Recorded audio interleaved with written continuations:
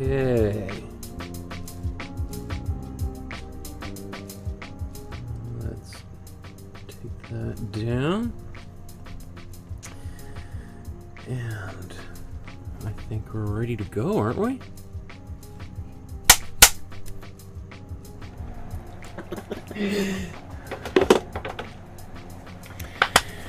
Good afternoon, everyone. My name is Michael Markowsky. Welcome to my studio. Today we are going to make a portrait, a painting of one of the great Canadians of our time, one of the most inspiring persons in my own personal life, and I'm certainly not alone. Today we're going to be looking at the former astronaut Chris Hadfield, and we are going to make this painting in roughly about 3 hours. Would be my goal for today. And this image is a photograph which I've done some pretty heavy photoshopping in. It's a combination of about 3 different photos that I've kind of stitched together to get I think the most optimal composition possible here.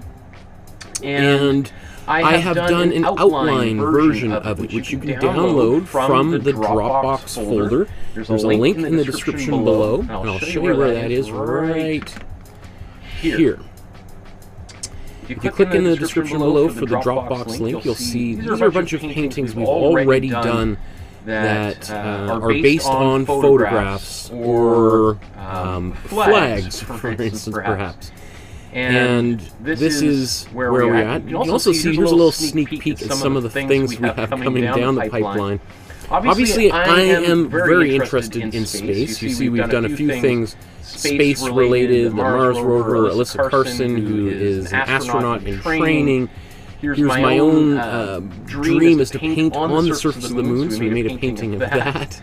And then, of course, we have Chris Hadfield today, but in a few weeks we're going to be doing a portrait of Alouette 1, which is the first Canadian satellite. Really, the outside of the United States and Russia, Canada is the third country to put something else into space. We're doing, and then we're going to do a portrait of the space shuttle with the Canada arm reaching out of it, because it is the 40th anniversary of the Canada arm coming up in, what is this? I think this is November. And then we're going to do a little bit of fun stuff too. We're going to make a painting of the most famous ghost photo of all time, and the most famous photograph of Bigfoot. And then we're going to continue along those lines of some just kind of fun little, because these are also major anniversaries of some of those events as well. So I just thought it would be fun to do. Oh, my voice is echoing. Let me see. Oh, thank you very much for letting me know. I appreciate that. Okay, so thanks. I love when people in the comments let me know what's going on, because I'm just here all by myself doing this. So, okay. So, also, for those of you who are new to the channel, who've never seen me before, of course, like and subscribe. But I also have been painting lots of other things, like the Mona Lisa, and Salvador Dali, and James Whistler's famous painting of his mother, Star Wars, Batman, Spider-Man, Superman, Ken Danby's hockey goaltender, a whole week on Tom Thompson, Vincent van Gogh, a whole week. And I've already posted a whole bunch. This is where we're heading to over the next couple of months. You'll see we're painting a number of Picasso paintings. We're doing a whole week on Picasso, some of his most famous works. We're doing another Van Gogh painting, Walt Disney's Mickey Mouse, etc. So, you know, probably the most famous Edward Hopper painting, the Nighthawks. So, lots of stuff to keep you interested. I also want to let you know that there's a private Facebook group just for people who are painting along with me. It's an awesome community. I limit who gets in there, so it's people who are actually really committed to learning and growing as artists. And there's people who've been with me for a year, and people who've just joined me over just this morning. I added another person here.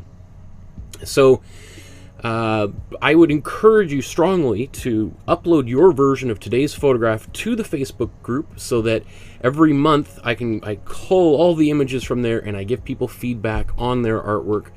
And also since there's such a great community of people who have been growing and getting better and better, and the goal is for them to eclipse me, you can get feedback from them as well. Because especially if you're painting some of the older paintings we've done, they've already done it. They know how difficult it can be, or some of the secrets to make it a little bit better. I want to get right to the outlining process here. Here's a quick little plug for Chris Hadfield's book, because I don't want to forget to mention it. It's a great book. I've read it. I actually got it from the library originally, read it, and then I liked it so much I went out and bought it. Right? So Chris Hadfield, he's pretty much done a little bit of everything. Besides going into outer space, he was a very well decorated Royal Canadian Air Force pilot for 25 years. He's an engineer. He's obviously a book author, and I forgot to mention he's got a... Why don't I do a quick little plug for his book here? I'm sure he would appreciate... Oh, he's done a master class. Here's his Instagram. Here's his Twitter. But here's the book that he's releasing in October. It's called The Apollo Murders, and it's a fiction book. It's a thriller, right? So he's written nonfiction books, and now he's writing fiction, right? So that's super exciting, right? I love to see people who are crossing so many disciplines. And okay, so let's get right to this. So this image, which you can download from the Dropbox folder, you click on that folder, you'll see 3 files in there. Actually, I forgot to show that. We click on this, you'll see 3 files. One is this image, and then there's a JPEG and a PDF version of the outline, right? So you can print it out from your inkjet or laserjet printer at home on regular photocopy paper. And then what we're going to do here is we're going to transfer it onto the canvas. Now there is a lot of lines and things on this image. I'm not going to transfer more than maybe 40% of them. I would love to be able to do this before every single episode. I try to do that, but I've, as you may hear in my voice, I've been under the weather all week, and it's just a miracle that I'm still standing and making these episodes during this time, and I haven't lost my voice. I'm in that phase where I have all of this mucus building up in my sinuses, so I'm feeling much better, but my body doesn't quite know it yet. Okay, so I take this image and I'm taping it down onto a 9x12 sized canvas. This is, if you want to get this exact one, I just ordered these off Amazon. There's a link in the description below to get the exact one. You can get these canvases from your local dollar store or art supply store. I do think the ones you get from your art supply store are of higher quality. And then I'm going to take one of these carbon paper sheets, and you can see I've used this one about 10 times already, so it's already got lots of marks all over it, but that's okay. If we were doing this tracing and it was going to be the beginning and end point for a drawing, because it looks just like it's carbon, like graphite, or like a pencil, right? Because you can also get graphite paper. And I would use a brand new one, but since my goal is just to transfer the composition onto the canvas, it doesn't matter to me how strong of an image I ultimately get. Now I'm going to take my ruler, maybe just a good prudent to just make sure I'm straight. All these lines are going to be relatively straight. They don't have to be perfect, because I'm probably not going to paint them perfect as I paint it, but you know, if we're in the zone, that's much better than sort of being totally off.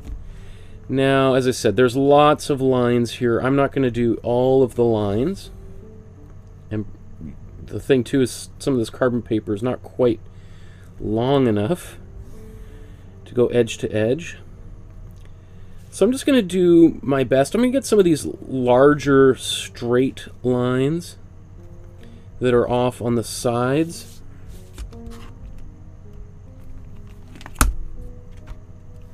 Right, just making sure, if I'm going to draw a line, that there's actually carbon paper underneath it, because I have done that many times where I've done the whole tracing and then gone, okay, let's peel it off and take a look. Oh, there wasn't even a piece of carbon paper underneath there. What was I thinking? Obviously not much, right? So my goal, I'm going to do this full tracing within the next probably 7 minutes, I would estimate. So ideally I would have this all done and we could just fast forward through the video, but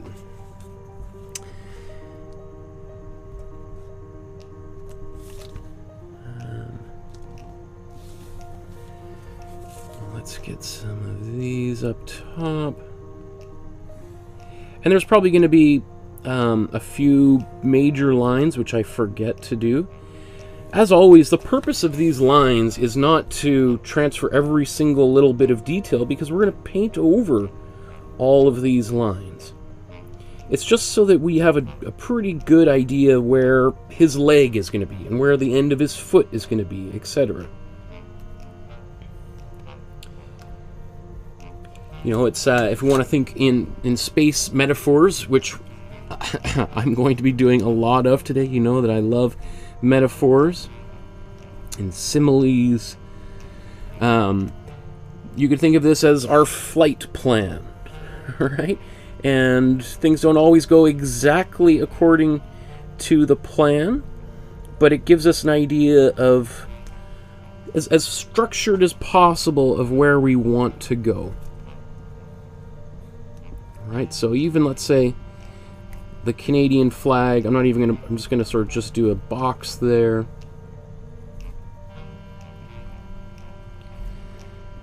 You know, with this guitar, you know, there's all of these strings on the guitar. I'm probably just gonna do a couple. This will be interesting to see how we do this. Obviously, we could use very tiny brushes to get all of these little details in there. But when we're sort of painting at a little bit of a faster speed, there's not going to be time to get in a ton of little details. So we'll have to kind of pick and choose what we want to keep and what we want to get rid of. And again, sort of, again, we take this space metaphor. You know, with every mission, there's things that you have to do, and then there's probably a list of things that you want to do. If sort of everything falls in place and you can do all of those things, that's great. But you have to make some decisions as to, like, what is the priority for your mission? Right? So today's mission is to paint this portrait, right? To paint the actual person here, Chris Hadfield. Not to necessarily paint the strings on the guitar or all of the components on the space station. Otherwise, today's episode would be paint the space station. And there might be just this generic fellow, or maybe not even a person there at all, right? So a lot of these details, like the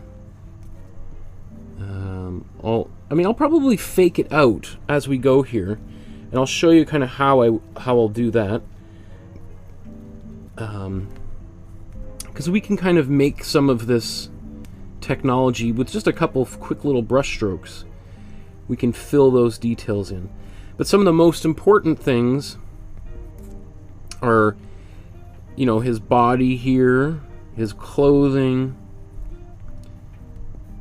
the position of his body, and then especially these windows in behind, because those windows are looking down on the Earth from above, which is really cool.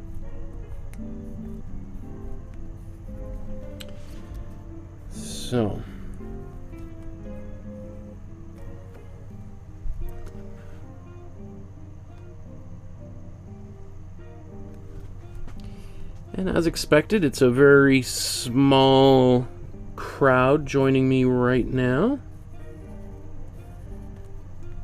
This is not my regular time for doing one of these streams. This is a bonus episode. Usually I am live on Tuesdays and Thursday nights at 4 to 7 o'clock Pacific time. So some people may not even know that I'm here, which is why it's a good idea to hit that notification bell, right? I know I say it all the time. It's because I myself sometimes make up my mind to do one of these episodes, sometimes within about an hour before I actually go live, right? So, yeah, you see that line? Oh, that line did make it. Okay. So the notification bell lets you know if you happen to be, if you open up YouTube, a little notification will pop up in the top. It'll say, "Hey, Michael's live." You can go, "Oh, really? I did not know that. Let's check it out." Okay, so let's take a look, see how this turned out. Right, so lots of details have been removed, but I think that's actually pretty good for where I want to go. That's all the information we need. So we'll put.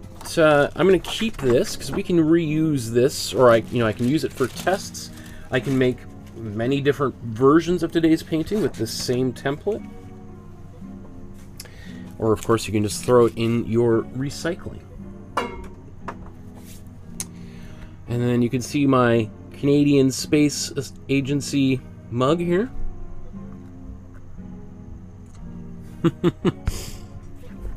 And then my NASA mug. Because, of course, Chris Hadfield is a Canadian Space Agency, CSA astronaut, who has participated with NASA to go to outer space, right? So he rode rockets, NASA rockets, and also Russian rockets to get up to the International Space Station. He was also the commander of the International Space Station, right? And the very first Canadian to walk in space. Lots of firsts. Chris Hadfield has accomplished a lot. So let's get our palette out here and start painting. So as usual, what I like to do is put a yellow ground down to start the painting. It's going to establish a foundational layer that we're going to paint over top of. And this warm yellow, by the way, is the same warm yellow that I use on my palette. I just squeeze out all the extras out of a tube that's almost empty into these little containers so that I'm not throwing waste or the last little extra bits of paint down the tube or into the garbage. Okay. So, and this is the only time I ever use water in my painting, right? With acrylic paint, you really don't want to use water unless you're doing like a wash right at the very beginning, like I'm about to do, which is, it is absolutely the most common mistake the beginner acrylic painters make, is using water constantly throughout the entire painting process. And we'll talk about different mediums that I suggest you use instead, all of which are relatively inexpensive. Basically, you can get started as an acrylic painter for about like $150.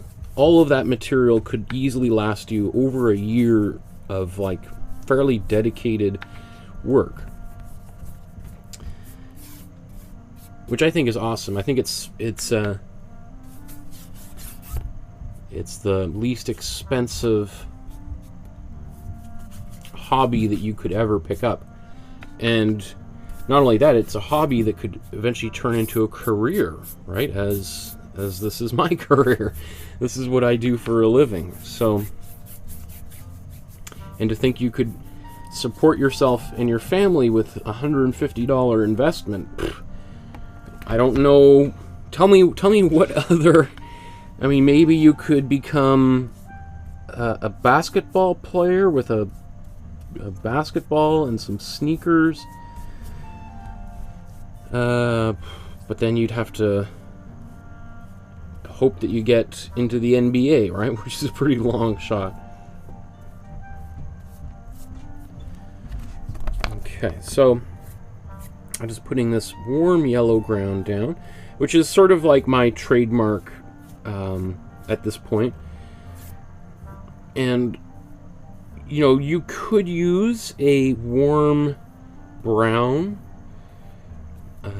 or a brownish red, which is kind of the same thing, but not quite, but that's a whole other story. Okay. So I'm just trying to get really as many little streaks out as possible, both because I don't want them to show through, which is pretty unlikely, but mostly just I want to speed up this drawing process, and the thinner this paint is, the faster it will dry so that I can go on to the next step.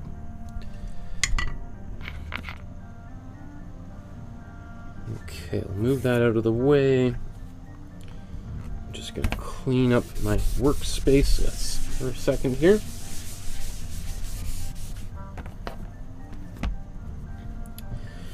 Okay, so maybe while this is drying, I'm going to put some paint on my palette, and then we'll take a quick look at Chris Hadfield's biography. So this glazing fluid, you could use this or matte medium in lieu of water while you're painting. Those would be that'd be my primary recommendation.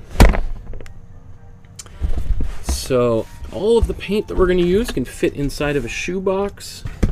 And these are large tubes of paint. If you bought one of these large tubes of paint, which is about 12 to 15 bucks depending on your art supply store, these tubes of paint would easily last you a whole year.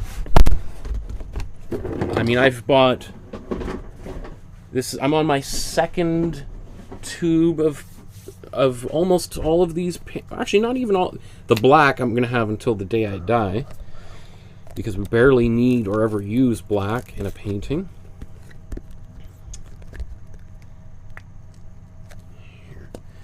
Also, I'm just going to move this out of the way so you can also see how much paint I put onto the palette here.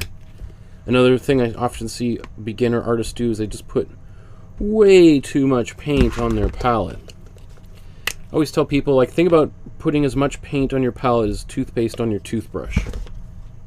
And usually people, oh, okay, wow, you know, obviously that's maybe that's enough for a couple of brushings, but sometimes it's a little bit hard to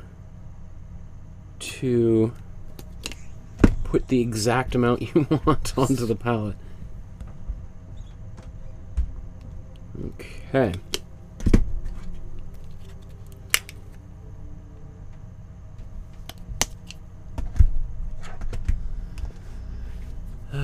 Deborah says, I have to watch later because Canada's playing basketball in the Paralympics right now. That's exciting.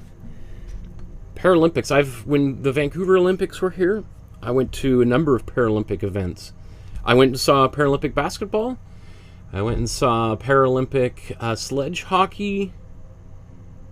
There was one. What other events did I see? I saw a few of them, which was awesome. I highly recommend it. If you ever have a chance to go watch Paralympic events or para-athletes competing outside, because there's world championships and national championships, regional championships, strongly recommended.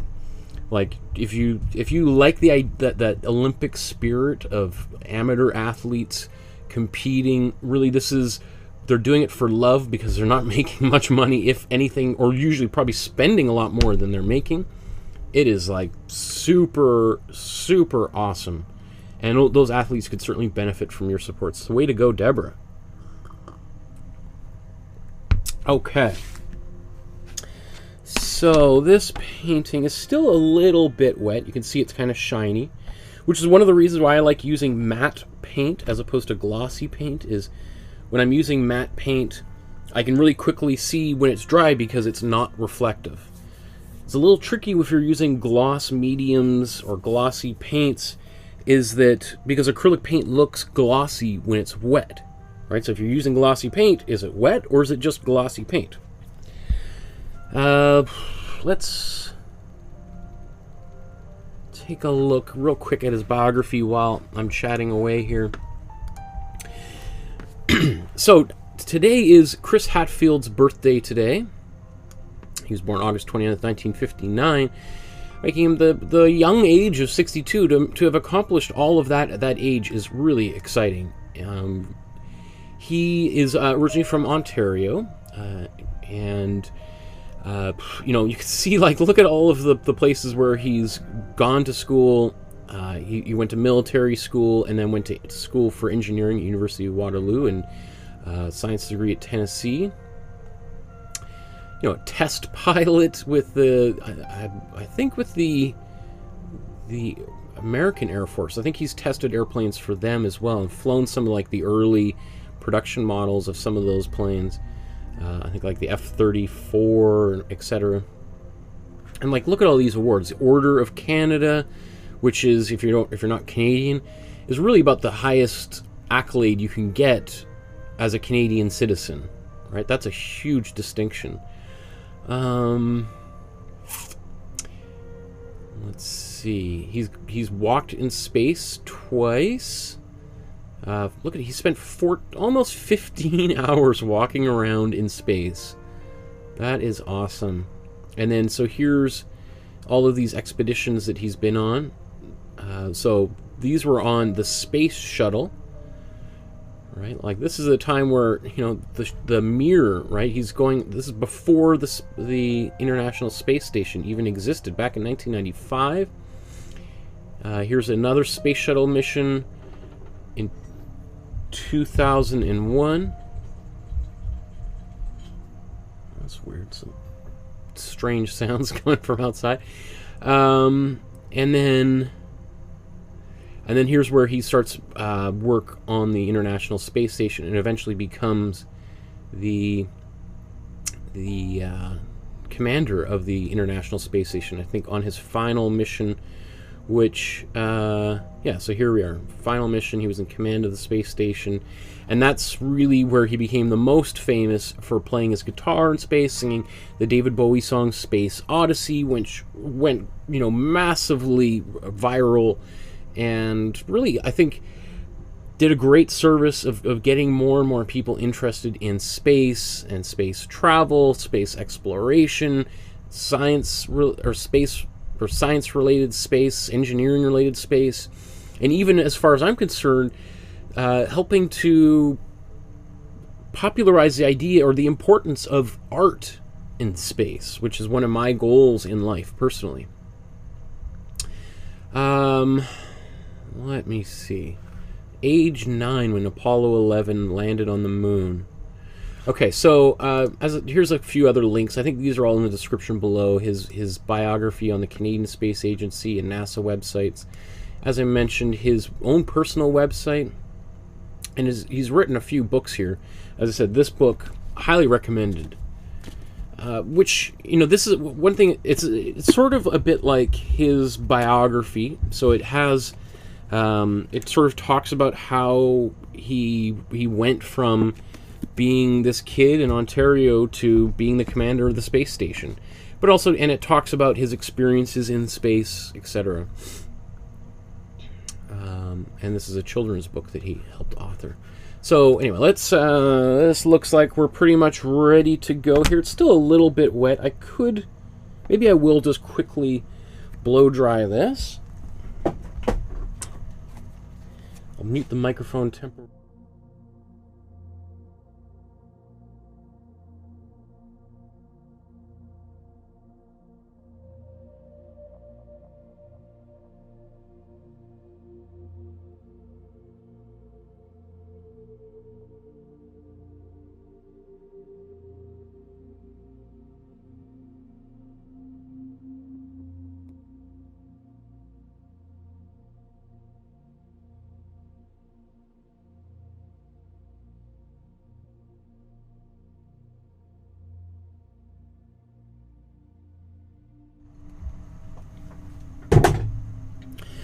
Okay, so the first step that I usually do is to paint the background. And in this image, the background, the farthest thing away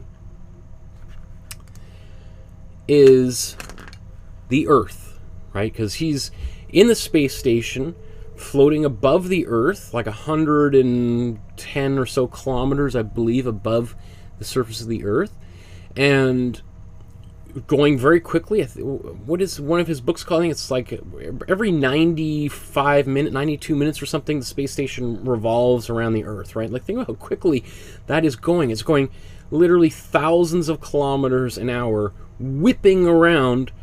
And sometimes at night you can actually see the space station. There's a couple of great apps you can get for your phone or your tablet, which you can kind of hold up, and you can kind of in real time see where satellites are moving around, and you could see the space station like zip. And then if you kind of hold down, you might be able to see like it reflecting and some lights on top of it.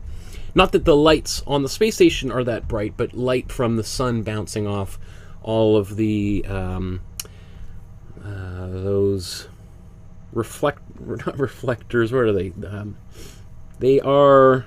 This is my brain on Dayquil.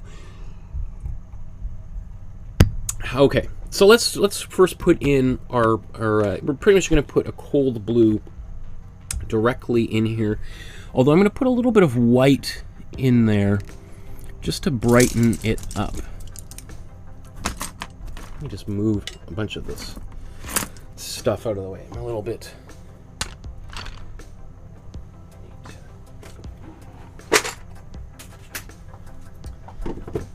When I'm a little bit congested like this, having all of these things surrounding me just makes my head spin a bit. So let's look at this here. So for this blue here, I'm going to take some white and a little bit of blue.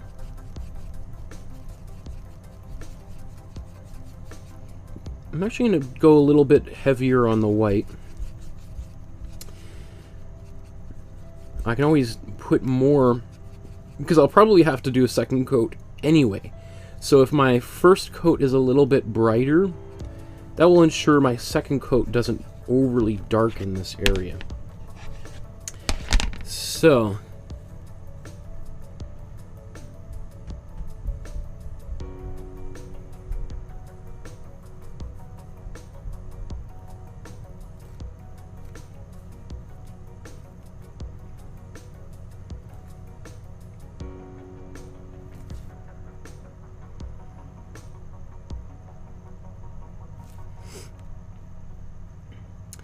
So as I'm painting here, these windows have kind of gotten a little bit more angular than in the original image. We'll see as I paint it. I'll probably round these corners out as I go, because I'm going to put some gray over top.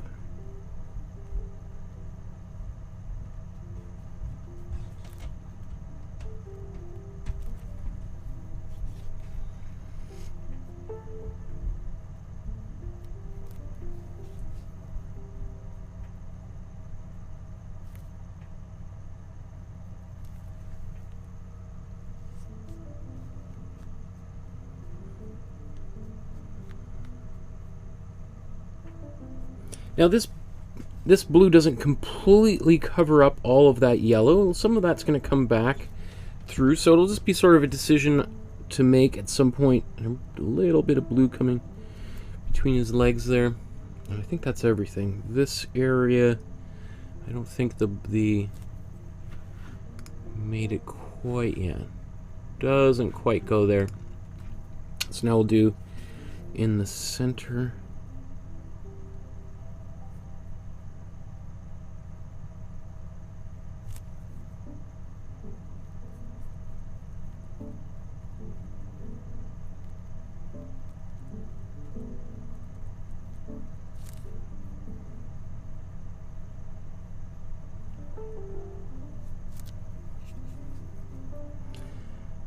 Okay.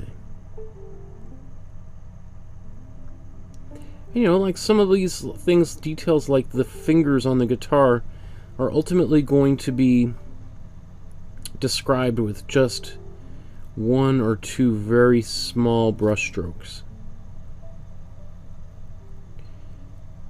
In fact, I think I did just paint a bit over the thumb there.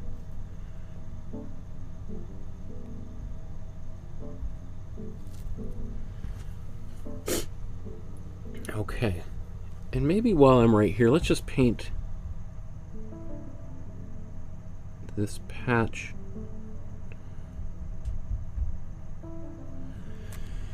on his shirt. I think that's pretty good for right now. Okay. So I'll wipe off my brush. Now, what should we do next? We've got the background painted in first. Again, I may need to do another color over it, or I might just paint where it's a little bit thin, and I still see some of the yellow. I might just use that to do the wispy clouds in. So next, what I'm going to do is I'm going to mix some gray, because we're going to use a lot of gray in this picture. And different levels of different values. We're going to be lighter or darker depending. And actually, maybe before I jump into that, I'm just going to extend some of these pencil lines so that I can see when I'm painting.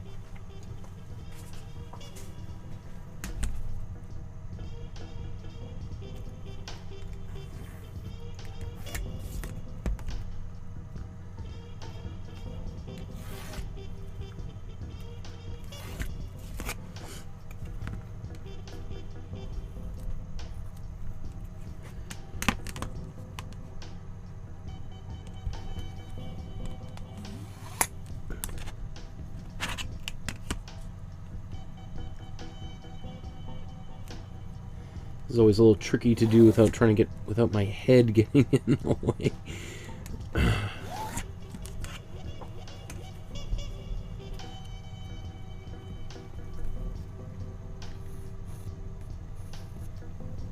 Okay, I think that's good enough.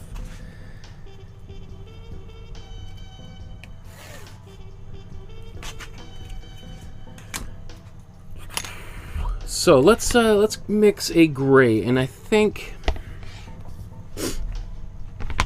I'm going to mix a cool gray so that our main subject here, Chris Hadfield, really stands out as much as possible from the background.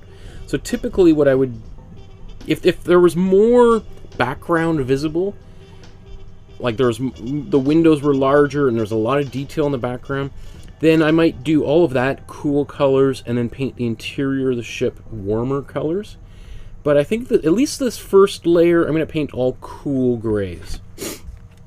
So how do we make a gray? And we're going to need a lot of it, so I'm going to use a larger brush. Now obviously I could just go the fastest thing, and if you're in a hurry, just grab your black paint, grab your white paint, mix it together, mostly white, and you're going to get a gray, right? Because this is a painting class, I'm going to encourage you to learn how to make your own gray. The quickest way we can make a gray is I can take some warm red and warm blue, and I mix these together, and I'm going to get this neutral purpley color. It's purple obviously because red and blue make purple, but it's a very blah, barfy, uninteresting gray because the colors are literally on the opposite side of the color wheel from one another, right? So they're crossing what we call the neutral core, right, in the center. And that essentially takes away the coldness of this cold blue and neutralizes the warmth of the warm red. Let's take a big healthy scoop of white here. And you notice when we mix this white into this color, it reveals a little bit more what this color looks like. And so right now it's got a bit of a purpley quality, right? So let's take some yellow. We put this in here, and boom, it gets even more gray. Isn't that kind of magical? I think it's really cool to learn how to do this yourself, as opposed to just relying on buying pre-existing tubes of paint. Because, you know, if in a pinch you need to do this and you don't have as the kind of palette we have, you can always go back to the default. But not only that, I mean, this gray, obviously it's got some color in it. It's not totally neutral. In fact, I'm going to put a little bit more yellow in here to keep... but what I like about it is it's actually got color in it. That it's not just a pure, boring gray. As you know, I love color. I want as much color in my paintings as possible. So I'd much rather have a little bit of color in my gray than just a boring color. Now, as I said, you don't have to follow these instructions at all, but so I'm going to take that. This is going to be maybe my darkest gray, and I'm going to mix another one here just by taking my paintbrush and mixing it directly into this white. In fact, let's just steal all of this white.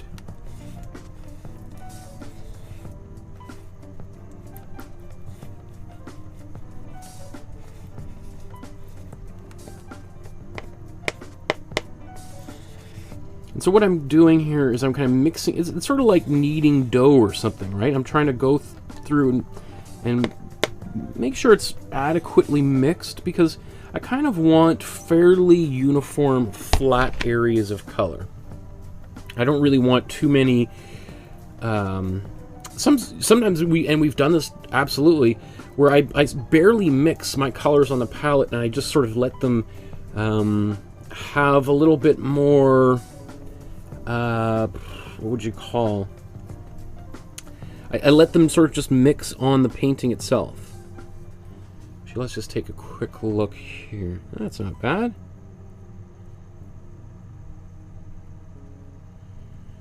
Now, my goal is not to do this perfectly necessarily the first time, because I might want to go back over it and add more nuance later on. It's just to kind of start applying colors. If you've been painting with me for a while, you know that I like to put these colors in as kind of placeholders and just sort of fill this up like paint by numbers and almost at random. Right, you can see I'm kind of painting outside these lines. I'm using a big brush to do this. I'm not getting all fiddly. I'm just attacking this canvas.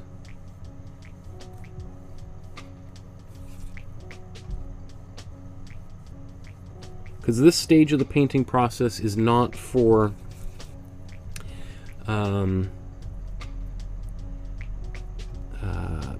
details. I'm going to paint this, I think, a little bit darker, or this kind of light color. I'm not even sure. We'll see.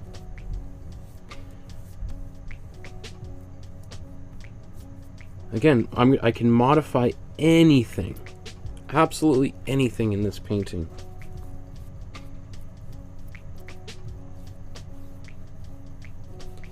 I mean, I could paint this purple right now, or green, or orange, and still have it turn out gray at the end.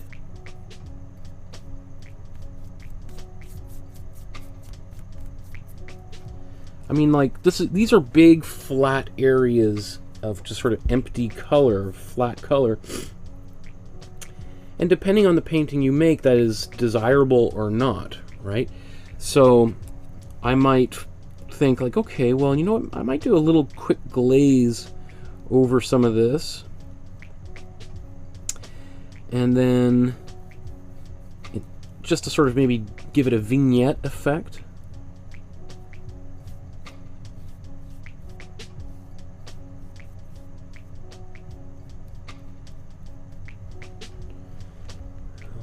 Okay. Okay.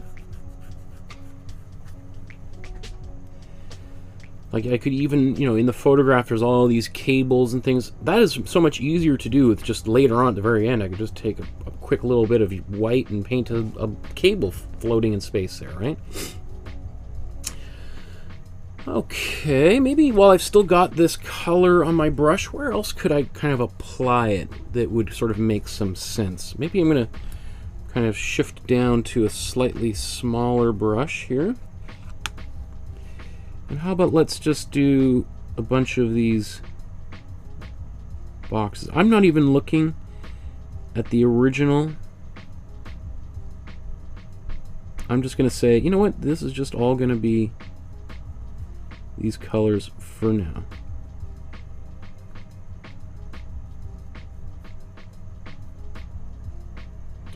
You can see I also sort of make a point to paint up onto the lines, so that I want to basically cover up all of this yellow.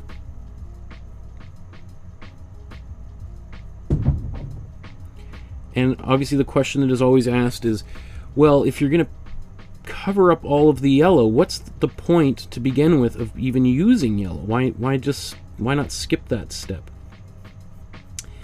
And the answer is, well, even though we're going to cover it up, it doesn't mean it's completely gone. It's a part of the structure of this painting, and our eyes see it even if we don't really recognize that we are seeing it, because these colors are mixing in our brain. So the analogy I used a few episodes ago was the difference between it's sort of like looking at a sandwich from above. And a painting is like a sandwich, like a club sandwich with, you know, 3 layers of bread and bacon and lettuce and tomato and cheese and avocado, whatever else you want to put on your club sandwich. Right? And so all of that food is inside, you know, underneath that top layer of bread. So if you're now looking at that club sandwich from above, you know, if you might think all there is just a piece of bread. But when you bite into it, obviously you can taste all of the flavors of all those different ingredients, right? And that's exactly what happens when we look at a painting. When we look at a painting, we're seeing all the layers all the way down to the white of the canvas, or the yellow of the canvas, or the kind of brownish gray of the linen, etc. So we're seeing lots of detail. I think, you know, I'm going to go over, I'm going to darken the inside of these portholes. As I'm doing this, you know, I think I might lighten that up, actually. I'm almost a little bit too dark there. So I'm going to add a little bit more white. You know, most of this painting is going to have gray over it.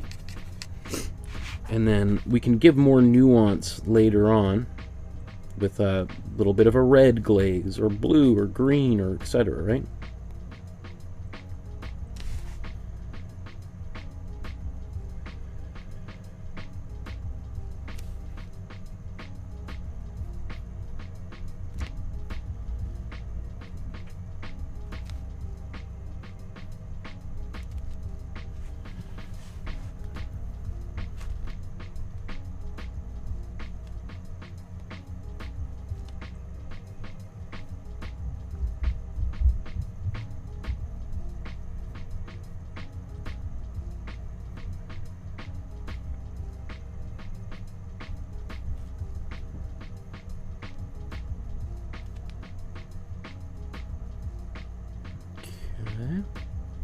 So I still haven't decided if I'm going to round out these corners quite yet.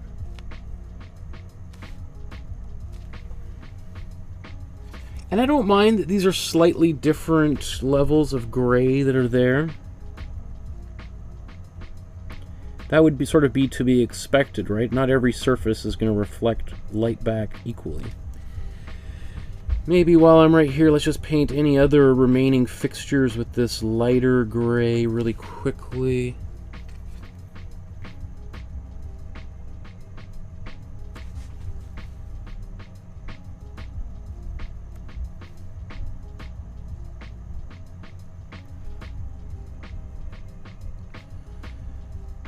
Again, I'm not even, you can see, I'm not looking, the image is here up on the left,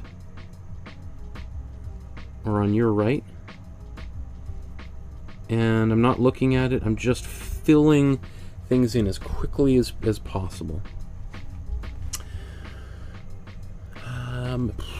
How about, I'm going to, let's,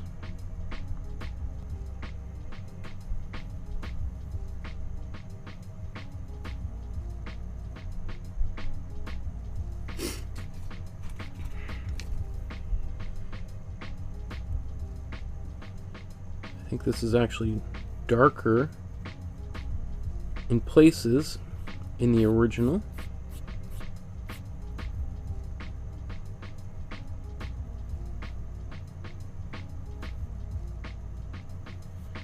But this will actually work well because I can kind of add some slightly darker areas in here as outlines.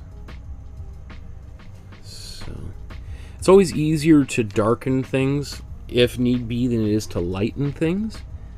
You can, but you can always lighten anything. I mean, that's the great thing with acrylic paint is, I think of all the art materials, besides maybe clay, you know, acrylic paint is the easiest material that you can use to sort of undo a mistake. Whether you did it literally minutes ago, or days or years ago. Just put a little bit of white paint, boom, color disappears, problem disappears, you just paint right over top of it. On the other hand, you know, oil paint is actually also fairly, what was I going to say, congenial, open to fixes, because you can, if it's still wet, you can literally just scrape it right off. It scrapes off really easy, whereas acrylic paint obviously dries so quickly it's pretty hard to do that. Oil paint can scrape off, or you can, just like acrylic paint, you could sand it down afterwards. Watercolor is the most difficult of all the materials, because watercolor is almost entirely an additive process, which means you can basically only add more color as you go, as opposed to removing color. You can, some watercolors will use white acrylic or white gouache to kind of cover up a so-called mistake, but it tends to sort of stand out pretty clearly, like, hey, I made a mistake over here, look at me, look at the artist, didn't know what he was doing and made a big mistake, hello everyone, look at me, I'm a mistake, hello. Because especially over time, as the paper might fade and yellow, that white might stay pretty bright and loud. So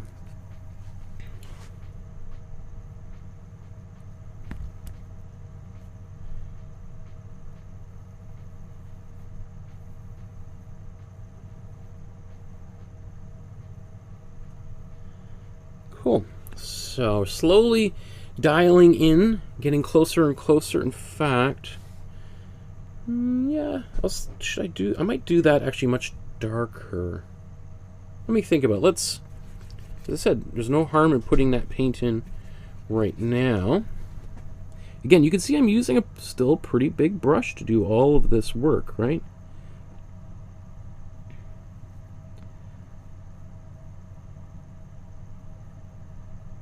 because I don't want to get bogged down into the details just yet.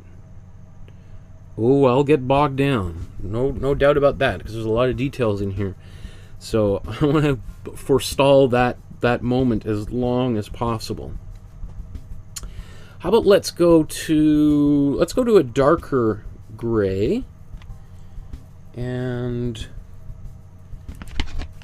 how about let's take this paint, mix it in here, and I'm going to clean off this brush.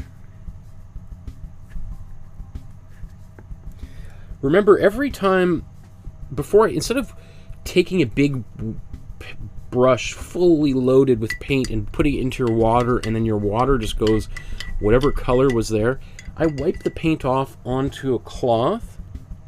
That's a few things. It means I never have to change my water when I'm using acrylic paint. The other thing is I can throw this rag into the garbage and it goes into the landfill, as opposed to putting this water now full of all these tiny particles of plastic, these microplastics, which then get washed out into the ocean, right? So it's not only good for the environment, easier as a painter, it is, and faster and more efficient, right? It's a no-brainer as far as I'm concerned. Okay, let's keep on plugging along here. Let's take this darker color.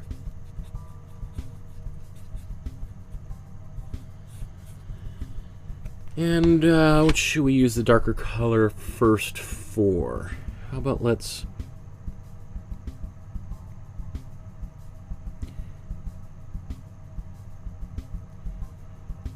Like, isn't it amazing? There's no black at all in this painting whatsoever. And here we are we've made our own gray.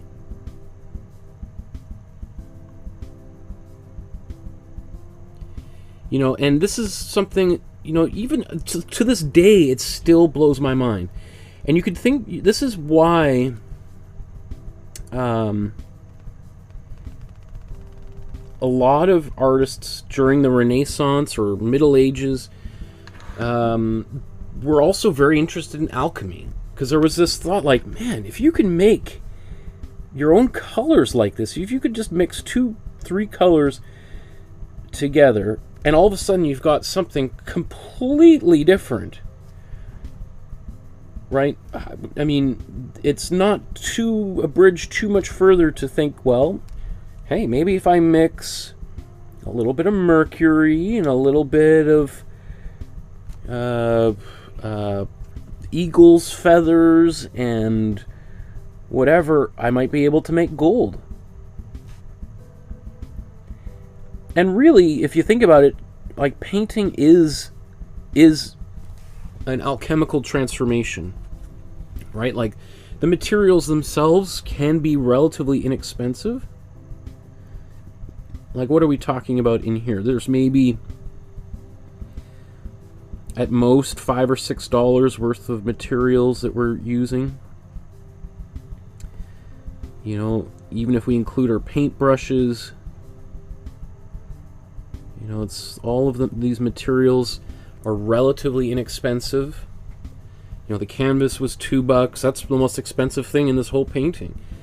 And yet we could transform this thing into a masterpiece, which, you know, could sell for, you know, $100 million. And, you know, it sounds ridiculous, maybe not this particular painting here, but throughout art history, you know, think about how the value of some of these paintings, Van Gogh, Picasso, Leonardo da Vinci's Salvator Mundi, which sold for basically $500 million a few years ago, which we're going to make a painting of in, I think February we'll be doing that. When we do the 100, or I keep saying the 100, but I don't think I'll do all 100. I'll do probably the top 20 most expensive paintings of all time.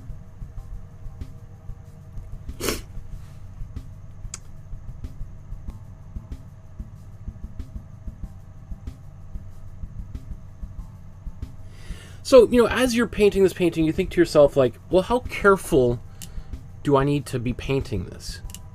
Does it need to be really, really careful, all these details? Or can I paint it more impressionistically? I could be, like, for instance, I could try to make this painting as quickly as possible. Now, of course, a lot of the details, especially in the architecture of the space station, would get really, you could say, sloppy or very painterly, would be another way, maybe a more gentle way of putting it. And that could be, that could yield for some actually really cool results. Or not. I mean, it's just, it's, you know, all art is just different approaches and styles, and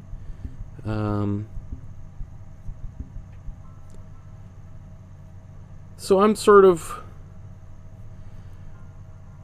going at a relatively medium speed here. Like, I could go much faster, but I could also go way slower here. I'm certainly not being as careful as I could be. You know, some of these lines are kind of wobbly, and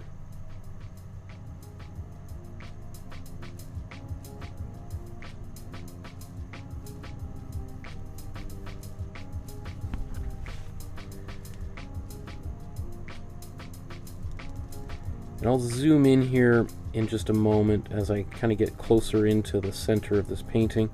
I just want to get the basics in place of the outer structure before we move in towards the middle.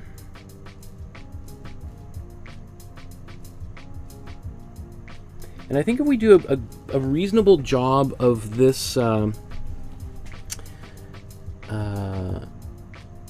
underpainting, which is what I'm working on right now, whoops, then we may, potentially, we may not even have to come back and do a second coat or anything on here. We might be able to just walk away from this part and be like, yeah, that's good. Yeah, I'm happy with that.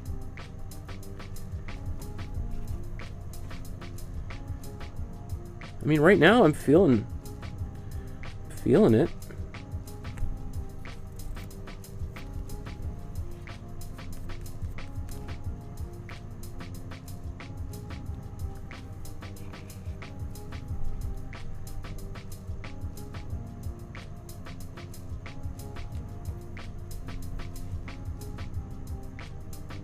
Now again, I could go to a much smaller brush for some of this. I'm always leery about going down to a small brush at this stage of the painting, because once you break out those small brushes, it's hard to put them back down again.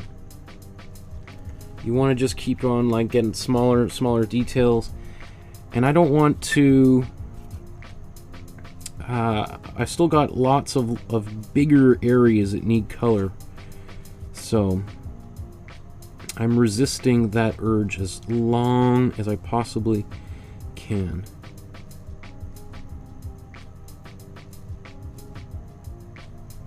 I don't know what, you know, I guess, you know, what's another metaphor that I could use? Would be sort of like, you know, if you're cleaning your bathroom or kitchen or something, you know, you want to, or let's say it's a gymnasium, you know, it's a big space, which is, you know, canvas like this has got a big space, we've got a lot of stuff to cover, right? You want to use your mop or to get them to go over as much as possible before you get down on your hands and knees and get out that toothbrush and start scrubbing things out. Like, yeah, you might need to use that toothbrush, but as soon as you get on your hands and knees and you start looking at the floor, you're going to see a lot of things that need that toothbrush. And I'd rather see if I can get most of that with that big mop before I get down there, and right? Because maybe I'll be able to get most of it with the mop. I don't. All of these ridiculous analogies. Okay, so that's looking pretty good. I'm pretty happy with all of this so far. I think let's darken, keep on going here. Maybe, should we go, let's go even darker again. Or maybe let's take the same color. We'll do a pass of this dark color, and then I think we'll go even darker. And so I think it's time to now zoom in here.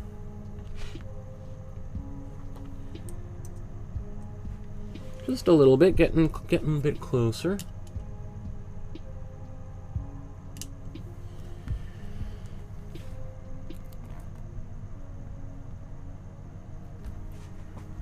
Okay.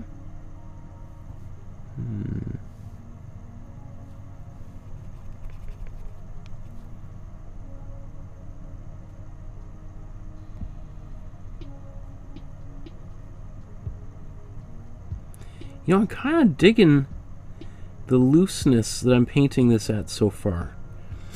So the way that I feel at this exact moment is like, yeah, you know what? I might be able to do this painting and leave pretty much all the gray that I've done here so far like this. Maybe that's enough. Remains to be seen, but it's possible.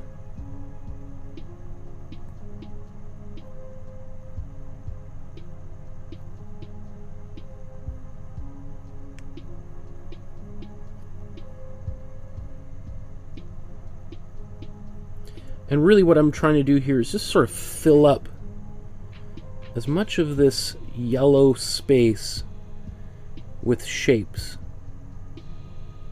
These are going to be like little consoles, and you know, we can go all wild and Star Trek it out and have lots of little red and blue and yellow blinking lights on here, which is not too far off from the original.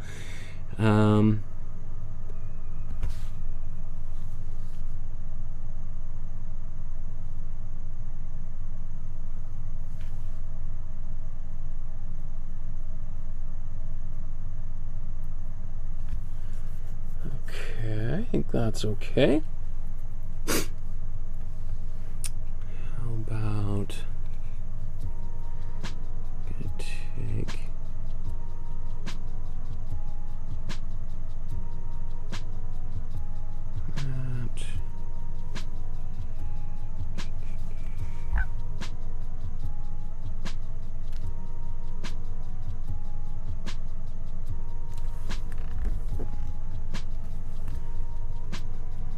I think some of this, I'm actually going to paint a bit of a blue over top of it, but we're not quite there yet.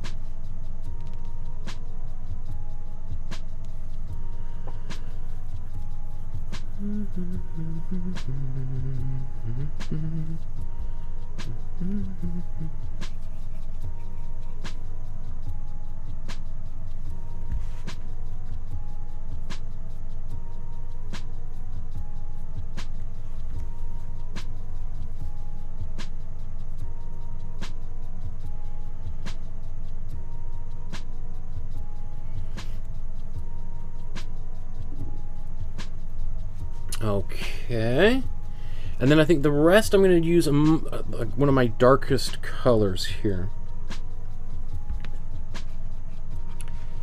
So I'm just going to take some of this gray off here, and then let's go right to this dark gray that we've got.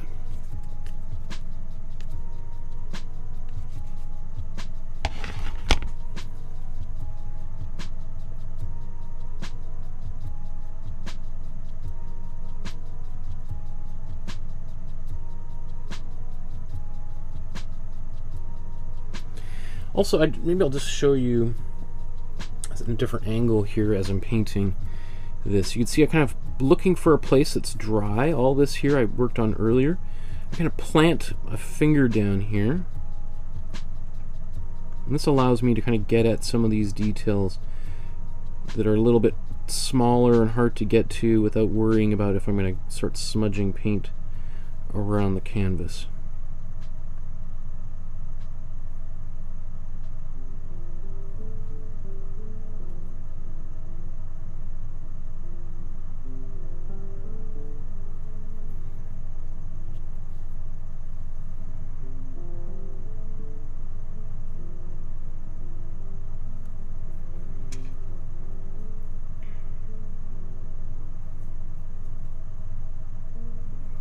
Now, another way that we could have gone and done this whole painting is potentially just painted the whole background gray and then painted these details in over top, and that would look great. The difficulty with that, especially for beginner artists, is that we would lose all of the pencil lines because there's so much white in here, right? And you know, I've been painting for 20 years, and I'd be pretty confident that I could track down those lines. I could eyeball them and figure out where everything goes. But I know that the vast majority of people, beginner artists, and even some more advanced artists, would struggle with that kind of thing. And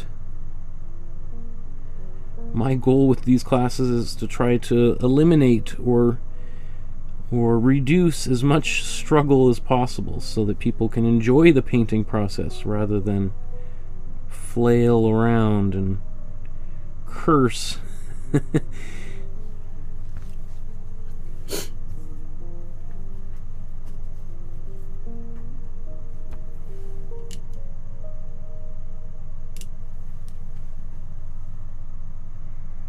So, you know, when you get up close, it looks a lot kind of rougher, and you could see some of the yellow coming through and the wobbliness of the paint, and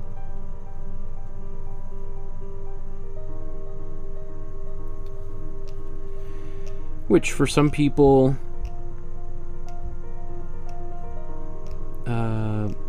is dispiriting. But you always have to remember that no one will ever look at your painting as close as you will. No one. Or they may look at it as close as you do for maybe 10 seconds, 30 seconds, maybe if it's a conservator for a couple of hours over the course of months. But you're the only one that's going to be looking at it for hours and hours at this level with this level of scrutiny and judgment and anger or pleasure, ideally, right? So I think it's easy to say that, but even I obsess over details in my own paintings. And that's a good thing, because you should be the person that is most concerned about your own artwork, that is looking at it as that closely. I mean, what does that say about an artist if there's other people that are looking at it more carefully than they do? Like, you know, if you were to, like, I love watching interviews with artists and film directors and actors and musicians, and you hear them talking about, yeah, we spent like, 2 years editing this film, and I've basically seen it 40, 50 times, hundreds of times in the editing room. And it's like, wow, yeah, that person like really cared about it. They really wanted to get it right. There was parts of it that they were struggling with, and they were trying to figure it out. You know, if you instead heard a director, yeah, we edited it together over one weekend and threw it out there into the world. And you're like, oh, here, I spent, I've watched it more than the director did. That's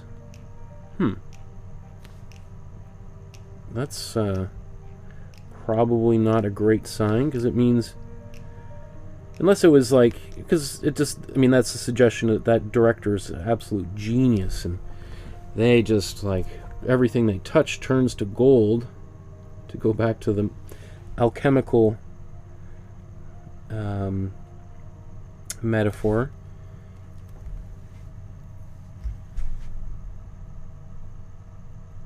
Which is unlikely.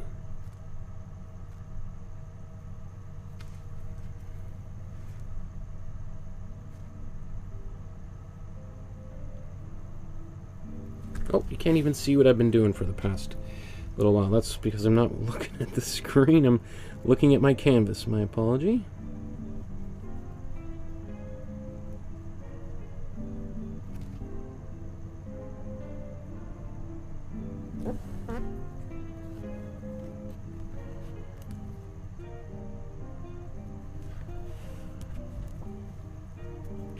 Okay.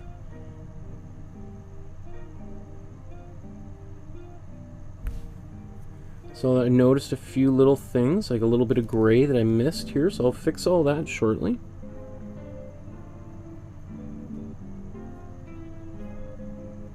And I also people like, we're like an hour into this painting, and you still haven't done the actual figure of Chris Hadfield yet.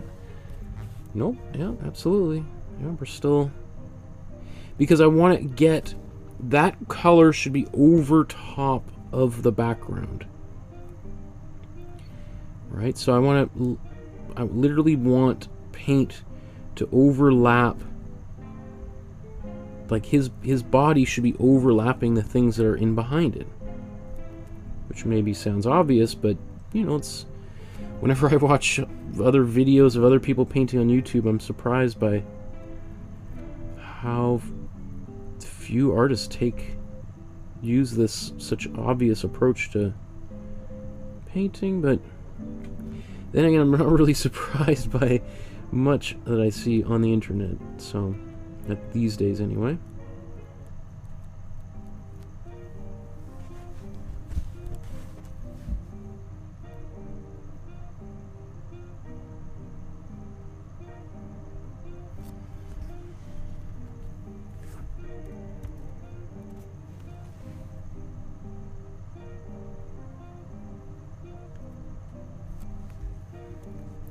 Okay.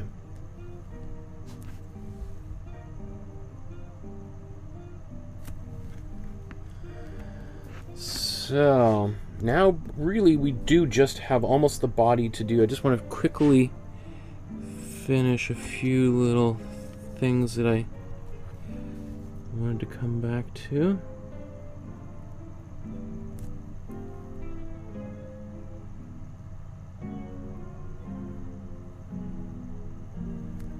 Oh, I guess it's not really on screen, so let's... Okay.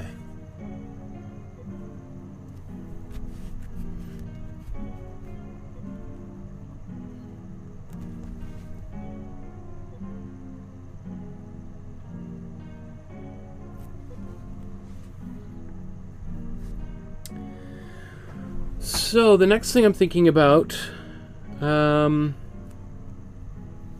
let's just take a second here and I'll put the paintbrush down. In fact, I'm just going to wash my paintbrushes. It's a good time just to take a little second here. Whenever I sort of reach a threshold for a different part of the painting, it's worth just sort of taking a second.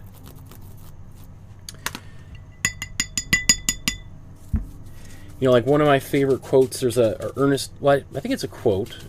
I can't remember which book it's at, but Ernest Hemingway would talk about, he would stop the minute he knew exactly what he had to do next. Often he would stop for the day when he knew what the next sentence would be, so that he could go to bed and he could be thinking about that sentence and everything else beyond. And that way, when he sat down at the typewriter the next morning, he was already ready to launch into the book or essay or short story, etc. And I've always thought that was like really interesting, really smart way of approaching things. So because he never wanted to be staring at the typewriter. Remember, this is like 50 years before a computer. He never wanted to be sitting there looking at it like, what do I do? Right? So I think that's also a good thing whenever you're making a painting, is sort of, especially if you have to break it up into sessions. A good thing to do is like, okay, I have a pretty good idea where I want to go next. This is a good time to take a break. So now I know exactly what I need to do when I pick up as opposed to coming back and being like, oh, I'm totally out of ideas. What am I supposed to, like, then you're sitting there looking at this thing and you can't figure out what to do. Okay. My voice is definitely getting a little groggy here. Deborah says, Canada won in para-rugby over the British and won basketball over Korea. I'm so proud of our Paralympic Canadian team. And Paula says, wow, go Canada, go. And Joshua says, I have a question. Can I make a living off selling paintings or replicas like Monet and Van Gogh's? Yeah, as long as you're not trying to pass them off as fakes, you can. Van Gogh and Monet paintings are now in the public domain, so anyone can paint them. I once worked in a framing store that would get these paintings made in China that were replicas of Van Gogh and Monet, just like you're saying, and people would get their photographs made, and they would be sent off, and a month later they would come rolled in these big tubes, and then we would unroll them and staple them onto canvases and sell them for like $200, $300, $500 a piece. But it gives you an idea the kind of market for that, because there's already artists all over the world doing exactly that, making these reproductions, and it's pretty hard to compete with people doing that in China. So you could, like, I could take this photograph of Chris I could take this photograph of Chris Hadfield, have someone in China make it for maybe $20, $30, do pretty much what I'm doing right now, and then I could just take it and staple it. Of course, I wouldn't learn anything. I wouldn't know anything about how to paint or do anything, but there are places that can do that. Now, finding those artists in China that will do it for you is trickier, because obviously people who are the businesses that are here in Canada, the United States, and Europe that are sending stuff off, they don't want you to know where that is, because they want to keep those contacts for themselves, because they're going to turn around and sell that same painting back to you for $500. So, but there's a whole town in China, a whole city, where there's literally hundreds of thousands of people cranking out copies of paintings for the North American market.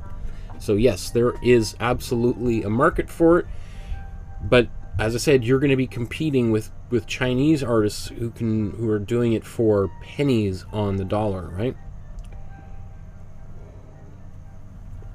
So if you can do it, go right ahead. I don't think it's a sustainable business model. Again, it would be like anything else. If you've got some widget that you want to sell for $500, and you can get somebody to make it for you for $20. If it was me and I wanted to make money selling copies of Monets and Van Goghs, I'd probably just hire somebody else to do it for me.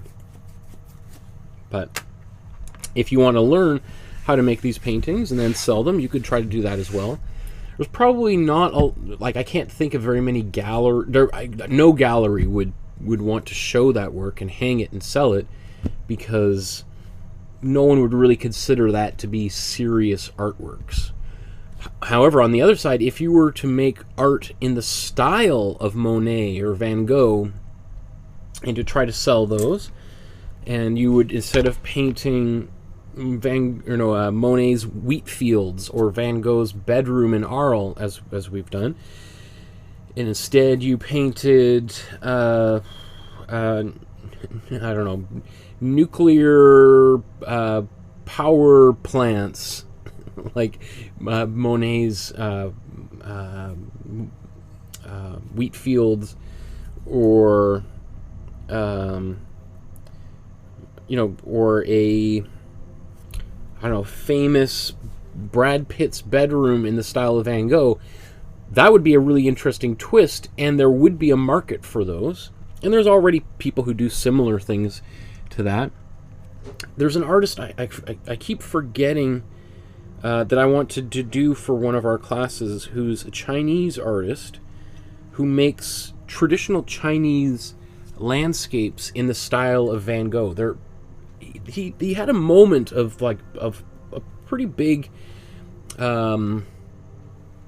celebrity a few years ago, and then sort of disappeared because I've tried to find him again and I can't.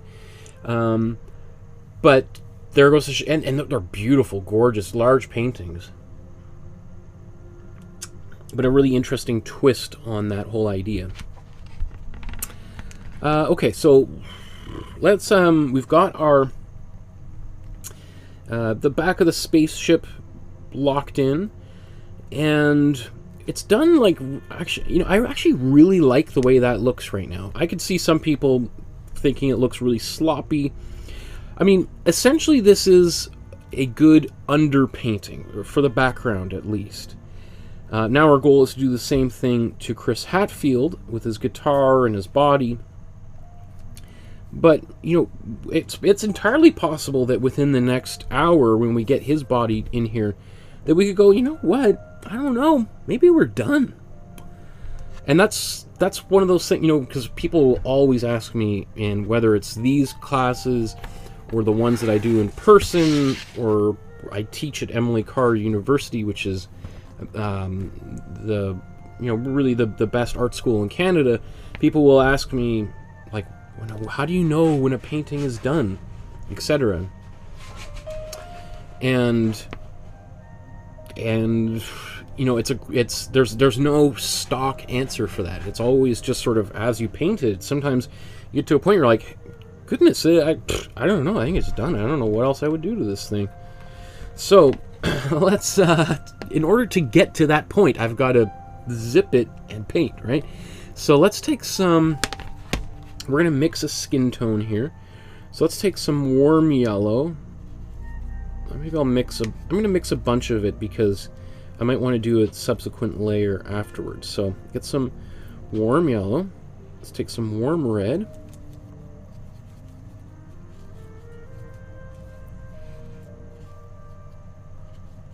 Get an orange. And then I'm going to take some warm blue.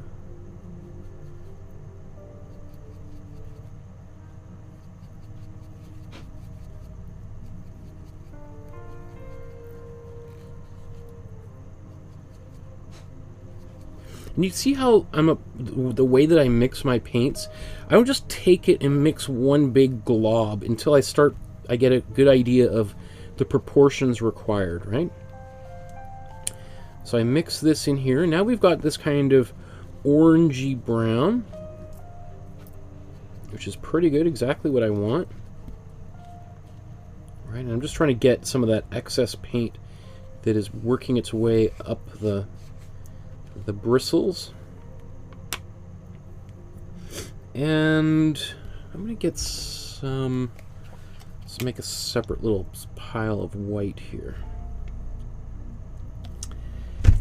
Okay. And then let's take this, and maybe I'll even just start mixing it a bit off to the side.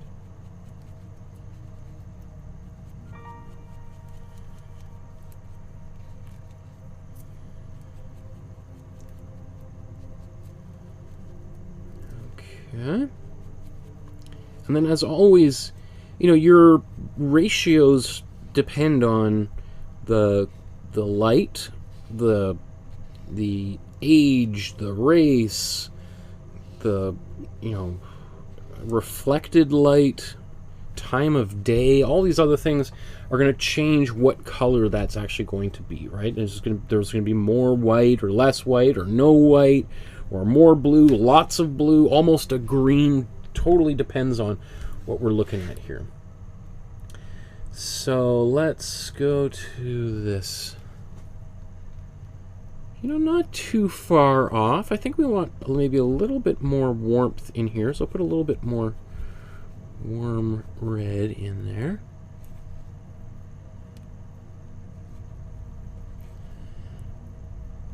I don't know, let's just take a look. As we start painting it, we'll see quite clearly, quite quickly, how this is working. Let's shift down to a smaller brush here.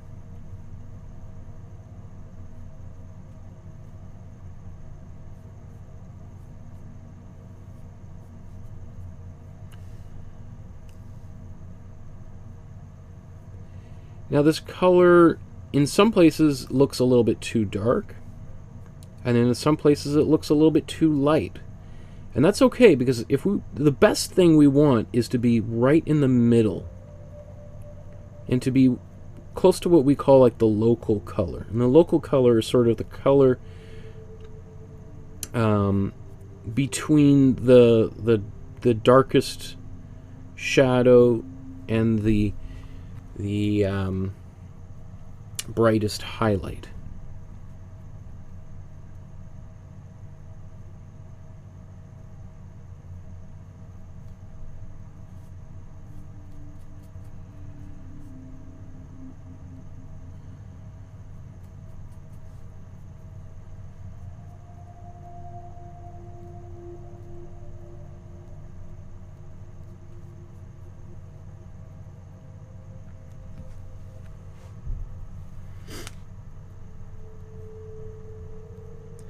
And it is a little bit complicated because, especially when you're painting, let's say his arms and legs, and he's got hair on his arms and legs, right, that is a little bit darker.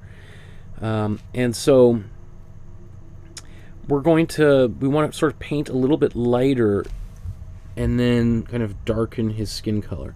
Now, obviously, it looks a little bit darker right now. I think as it dries, the color's going to change again. So I'm not going to obsess over this.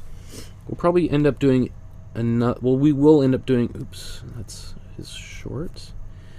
We'll do another coat of this to get some of the lighter values in, and then we'll do another one to get some of the darker values in. So we'll ping pong a little bit back and forth here, but we just want to get this part of his body established.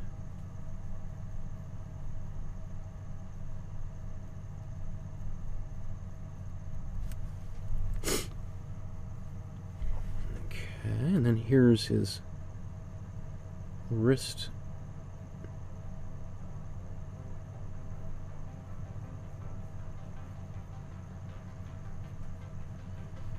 Now this is a little bit tricky, so I'm just going to paint all of this,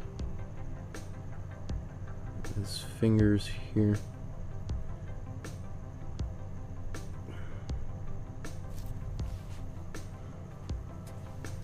And I'll okay, you know what, I think, again, I would be happy doing this all, but I think what I'm going to do next is paint in a really dark color on his face so that you could see his facial details even after, so that I can paint over top of it a flesh tone and I won't lose those details.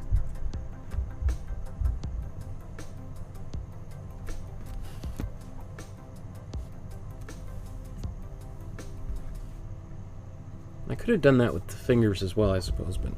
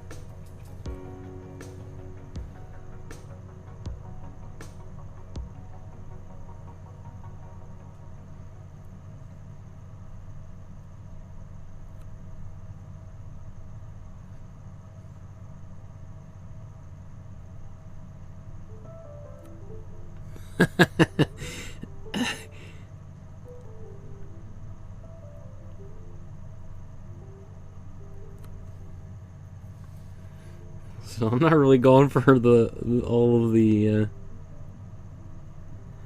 likeness just yet.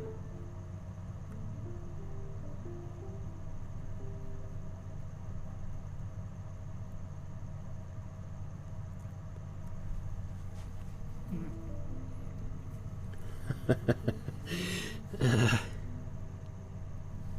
think that's okay.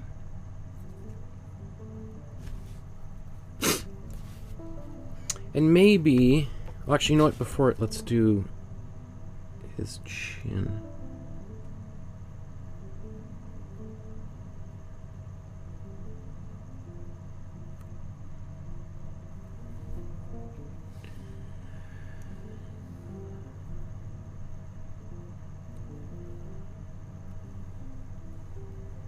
Actually, you know, let's just paint this dark color in over his hair right now. I'll lighten that up with a brown later on.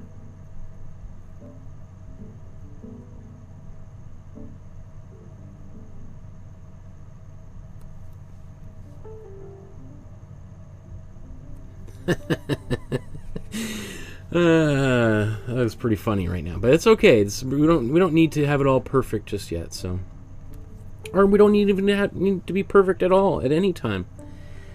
Let's see.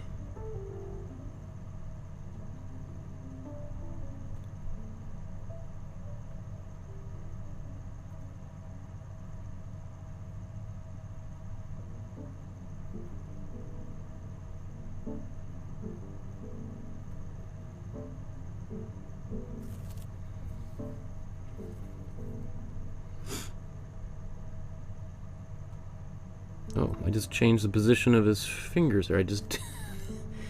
Huh. Okay. Maybe he's going to be playing a different chord, I guess, all of a sudden.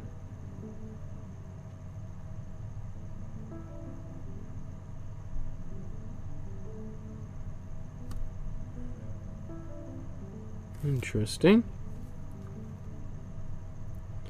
He's literally playing a different tune.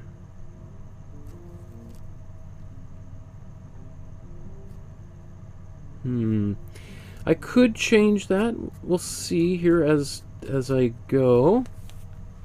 If I want to change those finger positions. Is it, of course you start thinking like, well, is that really important? Like, to what level is it critical that we nail the chord that he's playing on the guitar?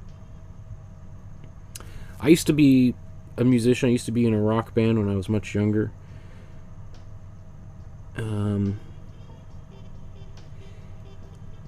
It wouldn't have bothered me, but I'm sure there's some musicians out there who would just, like, that chord that he's playing in that painting is an impossible chord, or it wouldn't make any sense, or it's not in the Space Odyssey song.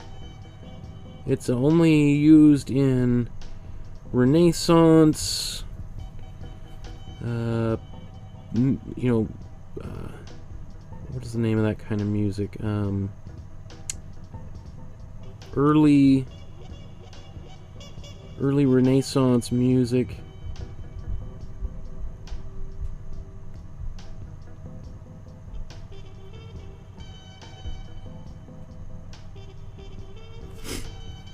I might take a look at the head of that guitar to see if I can figure out exactly how...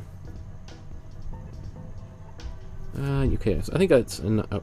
Now I'm starting to get in... This is what I'm talking about, getting into the details when I shouldn't be working on details yet. I still got lots of work to do before I get here. So... hopefully this is dry enough that... and then go in here.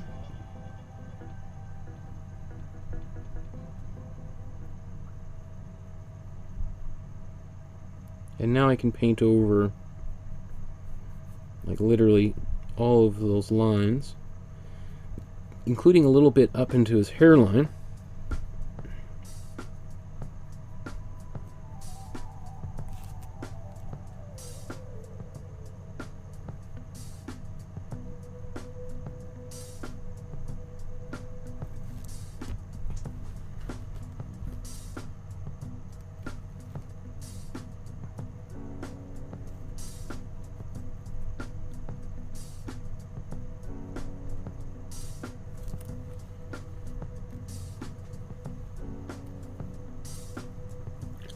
Okay.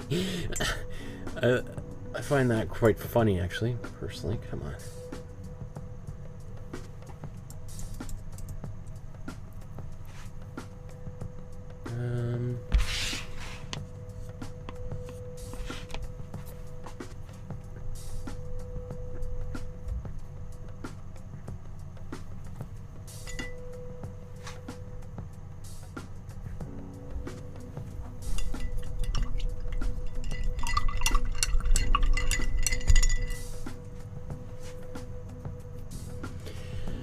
See in the chat, Paula says, "Hello Josh, I've seen some artists posting their paintings in the Facebook group for selling, or on Facebook for selling."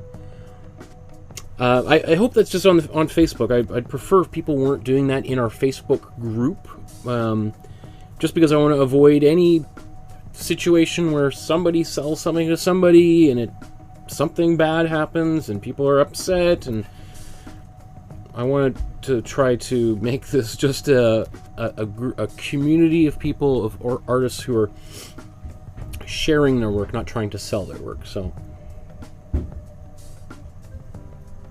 that would, yeah. So let's try to make sure that that's what happens.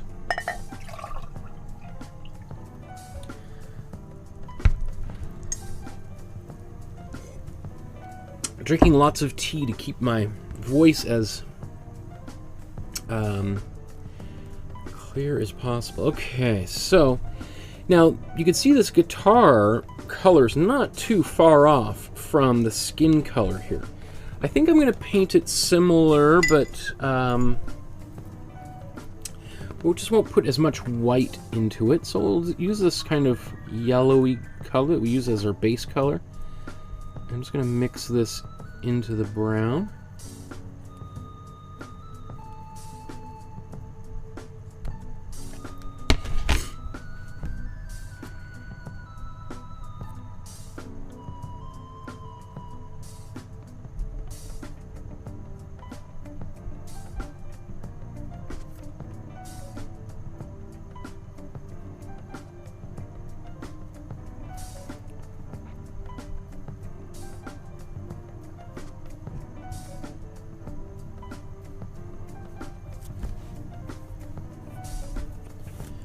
Zoom in.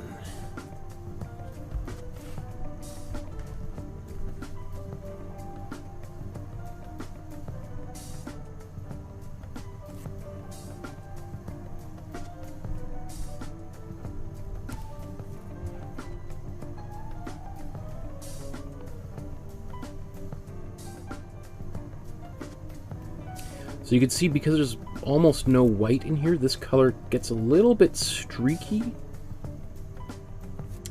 I don't mind that. The only thing I would say is, like, if the colors are getting streaky, you can obviously, we're going to be painting a second layer over some of these areas. So that second layer will make that paint more opaque and get rid of the streakiness.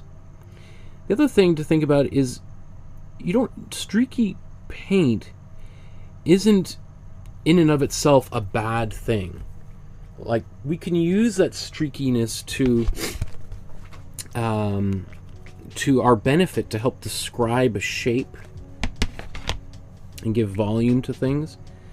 So this is just the same color with just much less yellow, warm yellow. This is basically the same brown that we eventually added white to create the skin tone, right? And we may even use a little bit of this brown in as to darken his skin in some of the shadowy areas, but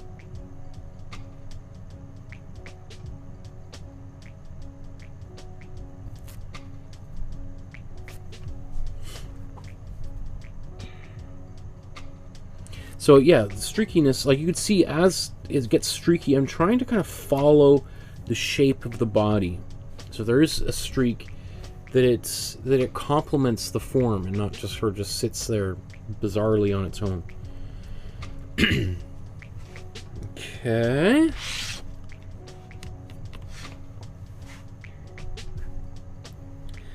So now let's paint his clothing. I'm going to paint it a warm red, and in fact, if anything, I'm going to give it a bit of white. I'm going to take a bit of white, so we'll make it a bit more, it's going to be a bit pinkish. And the reason why I'm doing that is if I paint this warm red, sorry, so this is my warm red right here, there we are. If I paint that warm red directly over that yellow, it's going to go really dark. So adding some white into it's going to kind of brighten it up a little bit. And when I paint red back over top of it, it'll be the color that I actually want.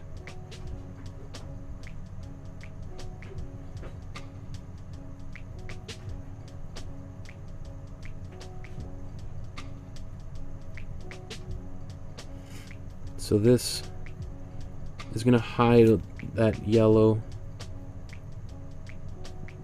Like 80% of that yellow will sort of be absorbed into this color.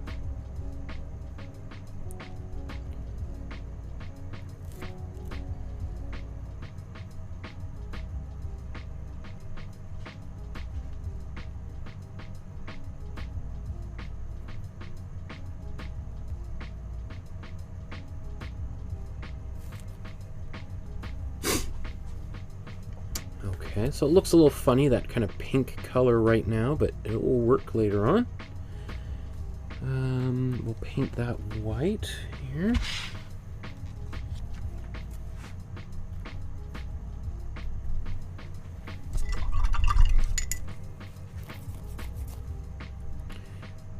Let's just take a bit of white, paint that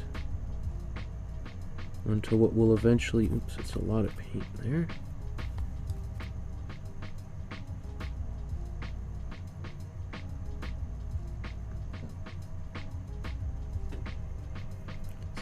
This will be eventually a Canadian flag, or a very rudimentary version of one.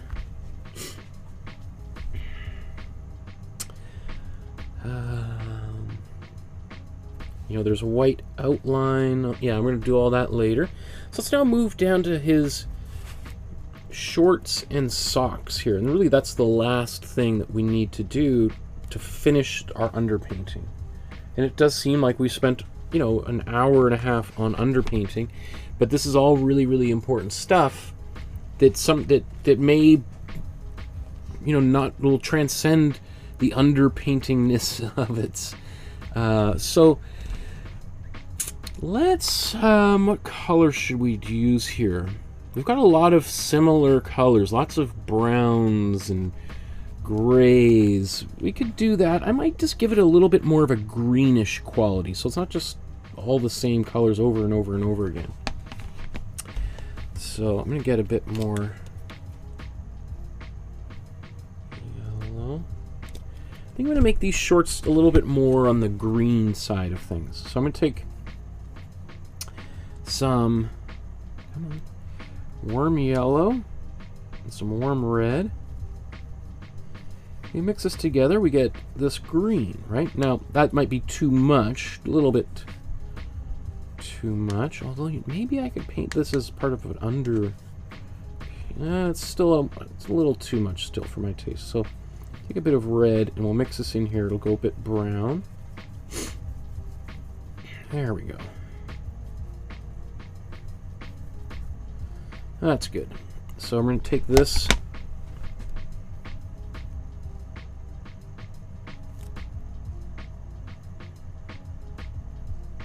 I just noticed this is part of the spaceship and not his shorts. So I'll fix that in a moment.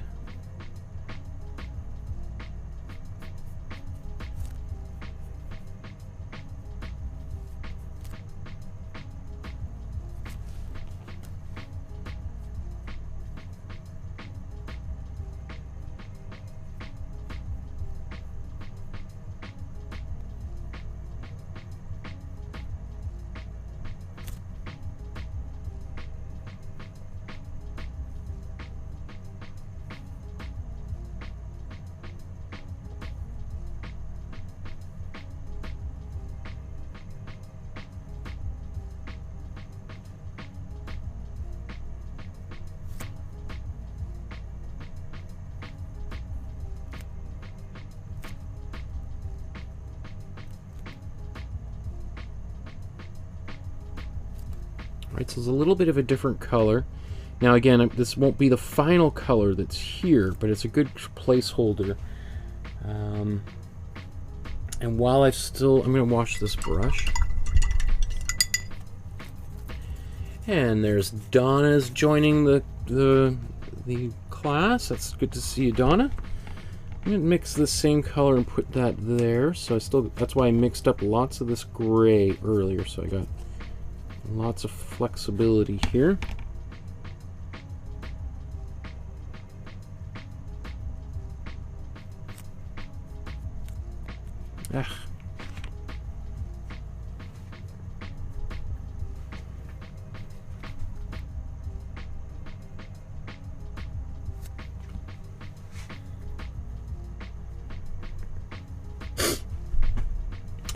And then his socks, which again are kind of gray, but how can we give this something a little bit different?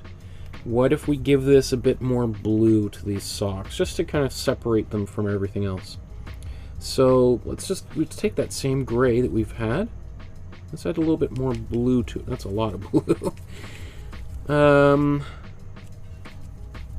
Let's add some white in here.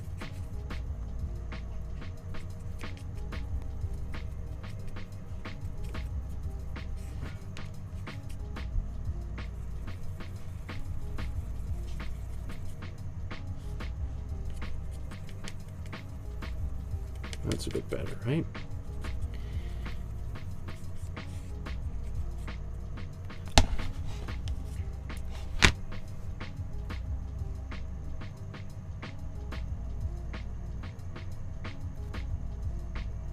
Now, I was actually hoping this would be a little bit more distinct. I think as we go here, I might modify it even more, but again, let's just get these colors in place. You know, you could, if you're painting, you could make these colors any color you like. You could make them, you give them rainbow colored socks or purple socks, striped polka dot, plaid. That's the fun thing with painting, and also the thing that you know, can upset people, because you know, you could do all sorts of things to someone's face and body by paint as you paint it, right? You could transform them quite literally, right?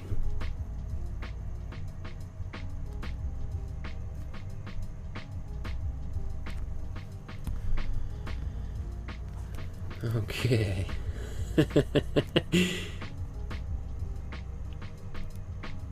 So let's just back it out and just take a look at this painting. I think it's pretty funny at this exact stage. What's good is that the painting kind of looks, we've got the basic structure in here. Like, there's nothing that's missing that is bothering me, that seems glaringly. Like, we've got this nice cool blue in the background, which really wants to go backwards in space. It definitely feels like the furthest thing in the painting. And if we add some clouds over, because I think that's what I'll do next, I think that will even further that look. I mean, we could have done something where we put like the edge of the Earth right here or something, right? And black space in behind and some stars. That could also work. I could see that being done. But I like this blue kind of glowing through the window. I think that is also kind of a nice little effect. So I'm just going to keep it like that. You know, things like these, I think as I get a little bit closer, I'll do a bunch of glazing in here to darken and lighten little highlights around those windows, and I think that's going to work really nicely. So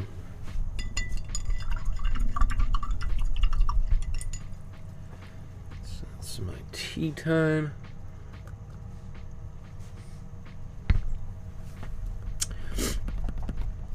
So what I want to do now, maybe I shall put this a little bit of a darker color just on the guitar.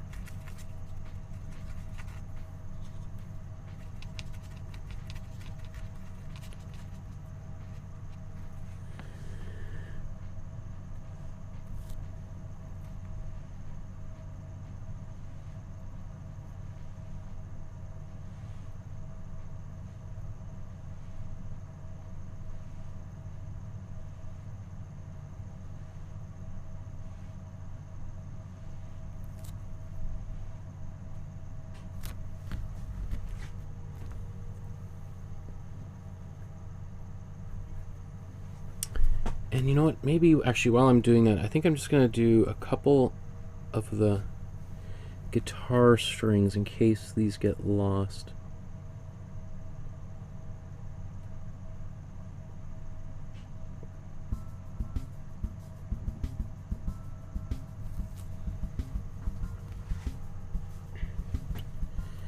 Same thing, this is his short stand there. Just sometimes it's helpful just to quickly define and remind yourself where certain little details are.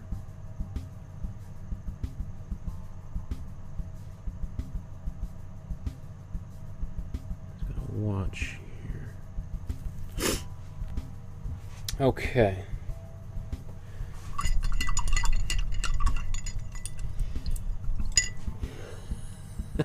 There's Mr. Hardcore appears in the chat.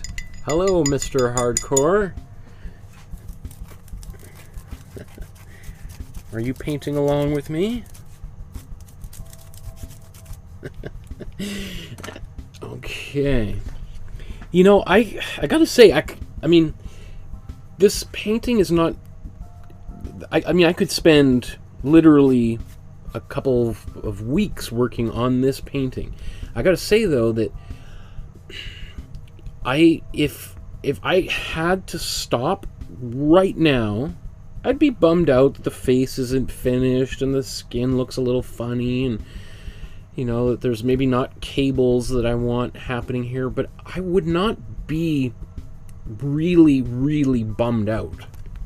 Like, right now I've got what I consider like a excellent underpainting.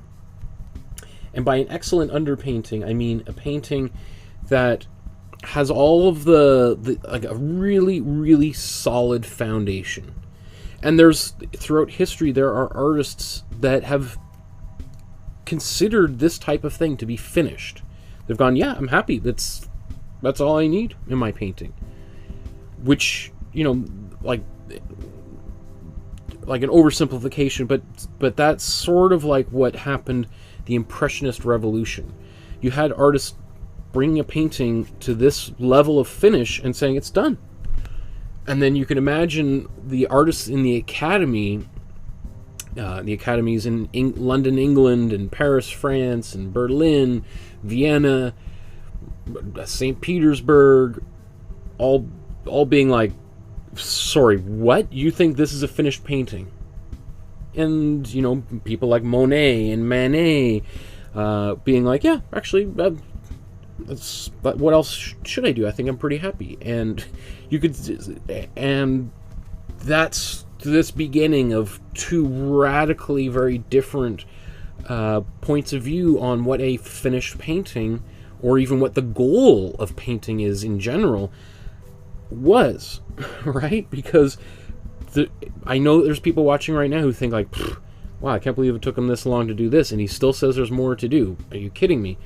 And there's other people like, wow, I'd be, you know, happy with, if my painting could look like that, that would be considered a success. So,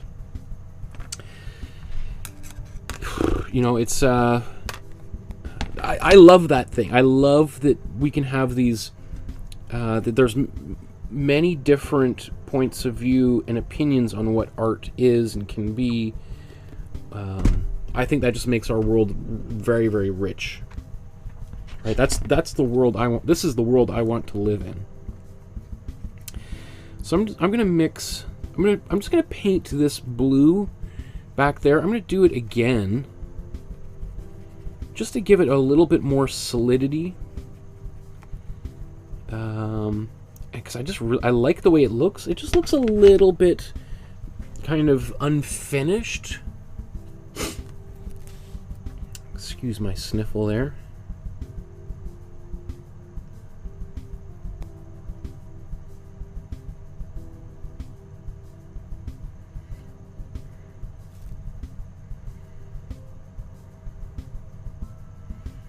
I mean, it's like a very subtle change here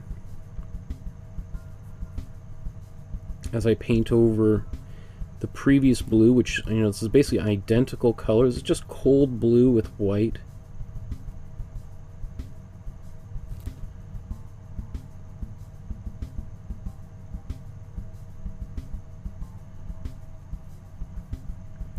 but this will also help push it even further backwards in space, because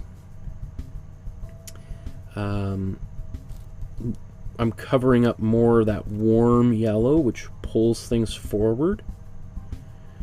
So now I'm just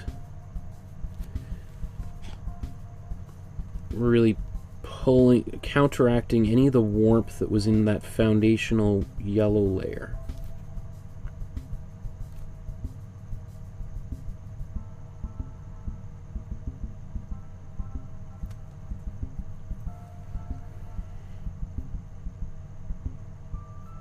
And then over top of this, I'll paint some clouds, I guess, a little bit.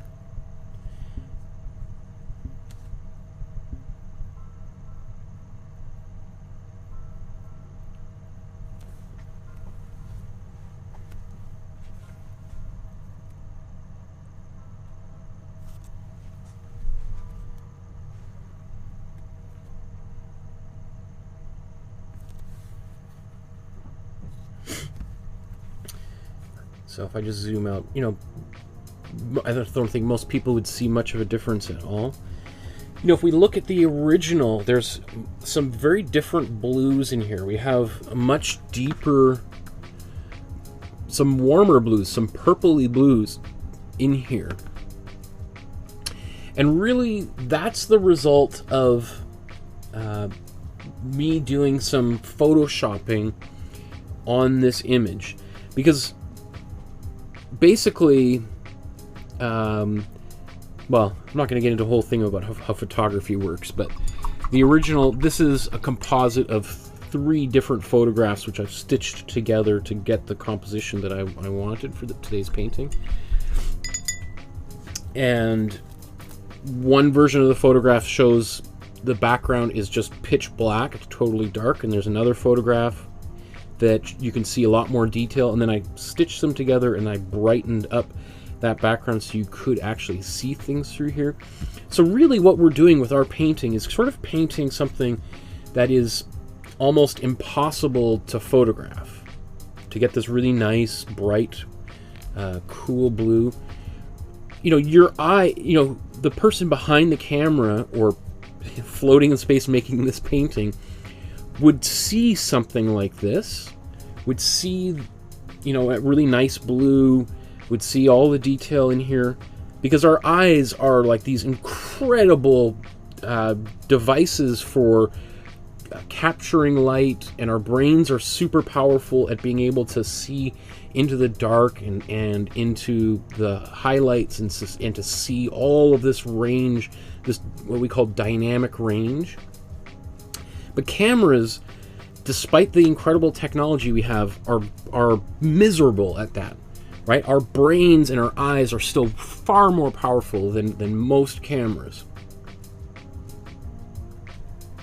And so you see this effect called HDR photography, high dynamic range photography, which almost looks a little bit alien because we can really bump up the levels in the shadows and the highlights, which actually gets a little bit closer to the way we see, but it looks very different than the way most photographs are taken. Anyway, why am I even talking about that? Okay, so that's almost dry. Maybe while that's drying, I'm going to just do a little bit of outlining here. I'm going to kind of take maybe my darker color. I'm going to actually, I got to mix a little bit more of that anyway. And then I'm going to just do a little bit of outlining all over the place. So let's, I need some more warm red.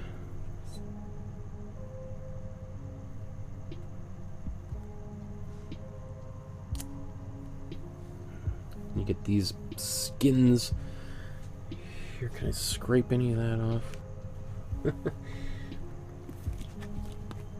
Okay, let's get even more cold blue and cool yellow. I guess I don't need that much paint, but okay. So I'm going to take some of this cold blue, cold red, and we'll just mix this up together here, just like we did before.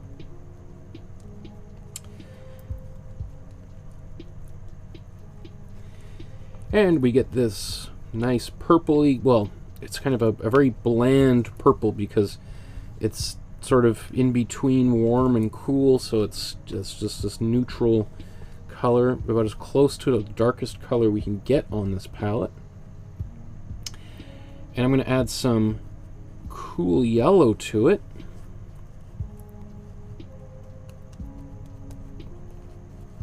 Might have been a bit much. We'll see here shortly. Let's add a bit more warm red.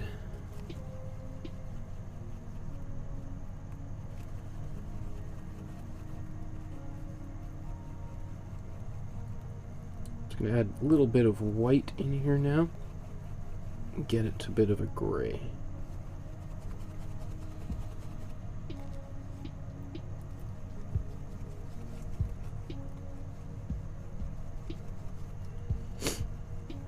Okay, so right now we've got this super neutral color. This is essentially like this here is about as close to a black as we can get with these colors, and this is like a really dark gray, which is perfect because I don't think I want my darkest color just yet. I want to reserve the darkest dark and the lightest light until the very end of the painting.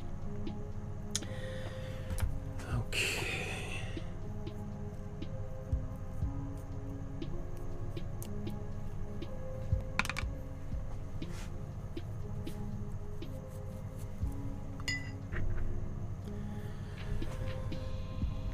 So,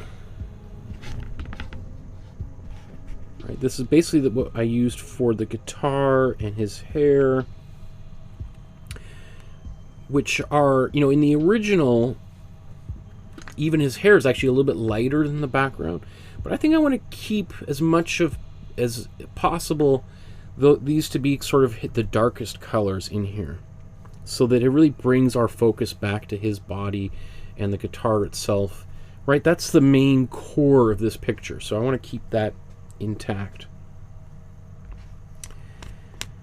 Okay, let's get a smaller brush out. Keep moving down brush sizes, 'cause now we're starting to get into some details, right?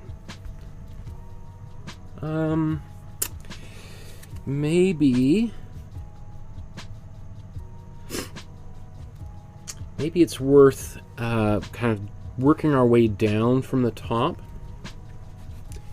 So let's start up here.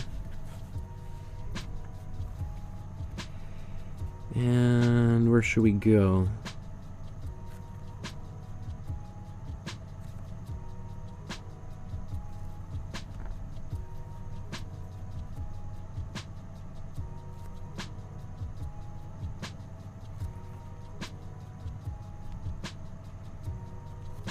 So I don't want to do too much of this and spend too much time on this, but a little bit of detailing here and there is going to go a long way to making this scene believable.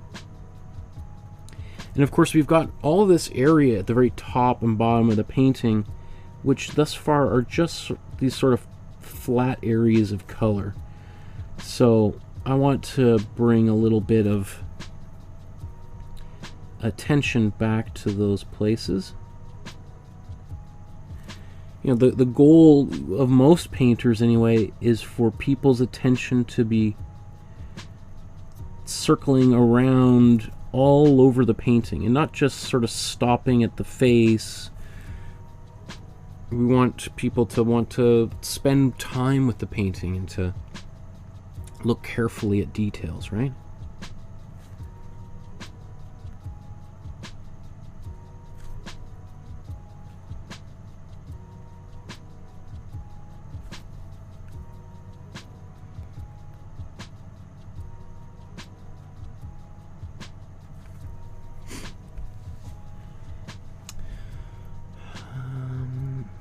Should I add another? Part of me thinks instead of doing another dark line, I could do a bright white line around there. Maybe I'll do a white line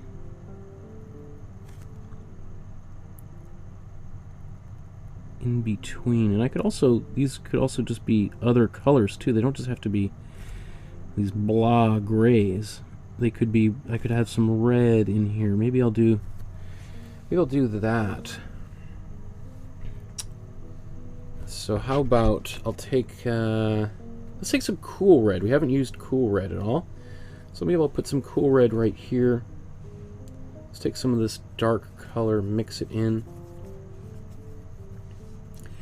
Even though this color's not there, I want to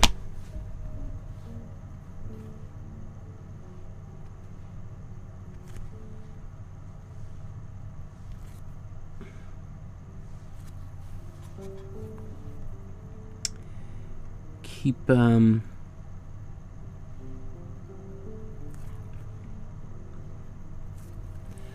want every part of this painting to be really, really interesting.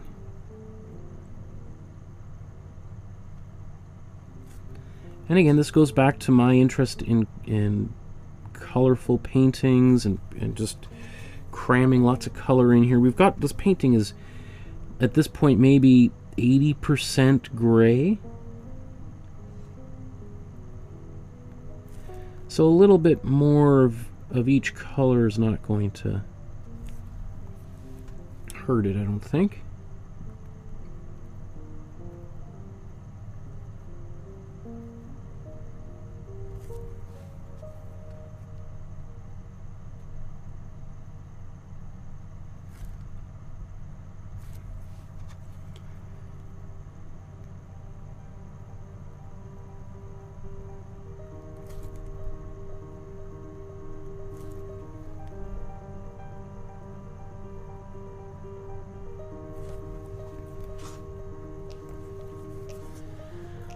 Maybe I should do something similar with... Well, we're going to use blue. What about a green? Let's do that with a... Let's mix a little green here. I'm going to take my cool yellow, my cool blue. We'll mix like this kind of bright green.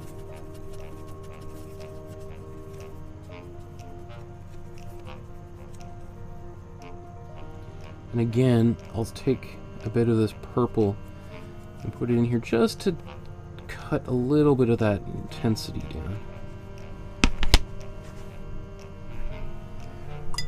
And we'll see, you know, it's possible that I paint this and go like, yeah, now we're starting to look like it's Christmas lights all over the place, or it's a little bit silly, but you never know until you actually do it, so.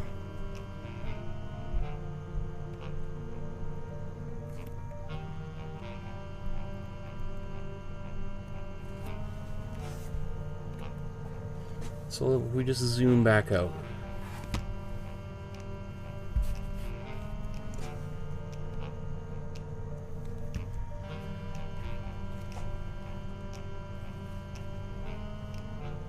I think it's okay.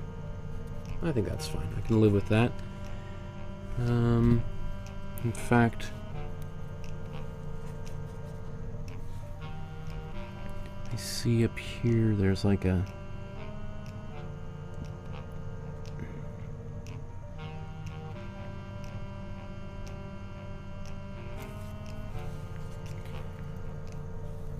few little details that I'll just kind of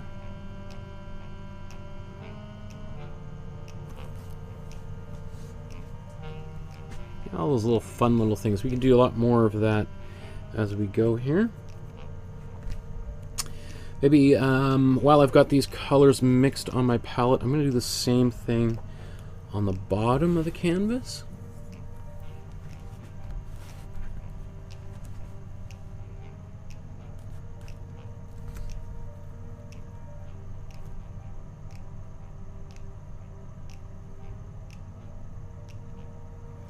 With the idea that this is going to give the painting a little bit of symmetry.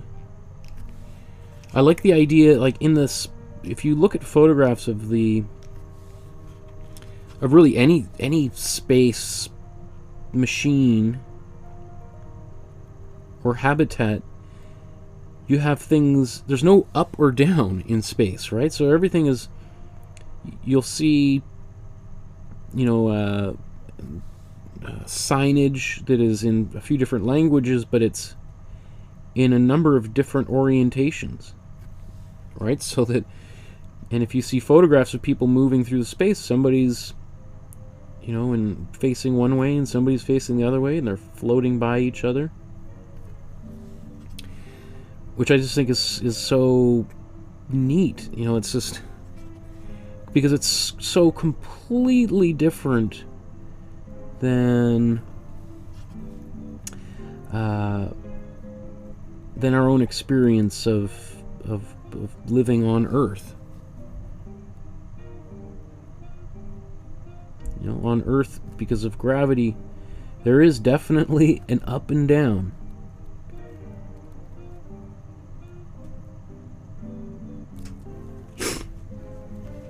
Oops, you didn't even see what I was doing in the past few minute there. Okay. Brilliant, Michael. Okay. Let's do the green that I mixed. The green. It's gonna go.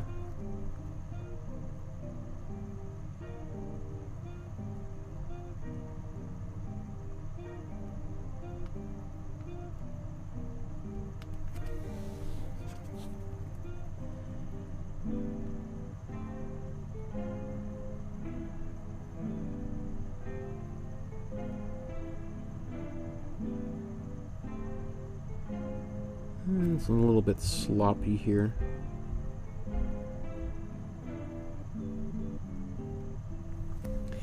Again, you know, what is sloppy to me is stuff that most people won't ever see, right?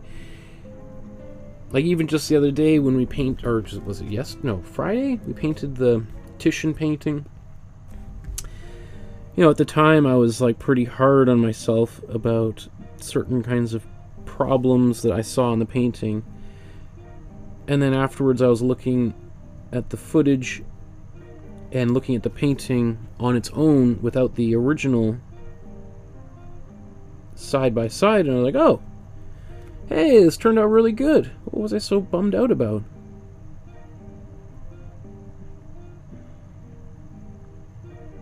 And that should be a good reminder to everyone, that because I'm sure I saw some people who uploaded their versions of that very same painting who weren't particularly happy with it, and I was thinking to myself, like, whoa, my goodness, these are, I think, better than mine. So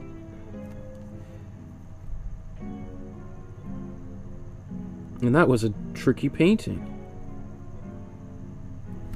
So we are, as artists, our own worst enemies. We're our own harshest critics. That's a cliche, but it holds true.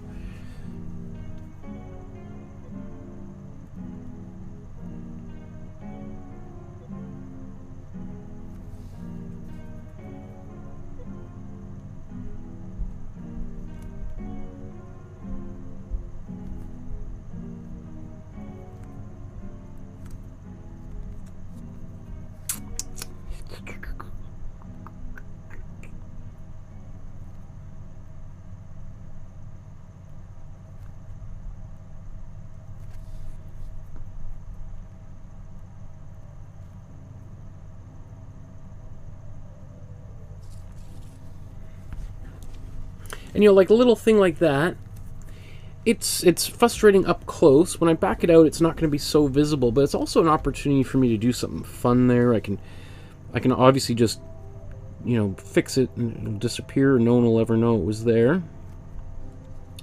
Or I could put a cable or something flying over top of it. You know, there's just infinite amounts of things. So things that you might think of as major problems or mistakes are rarely that when it comes to painting.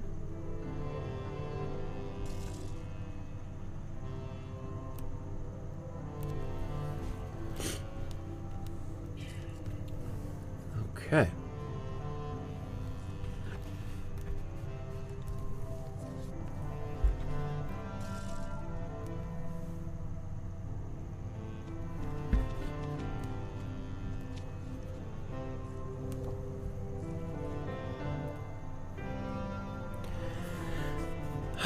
So I'm probably going to do some more lines over top, kind of around. That's going to take me probably another half an hour to do. So it's going to be a bit of a painstaking little bit of a process.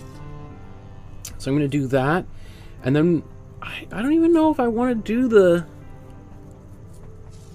I guess I should do the clouds, shouldn't I? Yeah. Okay. Let's see. How can I move this along faster so that I can't really, can I? I mean, because you can just decide yourself, like, do I want to do any more lines or not? Some of it could be done with washes.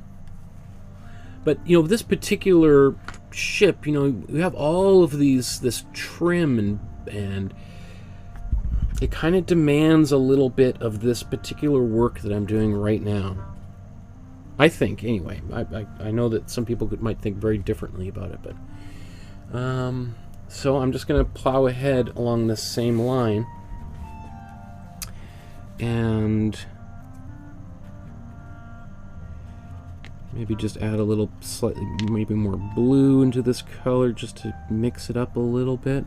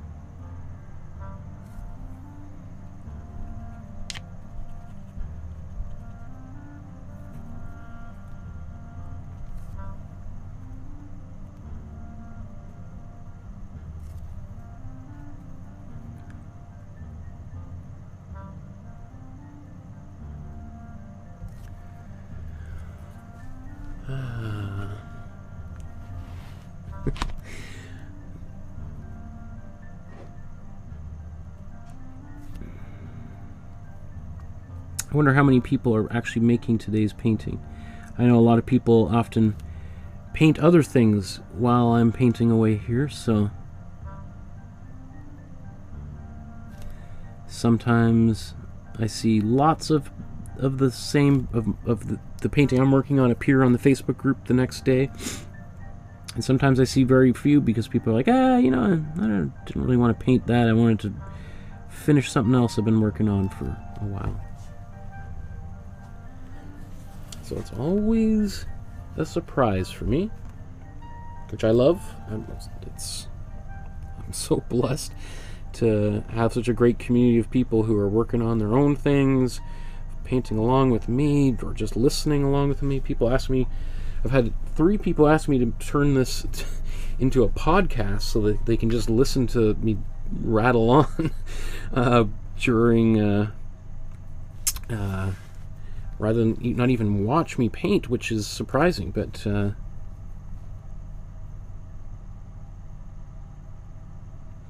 it's on my list of things to do. I got a long list of things to do, and my wife has a long list of things for me to do too, and my parents have a long list of things for me to do too. I was in Calgary last few weeks ago and doing all sorts of things for them around their house, and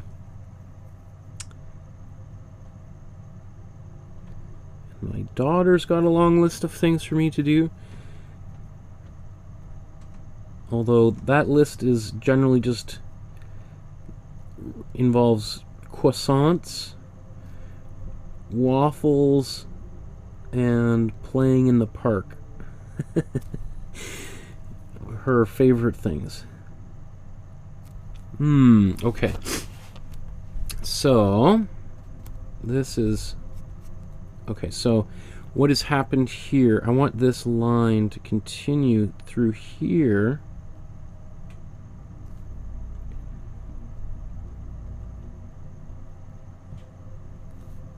Otherwise it's going to look funny if it goes up. So I'm going to have to fix that.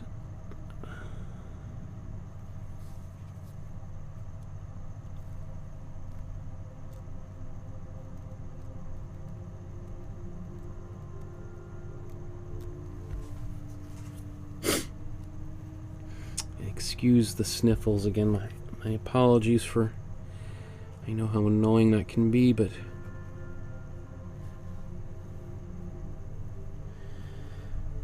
I'm doing my best just to hold it together, folks. Okay, so I'm also going to turn the canvas here so that I can paint a straight line across. It's pretty hard to do this without turning the canvas. It can be done, and I've done this kind of thing in some of the earlier episodes where I wanted to keep everything nice and basically not moving the painting at all. But it takes twice as long, and it kind of feels very uncomfortable on the hand, and anything I can do to you know, at some point your own like comfort trumps, right? Trumps the whatever else other goals you might have. And really, are we not trying to paint for pleasure? I think so. I think that should be one of the main goals an artist should have for making art, is bringing themselves joy and pleasure. You can paint as a job. You know, that's my job. I make paintings and people buy my paintings. But man, if I didn't enjoy doing this, man, it could be painful, right?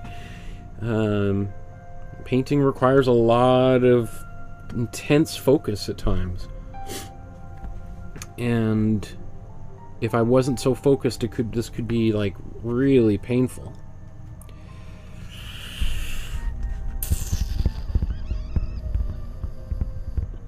So, you know, what I'm thinking to myself at this moment is, now, how many more lines am I going to do here, Michael? Because I've now sort of established a bit of a precedent that, well, if I'm going to do all these outlines on the outer part of the painting, then I got to do more here, and then I got to do 1, 2, 3, you know, like, and then all around. So that's where things start to kind of get slower and more time-consuming. My daughter's asleep. She'll be asleep probably till 5, so it gives me at least another hour and a half. But I'd rather not spend all of this time just doing outlines.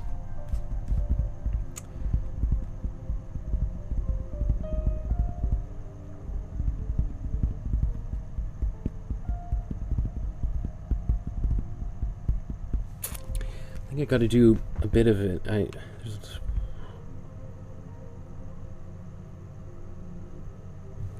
gonna think about it. Okay, so I'm just gonna let me see if I can do the interior outline, and will that be enough?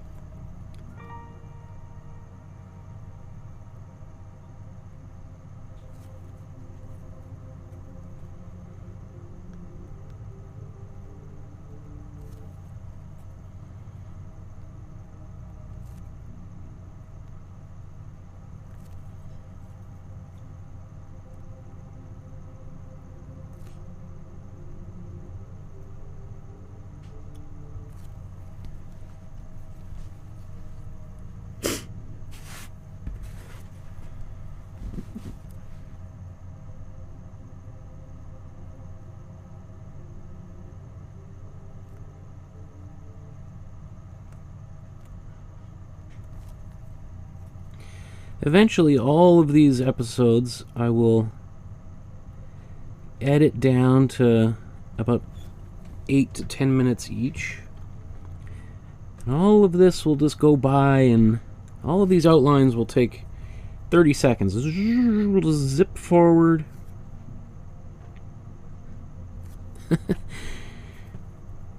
And this hour and a half worth of effort will appear magically finished.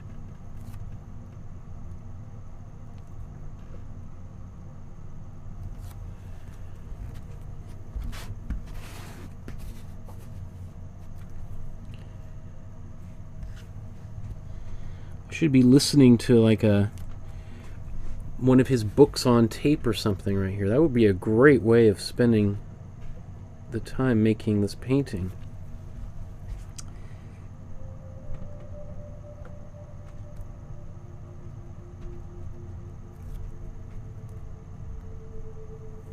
You can see the actual paint on this paintbrush is flaking off.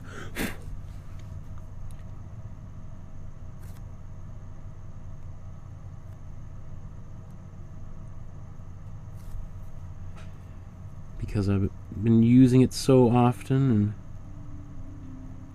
a lot of friction as I twist it in my fingers.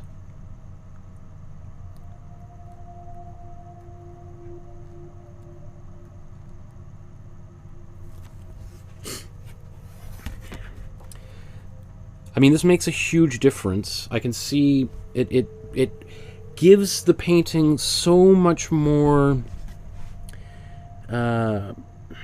It just makes it look more finished. And yes, it takes time, just like anything else, you know. And these lines aren't perfect either, right? They're a little bit kind of clumpy, and they're not consistent.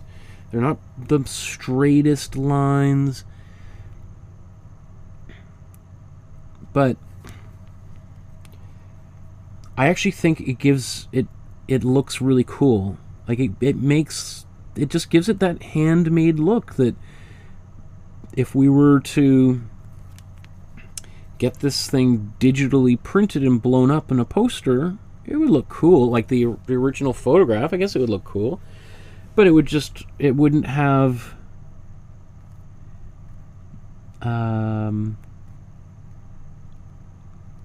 you know, this is the kind of thing that robots can't do. And thank goodness, right? So let's zoom back out and take another look, right? See what a big difference even just this last outline did.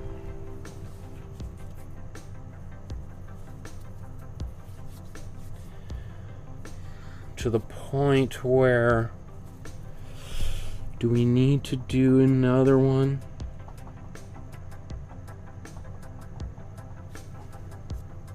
I think I'm going to do at least the outer edge here along where the white is. I think that's going to look really nice. I might end up doing the other one in the middle, probably a different color, however. But you know, when it's working, it's hard to decide to cut a corner when yeah. So let's just keep it going. It's not the most exciting thing, I know, to watch, but the results, I think, speak for themselves. So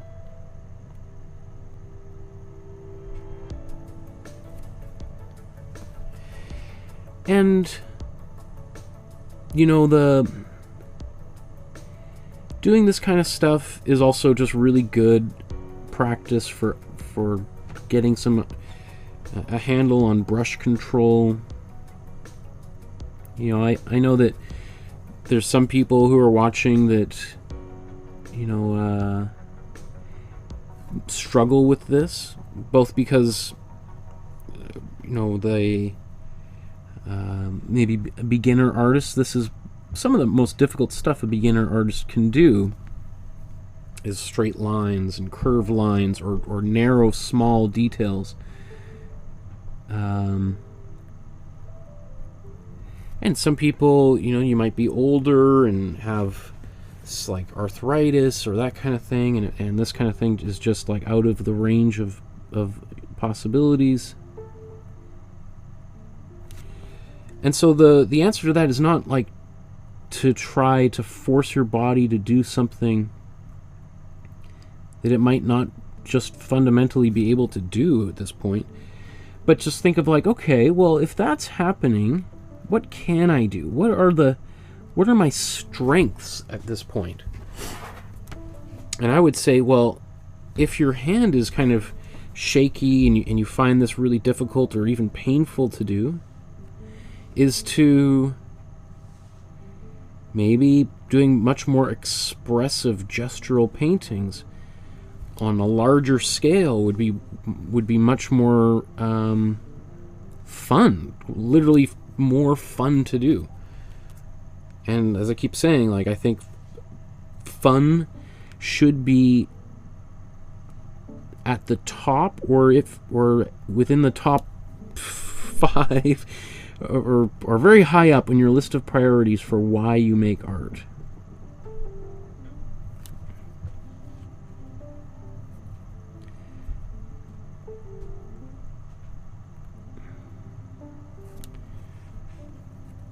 Like, I certainly would not be doing any of these live streams if I felt doing this was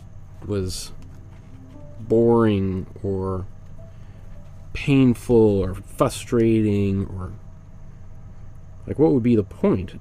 I mean, I'm losing money doing this, right?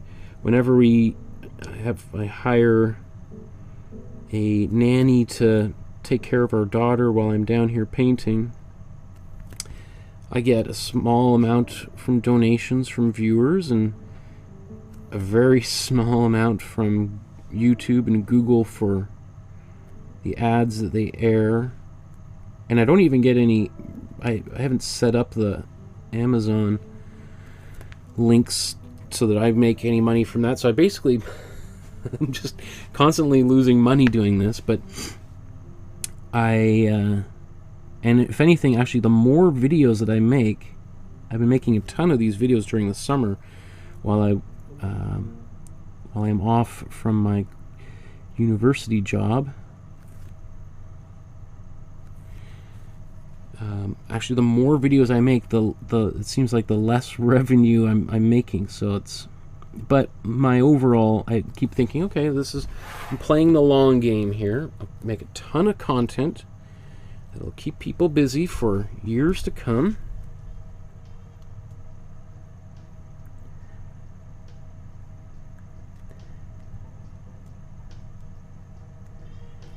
And I can kind of explore a whole bunch of different facets of painting while I'm at it.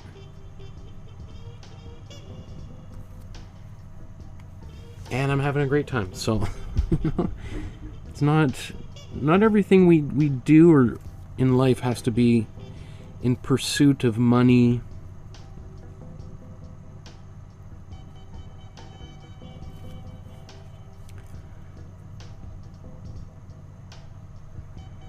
Lord knows there's many other things I could have done with my life that would have made me much wealthier than making art. That's what I tell my students at school. Like, if you're here because you're thinking you're gonna get rich, you're probably better off putting your money in lottery tickets.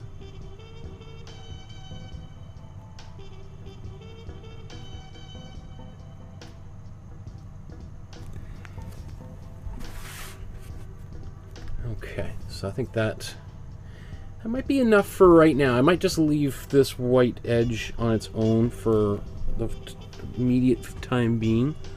There's lots of little rivets that could be really fun to do.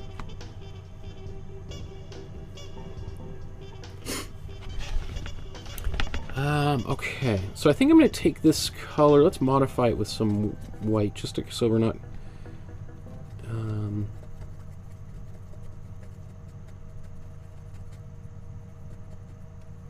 going to lighten it up. And I'm just going to do a little bit of outlining around inside these shapes just a little bit.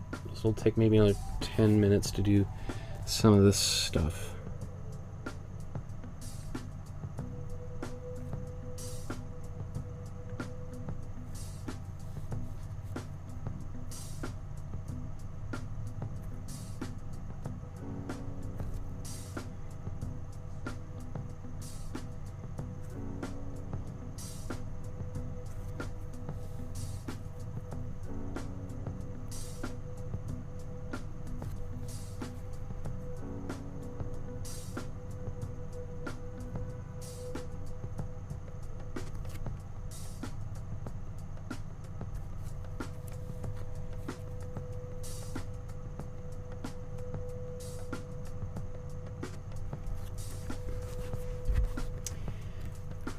Just this kind of reminds me actually a lot of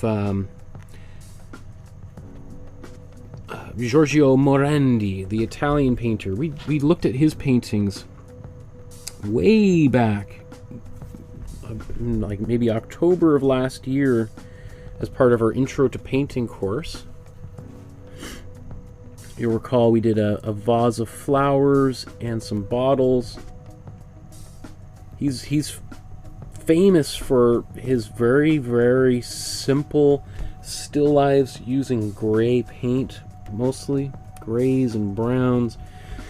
The kind of painting that is probably pretty boring to your average museum goer, but Morandi is sort of acknowledged as like the ultimate painter's painter, like somebody who just had super narrow focus and just hit him out of the park one after another. Another painter's painter would be probably Paul Cézanne. Just somebody who, like Paul Cézanne, basically never married, lived with his mom most of his life, barely even left the town that he grew up and lived in, Aix-en-Provence, in southern France. And he just painted all day, every day. I think he had a job as like some kind of bureaucratic government job. He would just go and work and then come home and paint and hang out with mom, and happy guy. That's all he wanted to do with life. And Paul Cézanne was then later seen as like the first cubist by people like Picasso and Braque. And it's like, I always think, like, often my university students are always like obsessed with like what to paint, or what to draw, or what to sculpt. And that is such like a paralyzing, procrastinating kind of approach. It's just like what you paint, I would argue, and I know I have colleagues that I've argued with about this. What to paint is, I think, is the wrong, is basically almost irrelevant. I think it's how you paint it is it's like the medium is the message. The Marshall McLuhan. It doesn't really matter what the message is. It's how the message is conveyed that really is ultimately more important. So,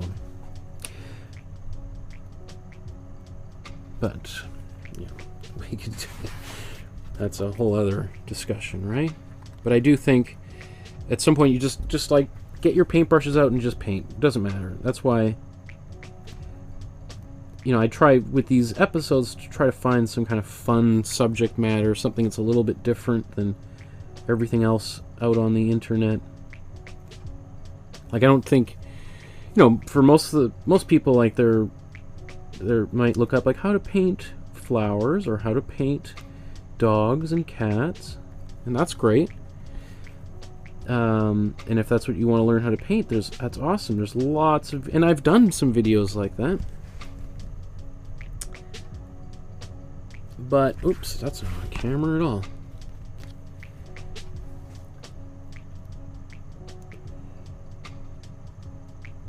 But sort of part of my goal is to lure in people that don't usually make art, and to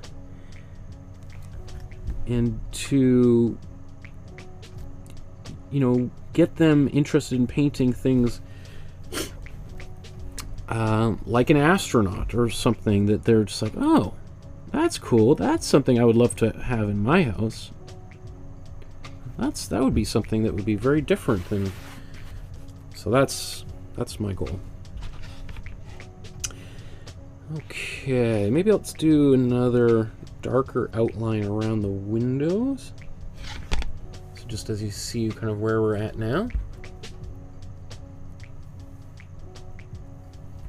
So you can see just that little bit, just cleaning up some of those details is just helping to kind of bring a little bit more cleanliness to the space, which is not a particularly clean space. It is like a super cluttered environment, right? Like, this would drive me crazy if I was in that space and there's just cables and wires and, it's all that stuff is exposed for a reason, because it makes it really easy to access if there's a problem. Like, years ago, about 5 years ago, I got this opportunity to make art while flying in a fighter plane. And you can see all that stuff on my website. And one of the crazy things about an F-18 fighter plane is it's like the environment you're sitting in is, it looks like a Lego set. Like, you can see, like, there's nothing extraneous in there whatsoever. Like, there's literally all of these strips with like holes for screws so that anything can be unscrewed and pulled out like literally really quickly, kind of like a race car. Like if something happened, there's a war and this plane is damaged, they want to be able to extract that part, put another part in within maybe half an hour and get that plane back up in the air. So there's no cushions. It's very cold in there. You're wearing this outfit that is like pressurized. So it's it's just such an interesting it's not, they don't care about aesthetics. They don't care about how clean or tidy. Basically, as long as the cables and wires aren't going to get snagged by your clothes or your hands, then it's good to go. Okay, so as I'm looking at this, I'm not going to put in the. I was going to potentially curve some of these windows. I'm going to keep them kind of straight, just because that's at this point. That's sort of what, how I painted it. Let's zoom back in.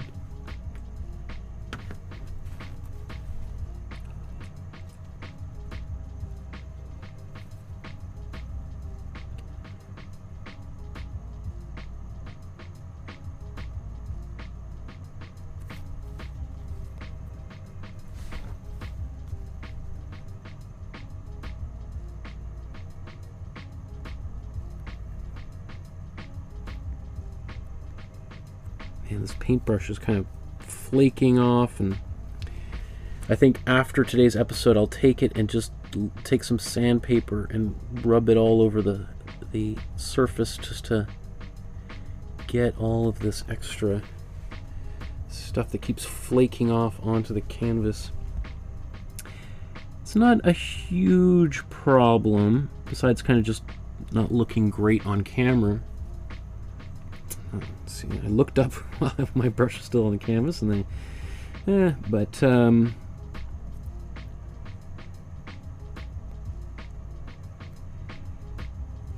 the danger is it could, you know, it could get stuck in the wet paint, and then I might brush my hand over it, and it could smudge, and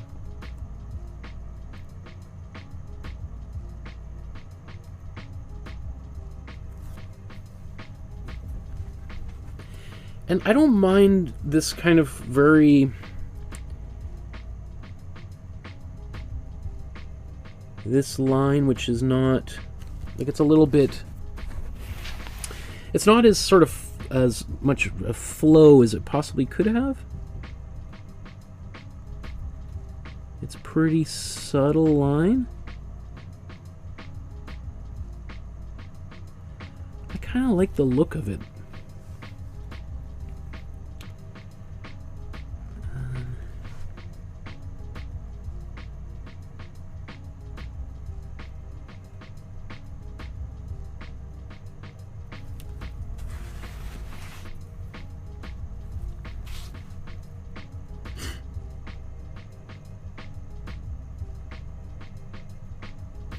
I should have done the clouds before I embarked on this. Now that I'm just...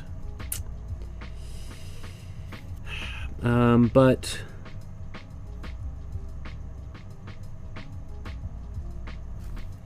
I think what I'll do is I'm just going to continue this. I'm going to... Then after... In just a few moments here, I'm going to move back onto his body and finish his body, his face, etc., guitar. And then we'll just see where we are time-wise, and if I want to do little details like that, which are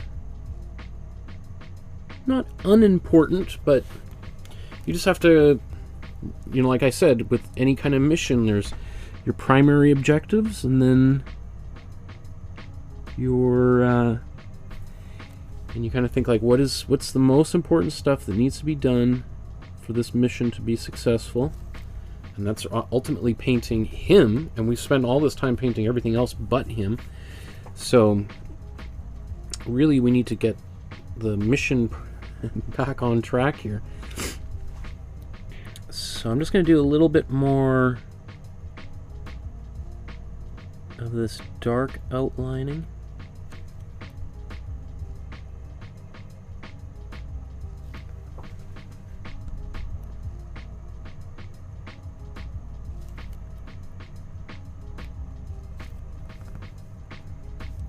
It does make a huge difference. I find this type of work, you know, it can also, it cleans up any kind of sloppiness in the earlier stages of the painting. And look, we haven't even had to do another coat on the underpainting. So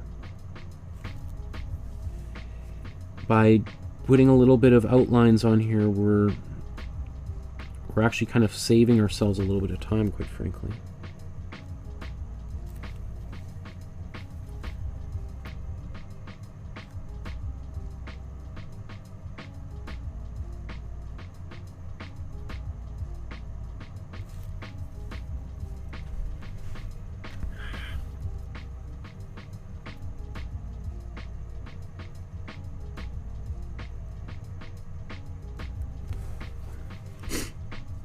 One of these days I will have like a producer watching this, handling the camera views and switching back and forth, and that way I can just focus on painting and not, because, you know, half the time I look up and I'm like, oh, I'm where my hand is and the paintbrush is not even on camera. That's a really exciting view for people to be just looking at nothing. Good job, Michael.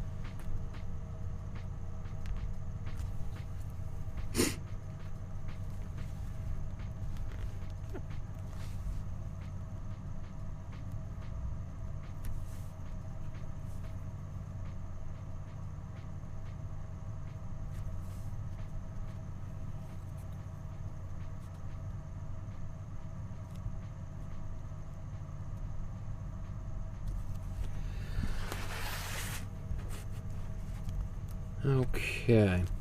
So let's zoom back out, take a look. I think that's certainly enough for now. I'm really happy with the way all of this looks. Let's put it back on even more.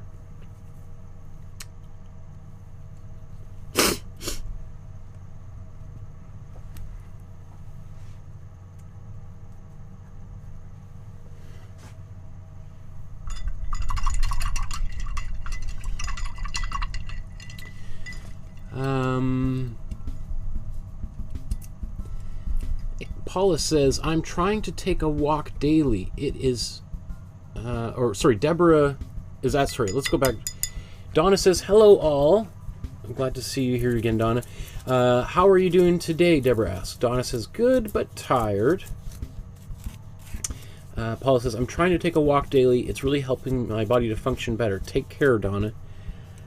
Again, Donna had a bit of a health scare the other day. Deborah says, it's great to have you here, Donna. Just take the rest that you need. It's what is great about these sessions. We can stop and continue later. Absolutely. Thank you, Deborah, for saying so.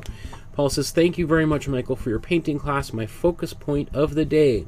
Oh, that's so sweet. And Donna says, I watch these classes mostly every day. Oh, you guys. Oh. I don't even know what to say. I'm so honored to be surrounded by such sweet people. Like my wife is always saying, like, the people in your class are such nice people. It's true. Like, you know, I might not have hundreds and millions of subscribers like lots of other people here on YouTube, but the people that I do have, that I count as friends, that are people that are great people. Like, this is all that I need to make me happy in life, right? Okay. Just got to be careful with all these little tidbits from this paintbrush. As I said, this, you can see how it's peeling off. That's not unusual. That happens to even really nice paintbrushes. Just after you use them, for like this paintbrush I've used for 120 paintings so far, right? And I bought this paintbrush with 5 other paintbrushes for $12. I mean, and again, I could have bought a really nice paintbrush and it would be doing the same thing. So I'm actually quite blessed with these supplies. I'm actually really, one of the things that's been really interesting about this whole process is seeing how much mileage I've been able to get out of these inexpensive paints, these inexpensive paintbrushes, these inexpensive canvases. Prior to this class, I almost never painted on these canvas boards. I just thought they were just cheap pieces of junk. And I've got now 120 of them, and I've kind of fallen in love with them. I love how small they are. Like, most of the time, I used to paint on, like, I would build.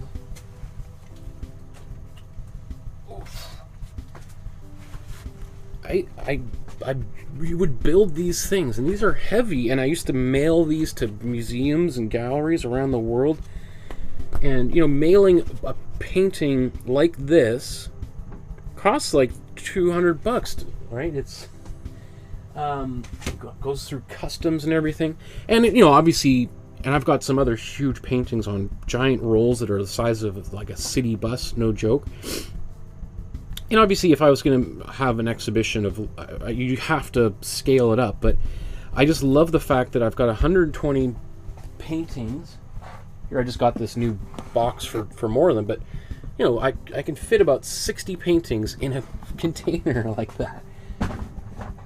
And yet I've got shelving over there. It's got maybe 10 paintings on it, and it's like this big. So anyway, okay. No one cares, Michael. Let's go to the figure here. Let's take a sip of some NASA water.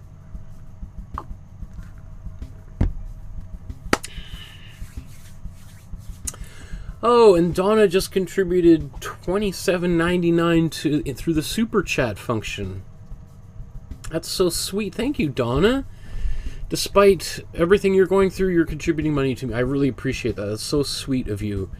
Donna says, I would love to walk, or Ace, Paula, I would love to walk every day, but waiting for both knees to be replaced. I'll be able to do a lot more right after one is done. I don't, my knees are still okay, but I know my father has some really, really bad knees. So bad that my sister is a radiologist and did put my dad through the MRI machine, or one of the devices, at work at the hospital she works at in Australia when he was visiting, and was basically just like, I don't even know how this guy's still walking. There's no cartilage or anything left on there. He's just walking bone on bone. And my dad has been waiting for surgery for like 4 years or some ridiculous thing. Anyway, again, that's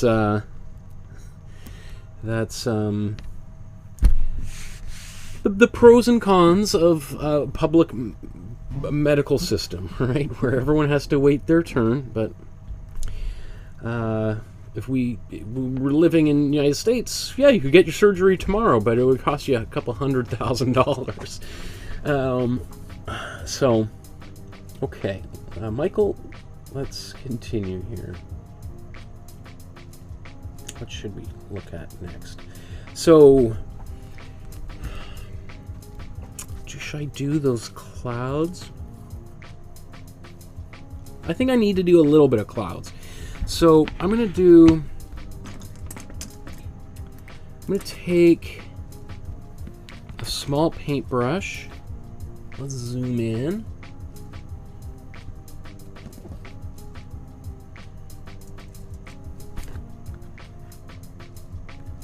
And I'm going to use a bit of glazing fluid. We haven't used any glazing fluid yet today.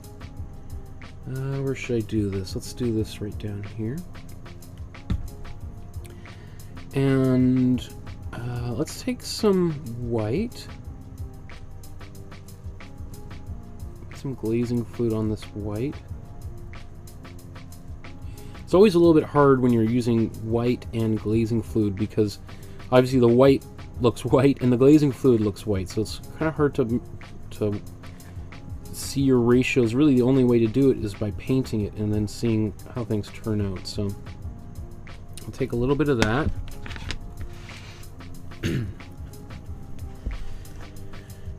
And then let's kind of do some wispy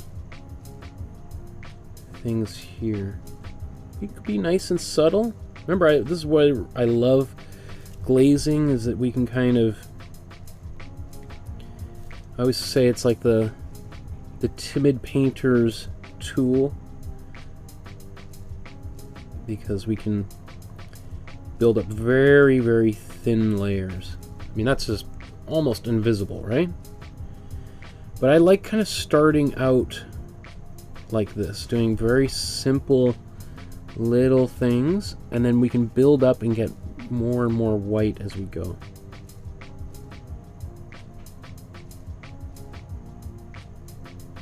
You know, you could put some like land under here. There's no reason why you couldn't put, you know, North America or something all here. It didn't even occur to me till just now.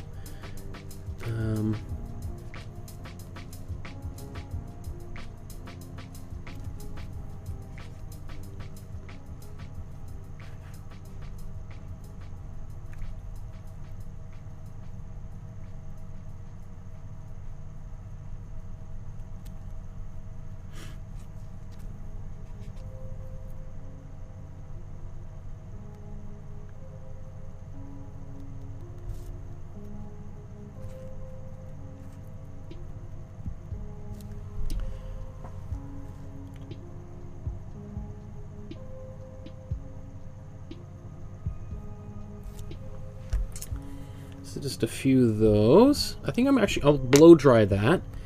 And then I can paint a little bit darker. You could also use your mop brush too if you wanted to kind of smooth things out.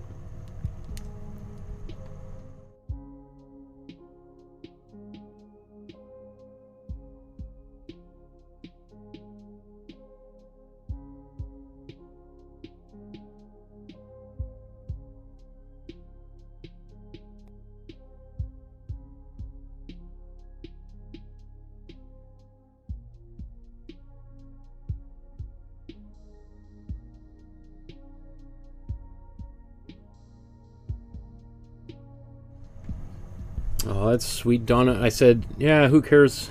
All these meandering thoughts I have, and Donna says, I care, Michael. It's so sweet.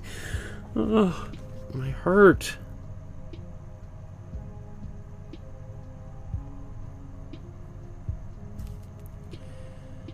So I think I'm going to keep this pretty subtle here. Oh, as I just put a big thing of white there.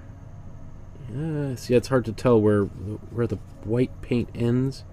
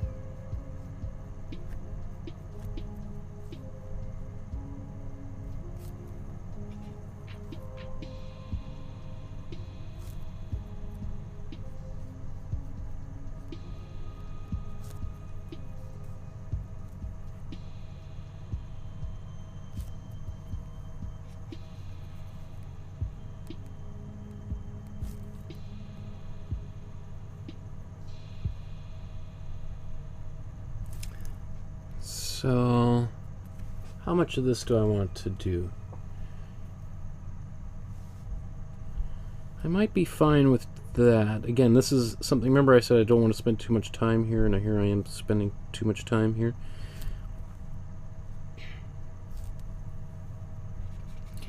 You know, there's, in the original, or in the photograph, there's all these sort of like dots and small clouds. I'll do a little bit of that.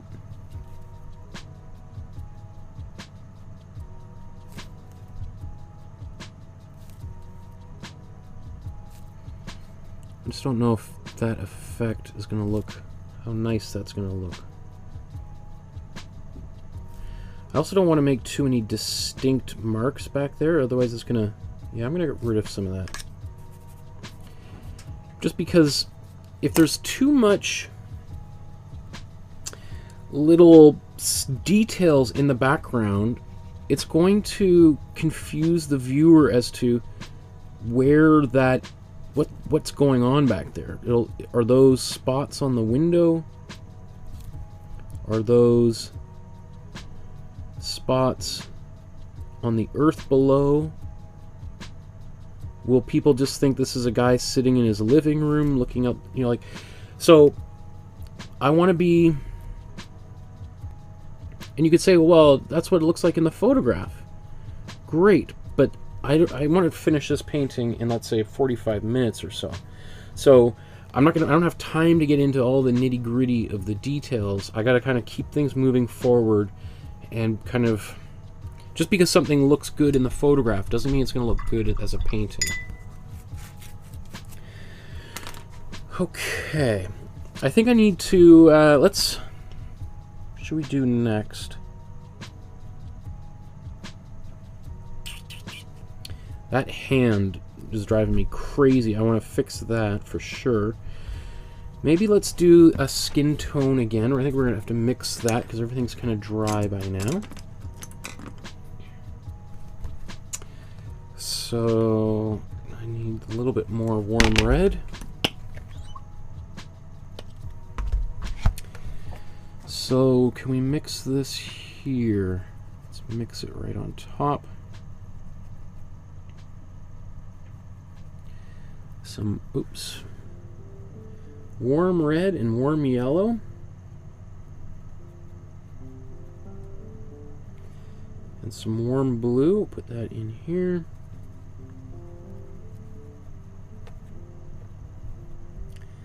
And then we'll add some white to it.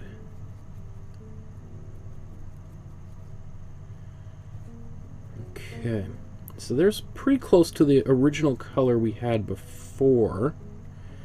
I'm going to lighten it up so that we could start getting into some highlights and things. And then let's just sort of take a look side by side to the original.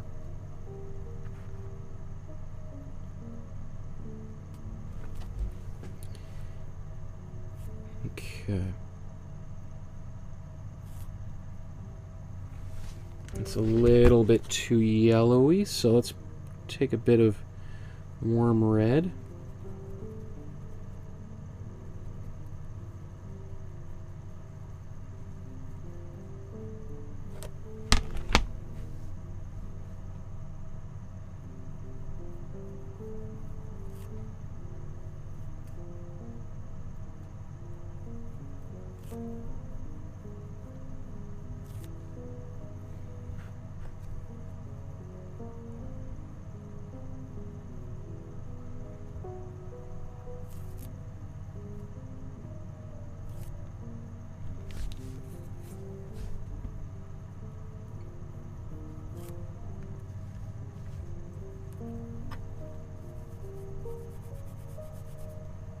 Soften that out just a bit.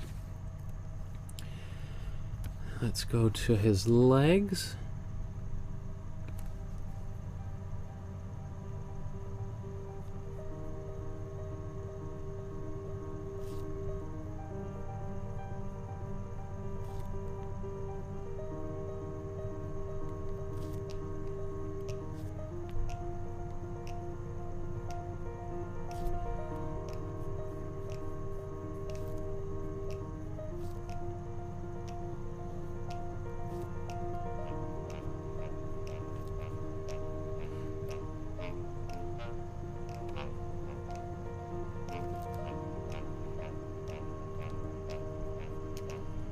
Okay. You can see I'm not painting absolutely everything here, right? I'm sort of being selective, looking for some of the shapes in the shadow.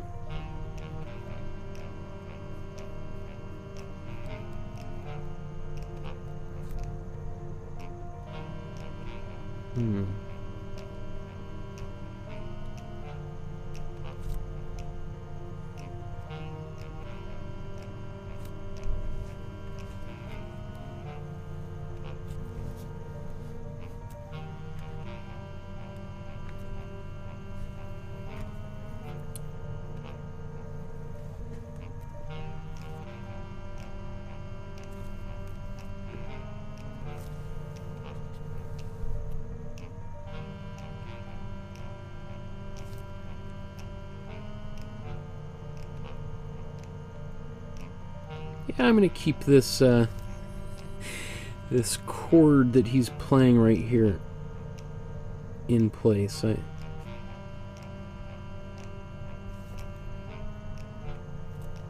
a bit like this power chord.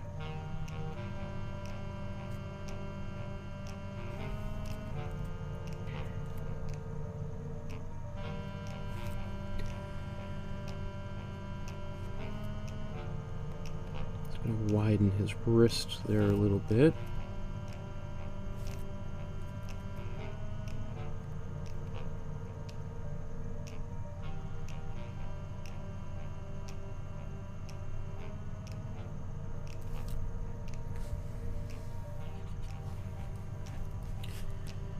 Okay.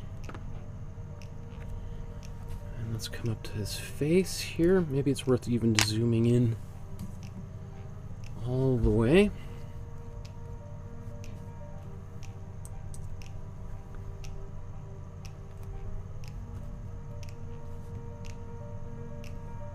Where am I?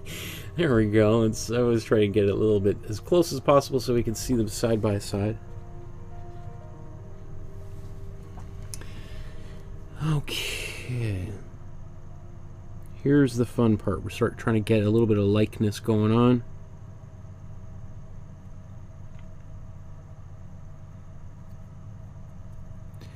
So where's the brightest light hitting his face? Kind of right in the top of his middle of his forehead, right? Also have like a highlight from the light outside hitting his forehead.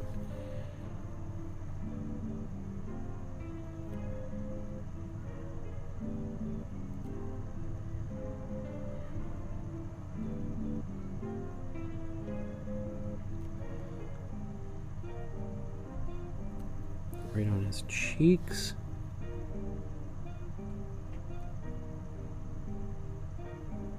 Tip of his nose, right?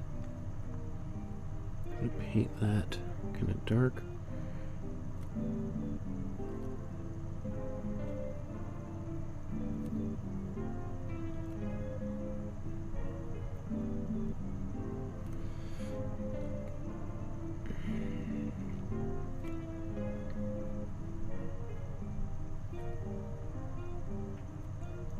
I know it kind of looks like I'm almost painting every surface with this color, but and it might even eventually end up doing that, but I am looking around just to see if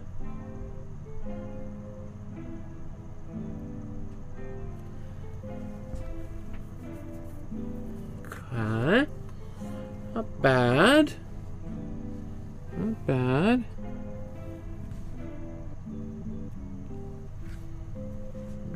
Let's see.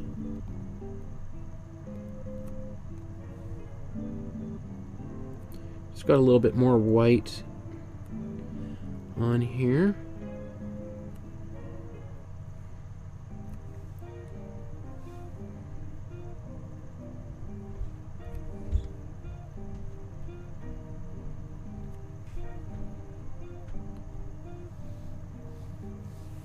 Let's go into his ear.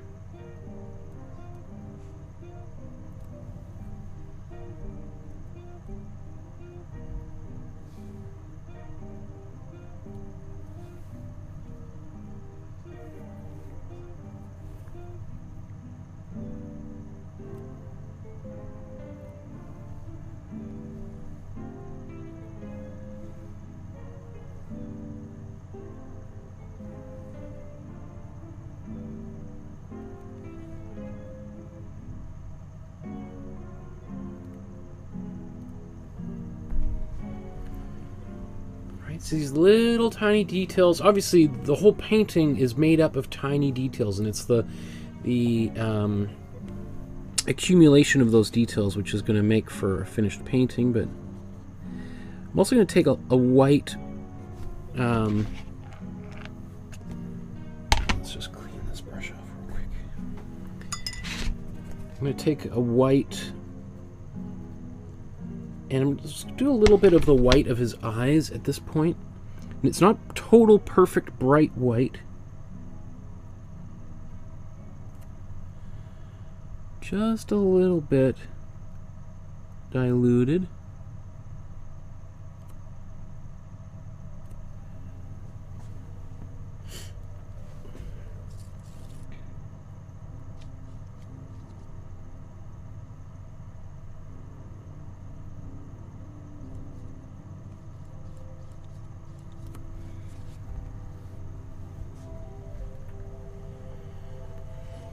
Okay, I think that's okay for right now.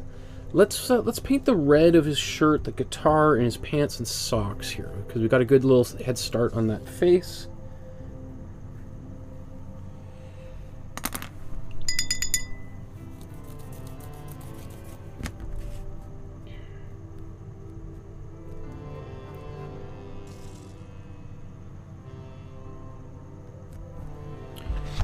Okay, so I'm just going to take the red right out of the tube, warm red, and it's going to work, I think, quite nicely on top of this, the kind of pinkish red that we put there before. Remember, we did that so that we could get this color that I'm painting right now on this painting. If I had used this warm red earlier directly onto that yellow, we would have much more of a brownish color. And then I'd be fighting it with more and more layers of color, and that color would actually just keep getting darker and darker and darker, and I'd be losing my mind. What is wrong?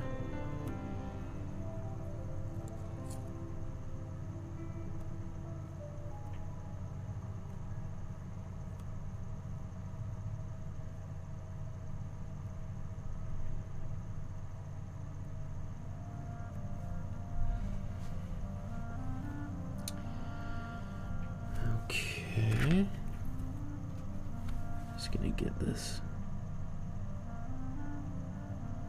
I like how this collar is sort of up and it's sort of floating in space like that. That kind of is just a tiny little clue that this is a person floating in zero gravity as opposed to sitting on the ground or in his living room or something, right? Maybe let's take, a little quick stab at this flag here.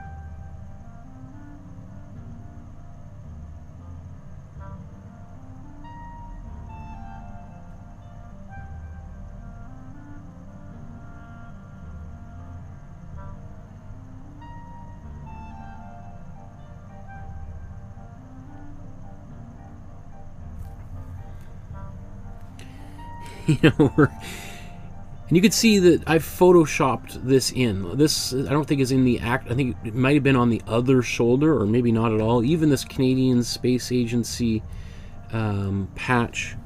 So those are all little extra details that aren't in the original photograph that I wanted to add.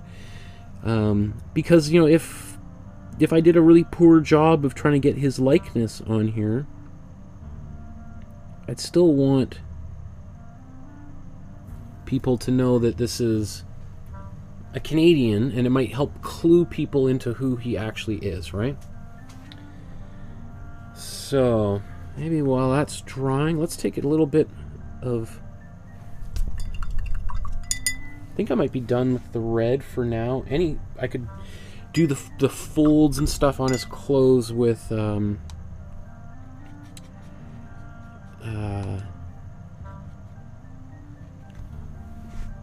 I can do the folds with glaze. Let's see. Some water got in there.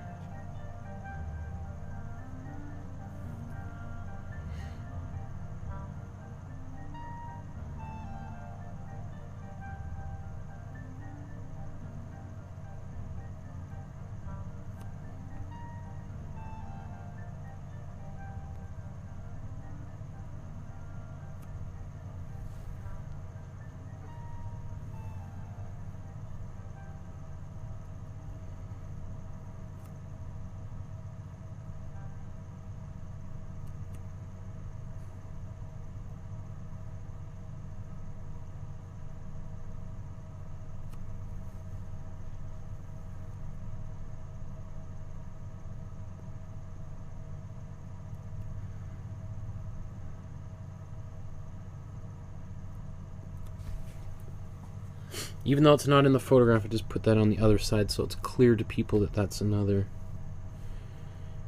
other side of his collar. I'm going to put some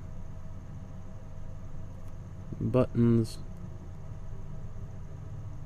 on his shirt here as well.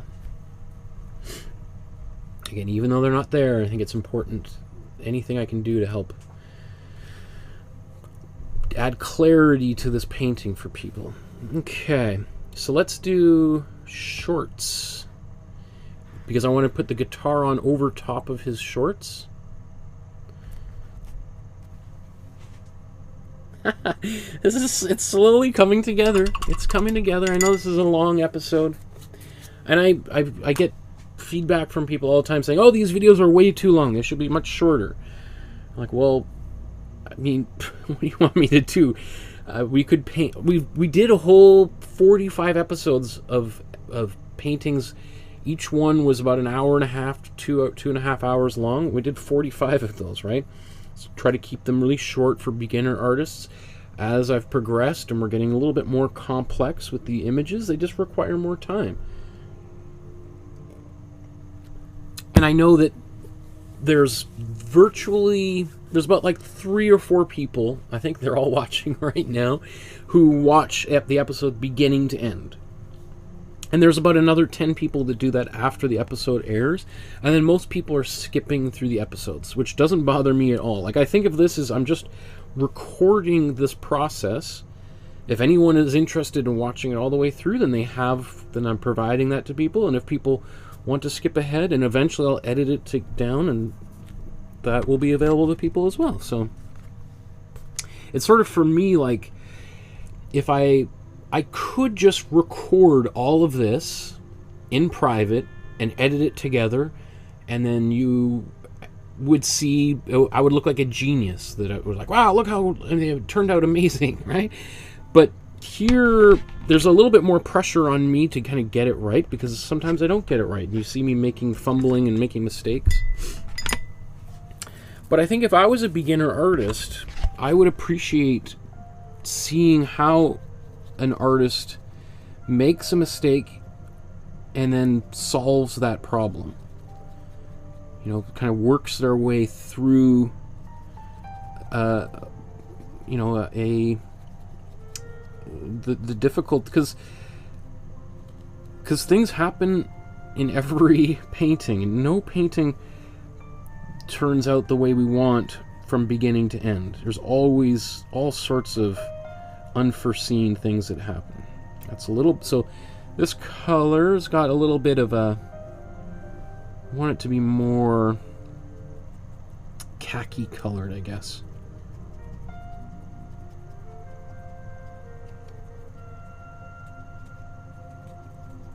I painted that,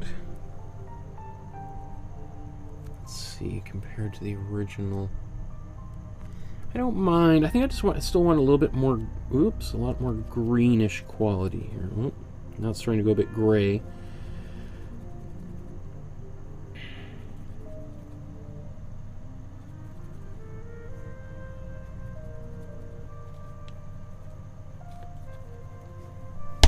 Let's see. Yeah, it's good. There we go.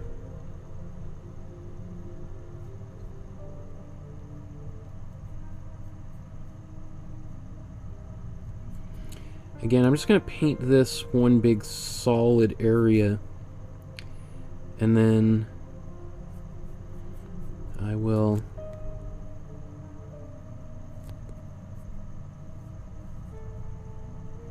add nuance afterwards.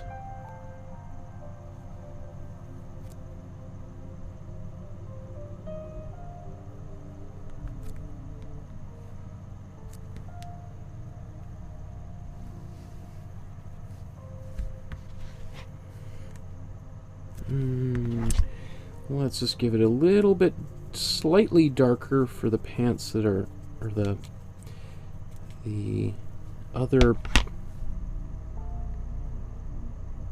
leg of the shorts. Now you need a smaller brush.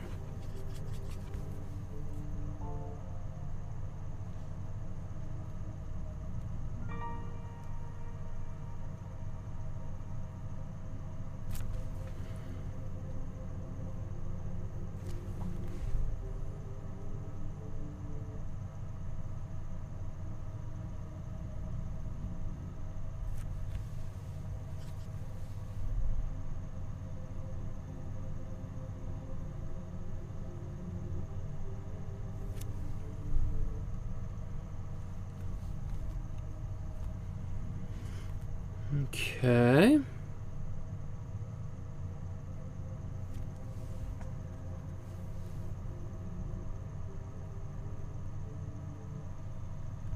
One thing, in this little area right here, it's really important that it's bigger and it comes over his leg. We don't want there to be any confusion and people be like, oh, is the leg a legging and his pants, his skin, just like this shirt. It would be weird if this came out higher than my sleeve. I don't know if that makes any sense, but okay. Glaze that. Let's do his socks and then guitar, and then we'll come back and do some glazing, a little bit of outlining.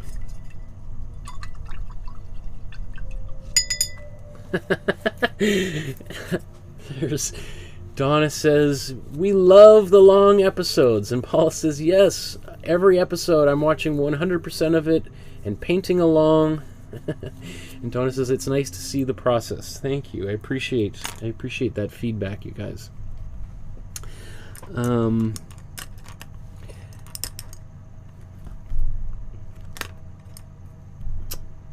I know that there's a few YouTubers and podcasters that do these really long, probably my favorite is this guy named Dan Carlin that does these podcasts about, they're called Hardcore History is the name of it, and they're 5+ hours each, and they're usually in a series, so there'll be 6 episodes that are each 5 hours, 6 hours long, and they're about the history of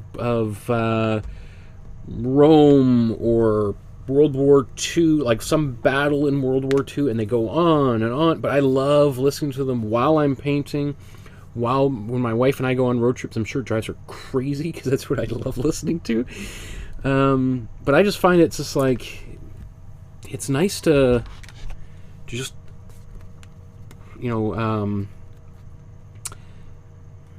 just sort of I don't know, kind of let go for a little while and just follow along, because I think so much of the rest of our media is so fast. It's just if you're not paying attention, you're missing things. I think about movies like the Transformers movies. I think is the worst offenders of these. It's just the editing is so fast, and it's just as a viewer, I'm oh my, I'm being bombarded by all of this stuff, and I can't focus on what I'm looking at, and it's just, I don't know, maybe it makes me sound like a really old man, but, anyway, I just, I want, maybe when I was younger, I did not have that patience to listen to somebody drone on for a long time, but now that I'm older, I love it. I think it's just, maybe that is an age thing.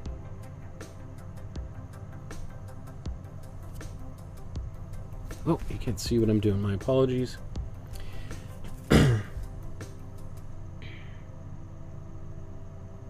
I think I said I was going to do the socks first, didn't I? And here I am painting the guitar.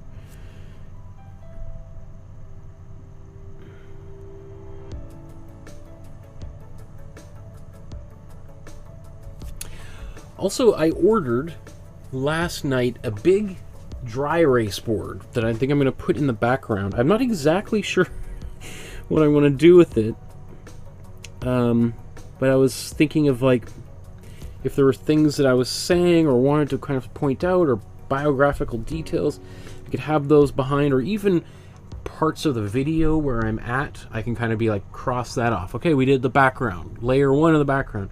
And almost that might make it easier for people who are skipping through the video to get to the parts that they want, because they can just see literally on the screen behind me. But it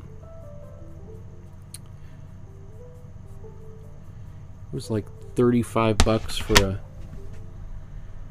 big 24 by 36 inch dry erase board, and it's one of those things I've been thinking about for months and months and months now.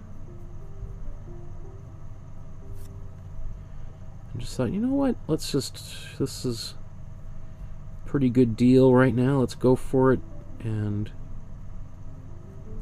I know I can use it for whenever I teach online classes with my university students. I can use it for various things. So you'll see that kind of roll out over the next few episodes. And if you have ideas of how I can use it, feel free to comment now, or when you actually see it on the screen, if there's a way that I can utilize it most effectively, or if you've seen other people, other teachers using it, using a chalkboard or dry erase board in person or online to great effect. I'd love to know how they're doing that so I can watch and learn myself. Okay.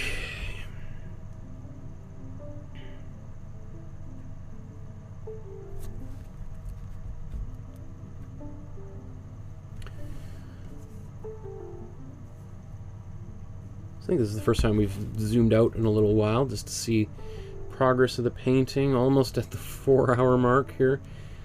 And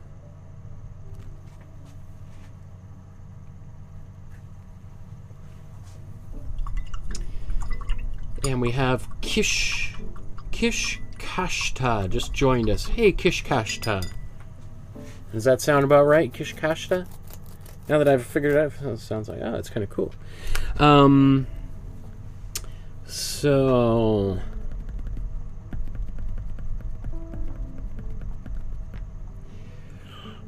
as I'm looking at it, thinking, really, we're just at, I mean, I was going to do the socks. That's what I was going to do next. And I think I may even want to lighten those socks up here. These ones are kind of this gray. Remember, I chose to make it a little bit more blue. I think I'm going to keep it blue and gray.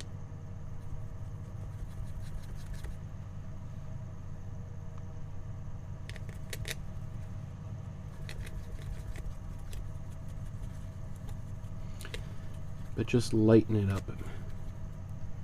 A little too dark. Let's see.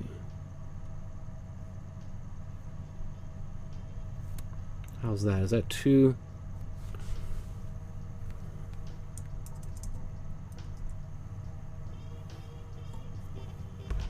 Maybe just a little bit more gray in here.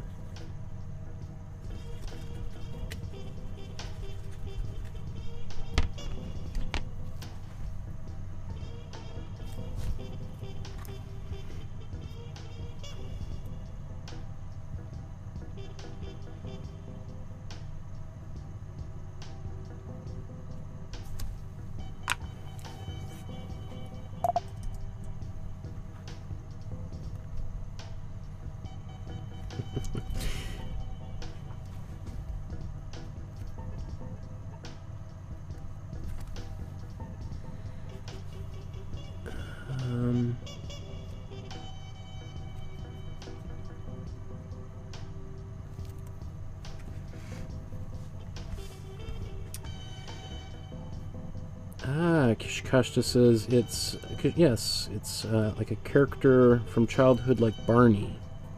Interesting. I haven't heard of that cartoon character or book character before.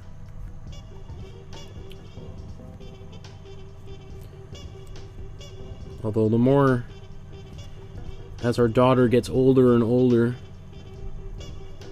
I find I'm becoming an expert on all things children's cartoons, etc.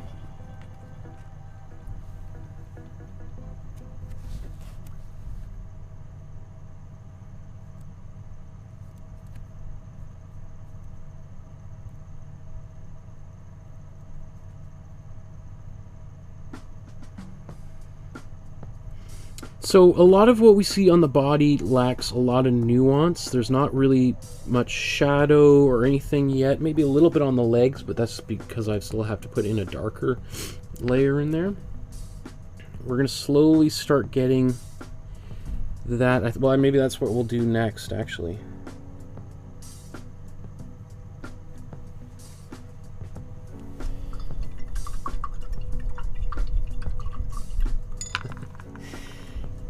Kashta says, sorry I missed it. Does Michael do this regularly? Yes, usually every Tuesday and Thursday at 4 p.m.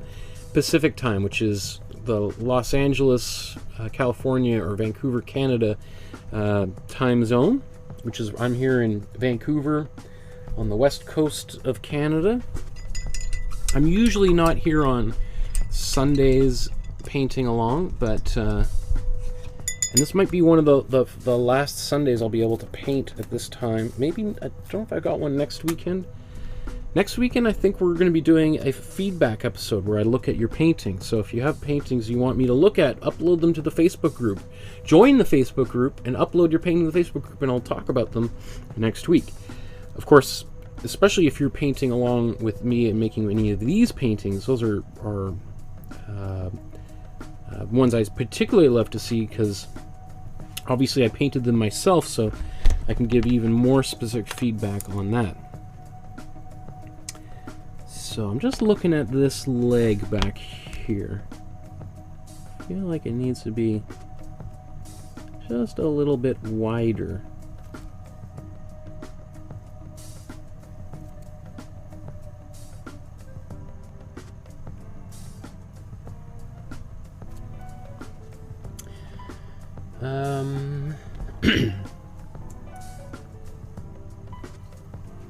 Maybe let's go back up to the face.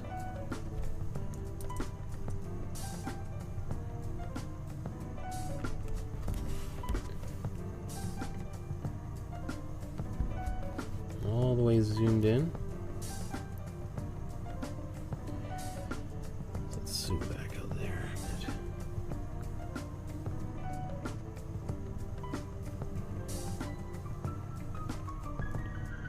Ooh, that's a, so Donna, or Kishkata says, that character is from Israel. He's a cactus. That's interesting. Donna says, laugh out loud. That's awesome. You should introduce Edie, which is my daughter's name, to the Backyardigans. I love that show. I haven't seen the Backyardigans. I love Peppa Pig, and I often was really disappointed with like the quality of a lot of other cartoons. They never seem to be to match the. There's a lot of things I love about Peppa Pig, and I did a whole episode on Peppa Pig, obviously. Okay, let me see here.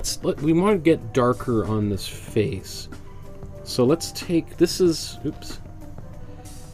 the paint that we used for the highlights on the face, pretty much right in here. So let's go the opposite direction. I'm going to take a bit of blue.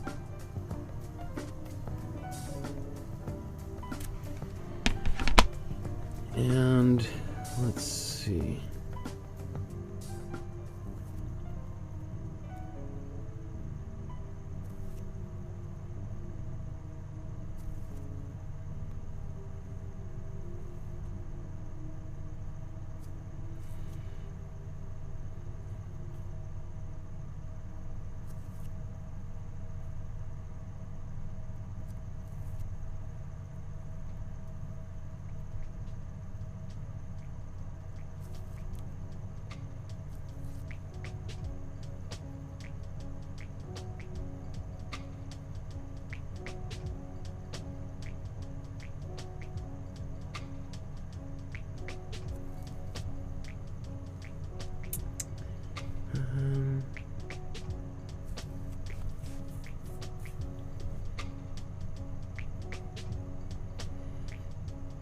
So just sort of getting the shadows a bit here.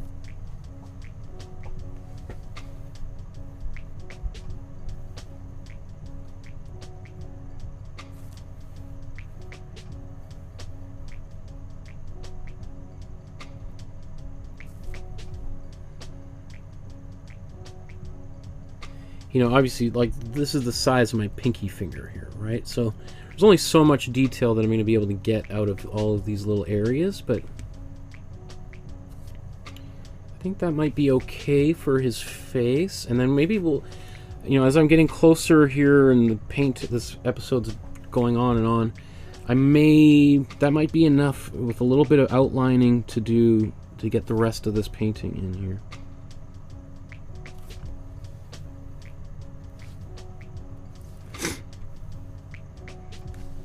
Okay. Let's look at his hand here.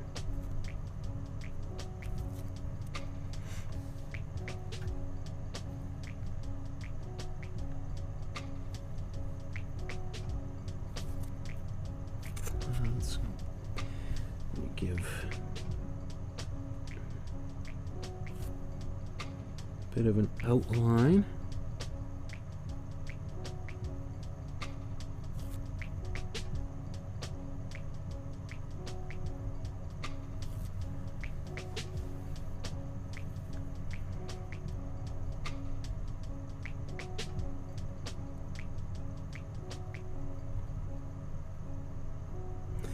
Right, and this happens because his arm is pushed up against the guitar, right, and it's causing that skin and muscle to kind of bubble out there, so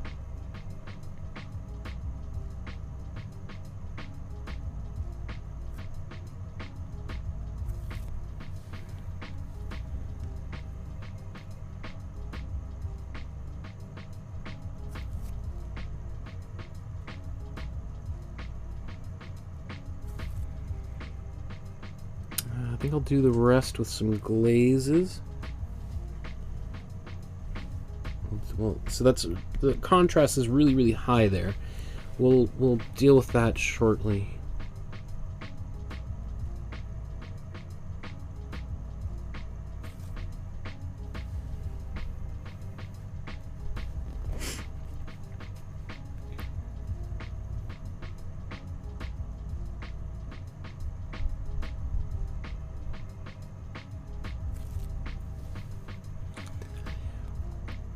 Now I've got that Space Oddity song in my head. This is ground control to Major Tom. No, no, no, no, no, no, no, no, no, no, no. Down, down, down, down, down, down, down. This is a little tricky here.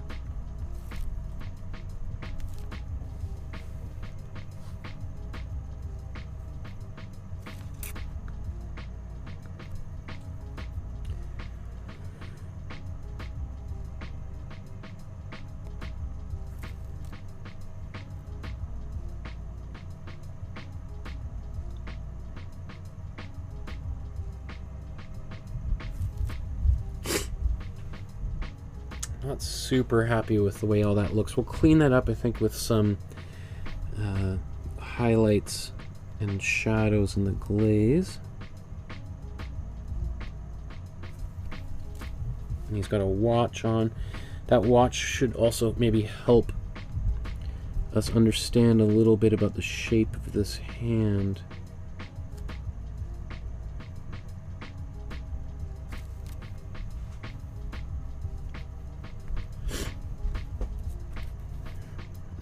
Okay, let's look at his leg. So some of this paint is drying up, so we're just going to have to mix a bit more of it.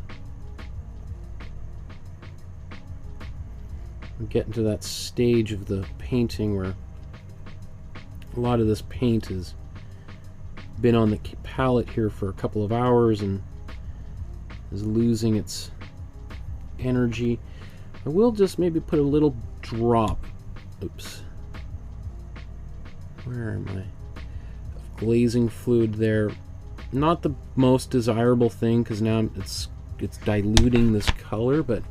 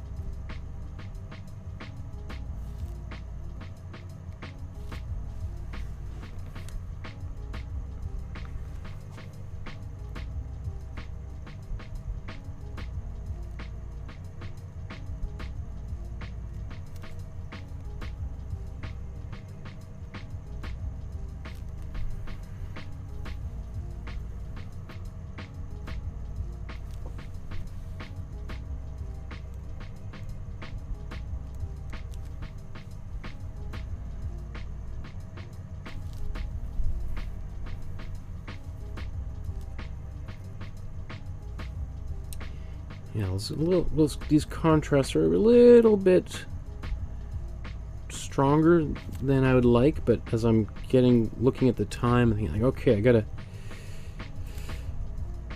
gotta wrap it up shortly here. So when that happens, you start to kind of think, okay, what is absolutely necessary? And so let's start, getting maybe a little bit more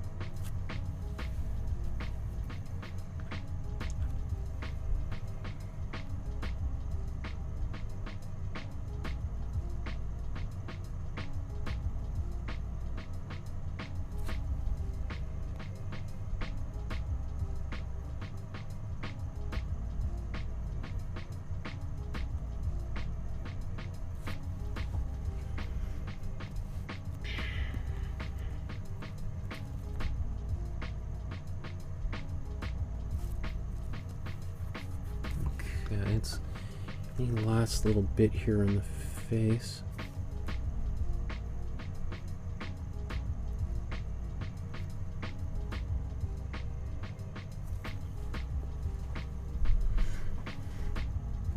Okay, with his mustache,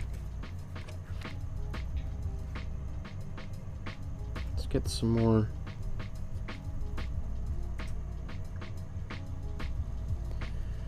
warm blue, warm red. We'll get a nice dark color here.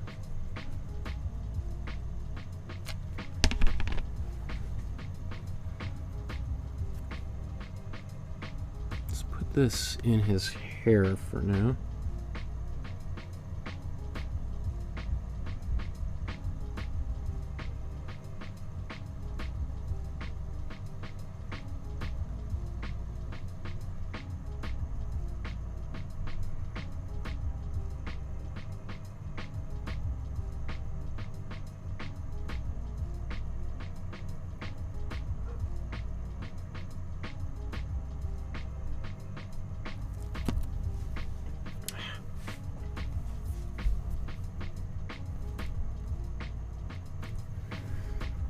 Kind of looks like he dyed his hair in this painting.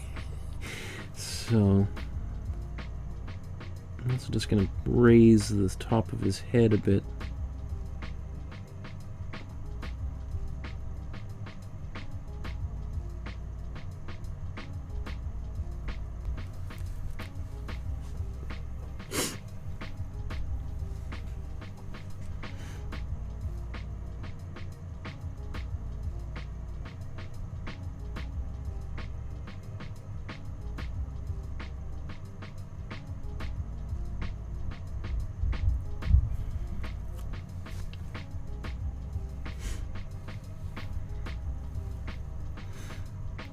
Okay.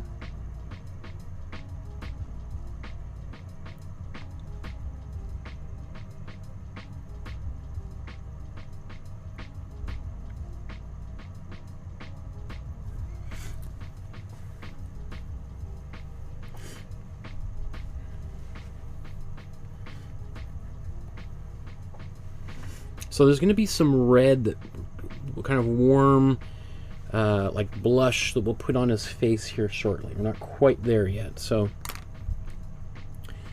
if I look at his legs, that kind of drives me crazy. I feel like I need to go one step back here. Add a bit more, another level in between these.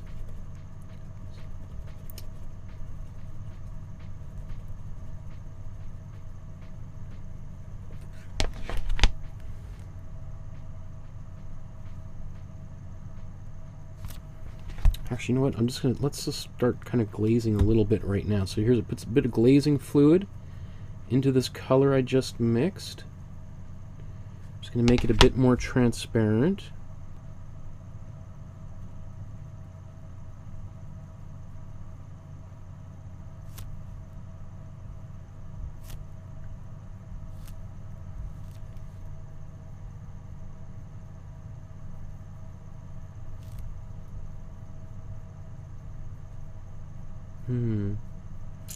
I need to do the fold in the leg here.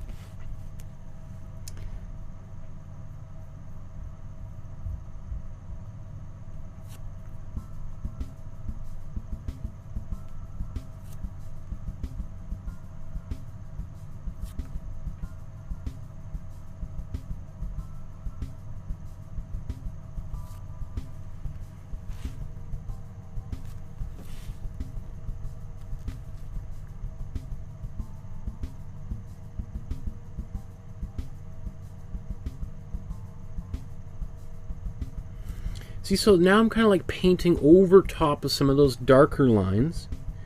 Those darker lines aren't disappearing entirely, they're still there, but they're being lightened up a little bit.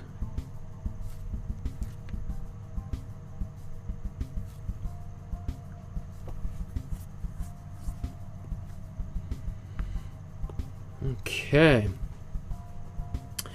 Coolness. Let's We're getting close here, folks. Now it's taking this is a bit of a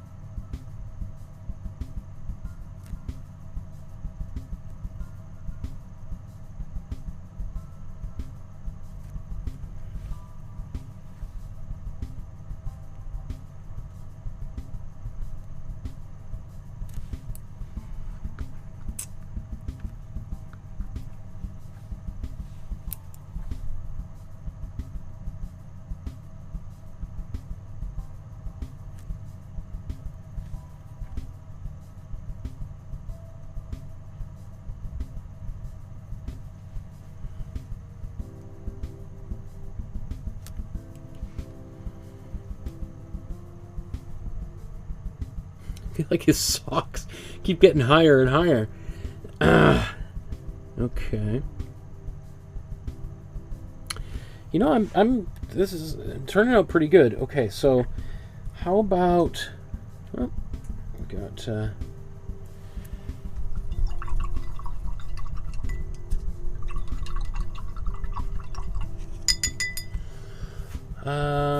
Kishkashta says, I've learned how to mix colors from you. Is there a different place to download, upload, not on Facebook or Instagram?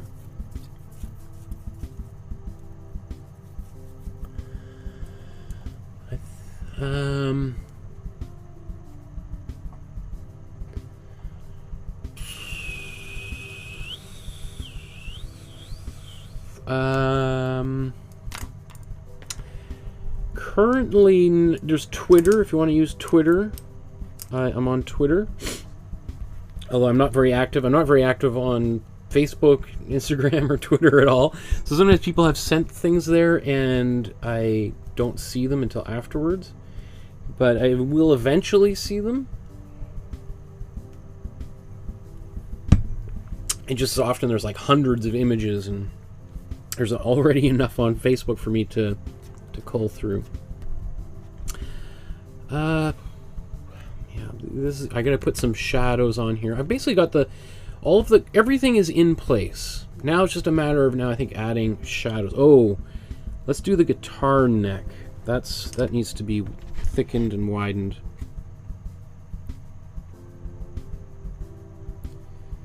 And then, yeah, what are we gonna do? Guitar neck. Maybe I should do a little bit of outlining on these socks and just darken that, but I could do that as a glaze. I could do almost everything else as glazes. If there's any cables and things, we could do that.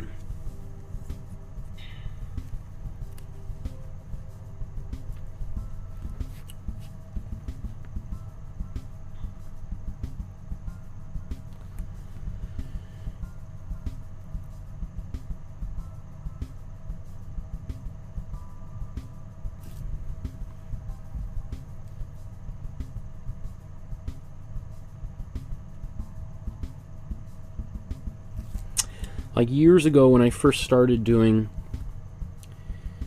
all of these, you know, various different things, I was all over every social media. I got Snapchat, Twitch. What was there? Was it Evo for a while? Or I usually sign up for all of them just because you never know how things are going to play out in the future. But I'd also spend hours uploading things to every different platform and realizing that, like, the majority of people were coming through YouTube anyway. And so I've just been like, you know what? I'm just going to focus my energy here on YouTube. And the Facebook group is something that just grew out organically from these episodes where people... that was something people wanted. So I was like, oh, really? Okay, well, there we go. Let's do that.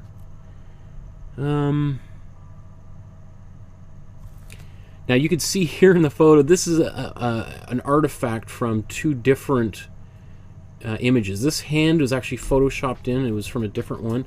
I actually think it might be just worth 1 second here. If I'm going to do this, let's try to do it properly. Because there's also a whole interesting story about this guitar that he's playing. Like, he didn't bring that guitar. That guitar's been up there for a while.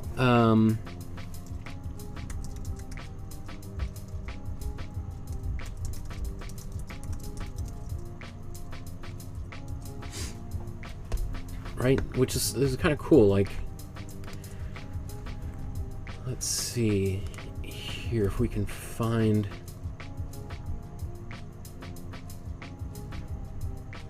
Okay, so here it gives you, this is the photograph that we're using. You can see the hand placement's a little bit different here. As obviously he's missing his legs, so I spent hours photoshopping all that. So for anyone who thinks that all this is just done really quickly, it's like laboring. Now I don't know if that's the same guitar.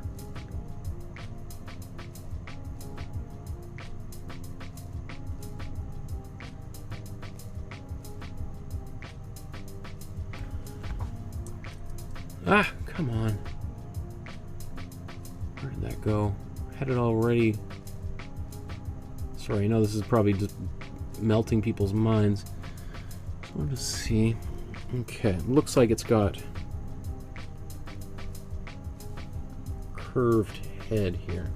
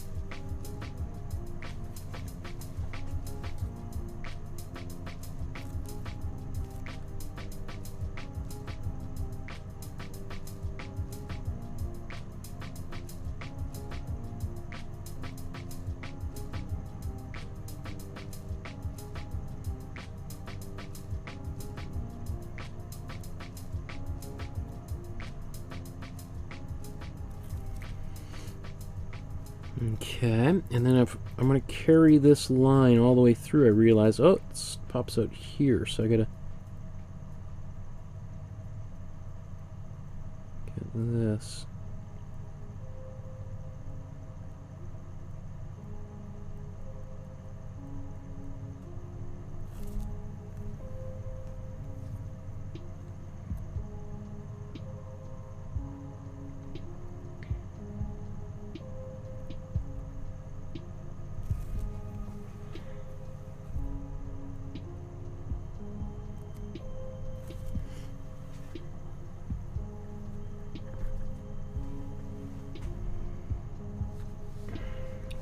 Okay. Let's do these socks and put a little bit of a darker color around the socks.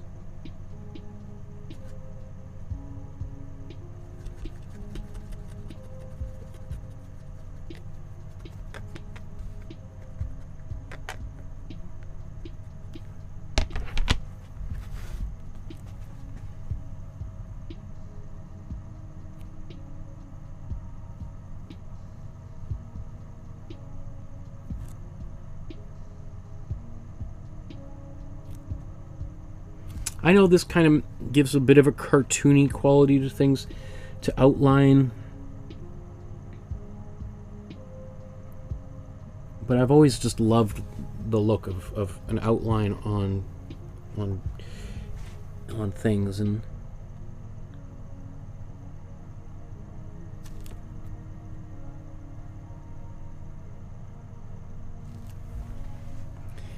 you know, there's definitely plenty of artists, some of which we've looked at, who are kind of against the outline, anti-outline. And I remember I had teachers in art school that were like, would really fervently discourage outlining things, saying that it was like a really lazy approach to painting. That you should try to create distinctions between shapes through like adding value.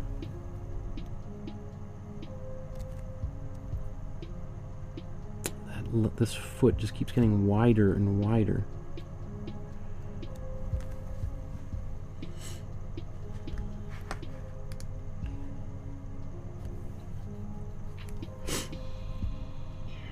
If I'll be able to, I could fix it.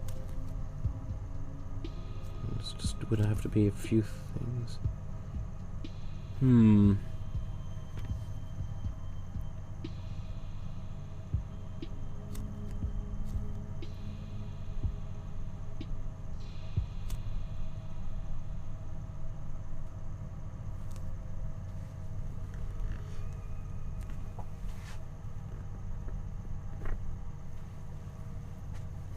I just think it's funny.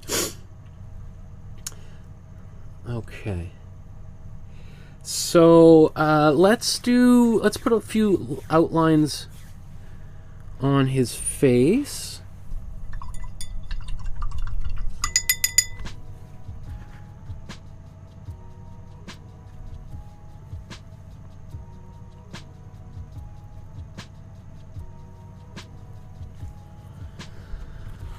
And this is where we'll get a little bit more of a likeness, or destroy the likeness, either way.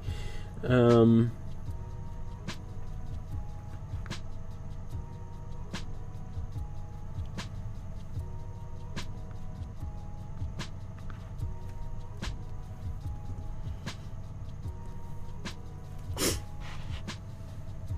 still a bit wet here, so I just got to be a little bit careful.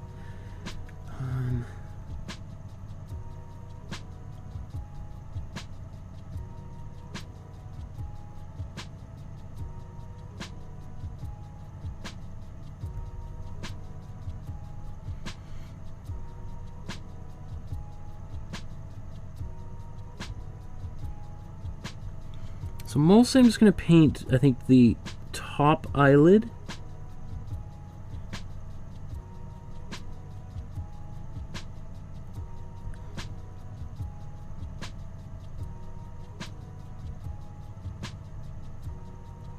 There's a nostril.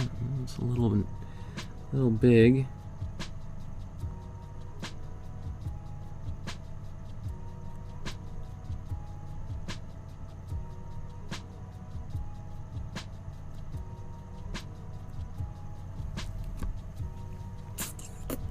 There's a little bit of touching up I'll have to do there.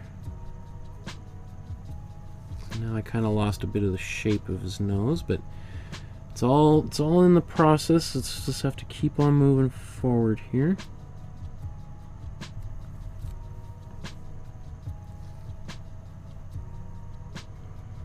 Maybe the lips I'll do with a little bit of cool and warm red. So it's going to take a bit of cool red, a bit of warm red, which is sort of neutralizing this color a bit. Maybe even a bit of warm blue. A little bit of warm blue just to calm that down a bit. Okay.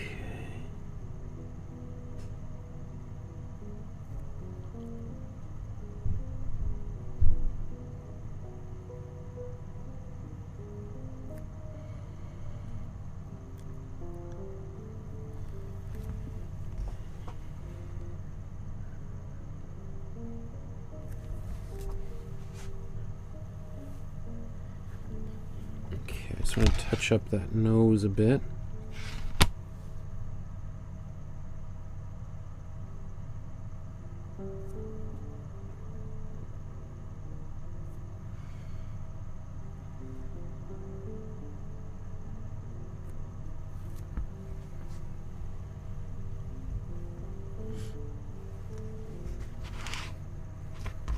Okay, let's get a bit more of a brown.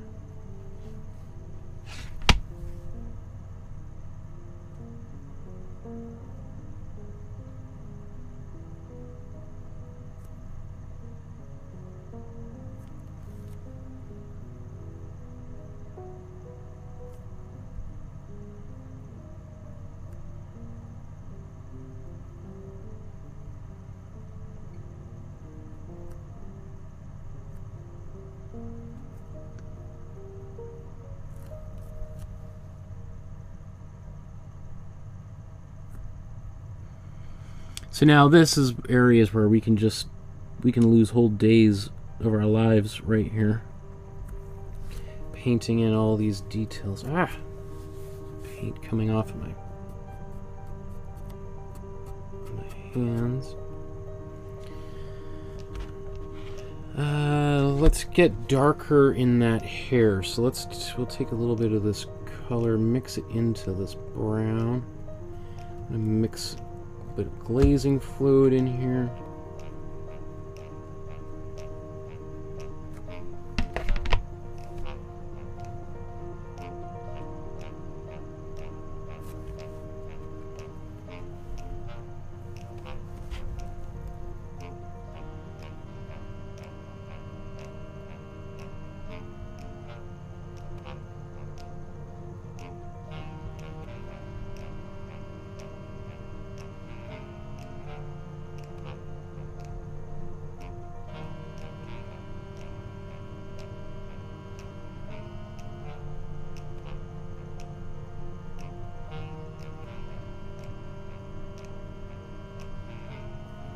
Literally trying to get just to kind of hint at the actual hair there.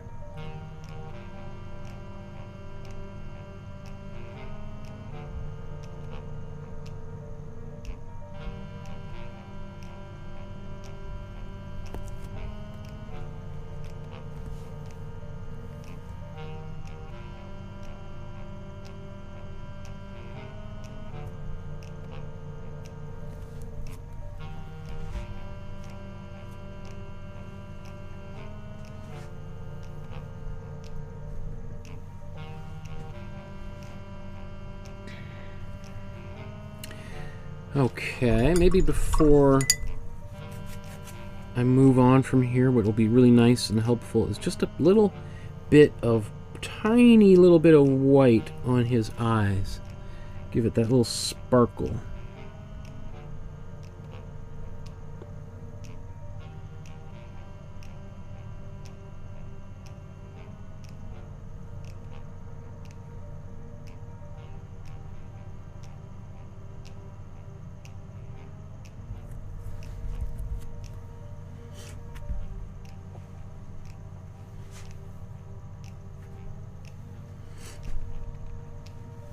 Okay, I'm going to take blue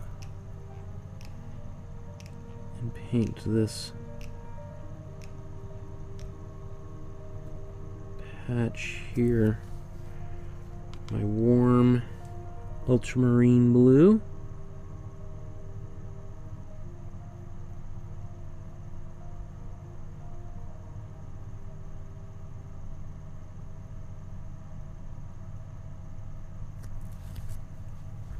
It's a little intense. Gosh, that's now like the darkest. That's really drawing a lot of attention. I think maybe if I paint some white back over that, that will help. Let's do the frets on the guitar. So I'm just going to take some of this yellow and we'll see how bright this is. I'm afraid that might be a little too intensely bright. So let's just, I'm just going to take some of the brown that I already have here. Let's just darken that down.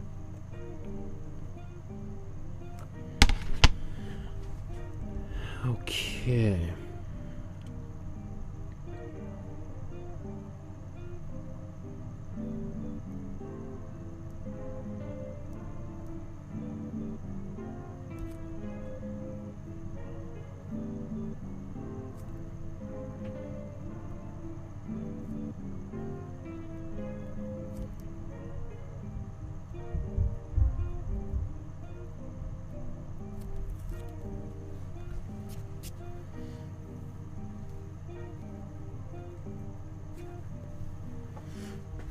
And then again, I'm going to go back over with some black.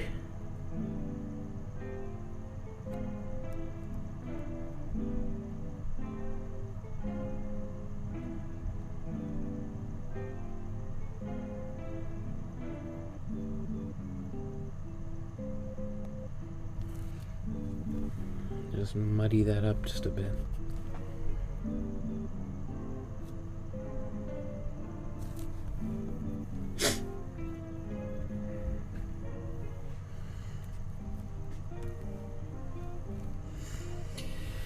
Whew, okay, let's take another look back.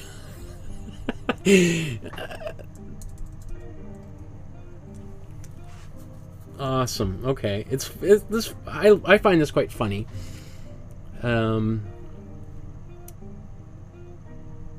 Where should we? What should we do next? I think I'm just going to now glaze. That's going to change things, I think, quite radically.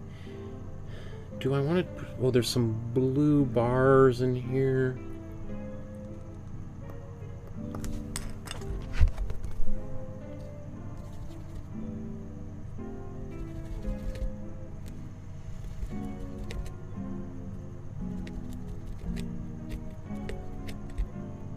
Let's mix a bit more of it.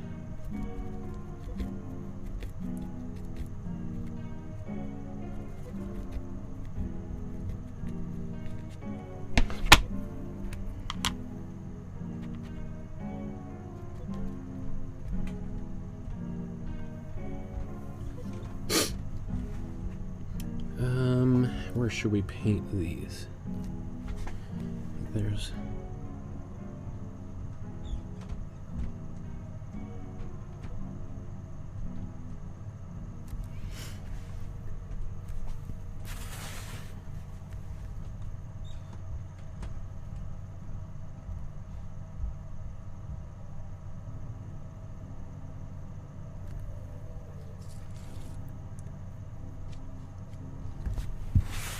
I guess this one is supposed to go over here.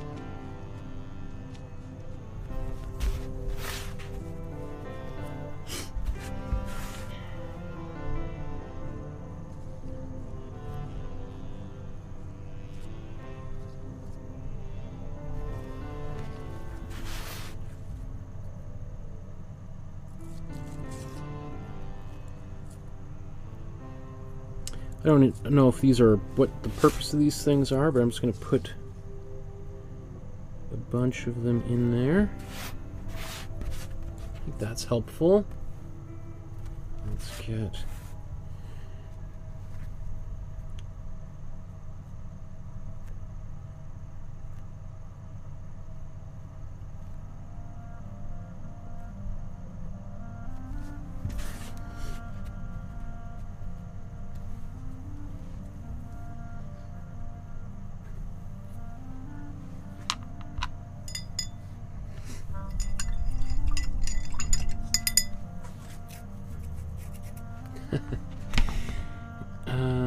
Donna says I should put a copy of this on his Facebook page. That would be cool. Let's do this Canadian Space Agency logo here.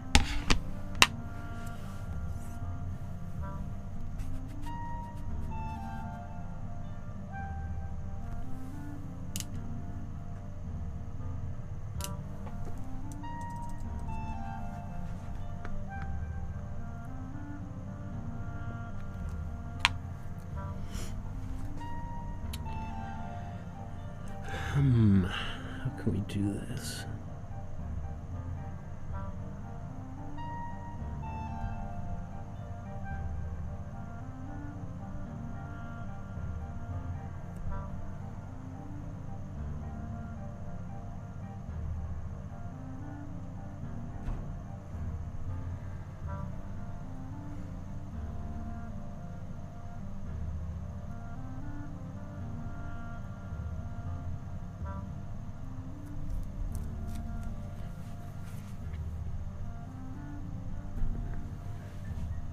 Take a bit of red.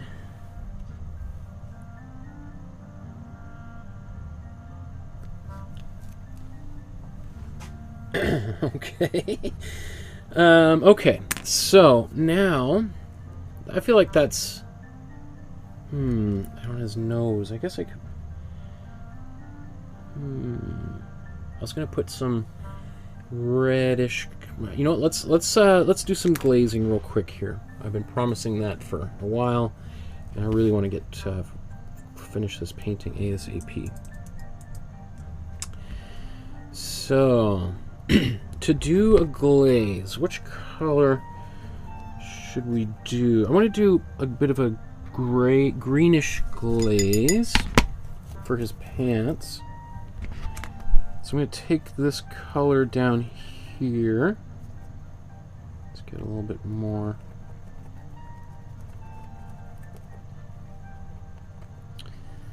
It's darker color, and it's a lot of this paint is crusty and it's been on there for a while. All right, so this is what it looks like now. I'm going to wipe my paintbrush off and just get that excess paint off.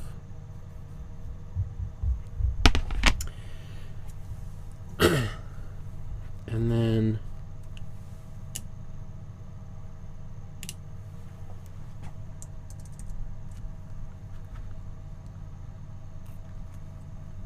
okay, so these pants, let's just darken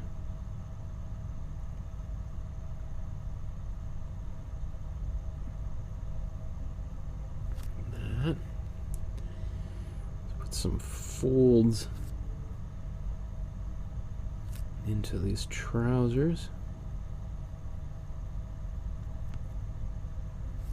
Let's move that out of the way.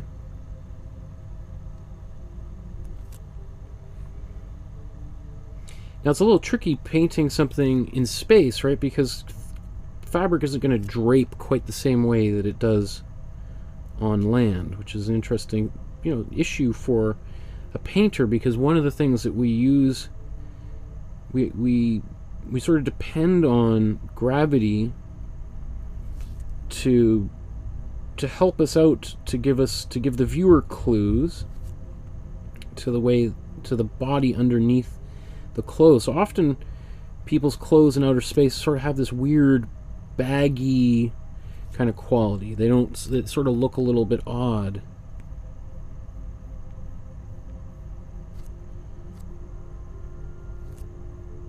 So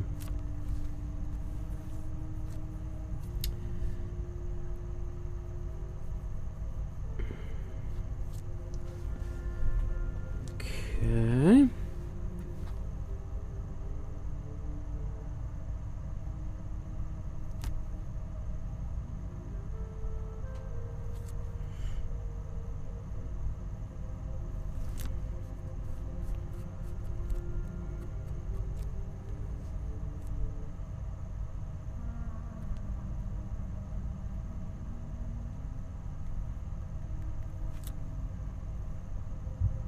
Okay, that's good. I like that for his pants so far. What should be the next glaze we put on here? Let's do a gray glaze.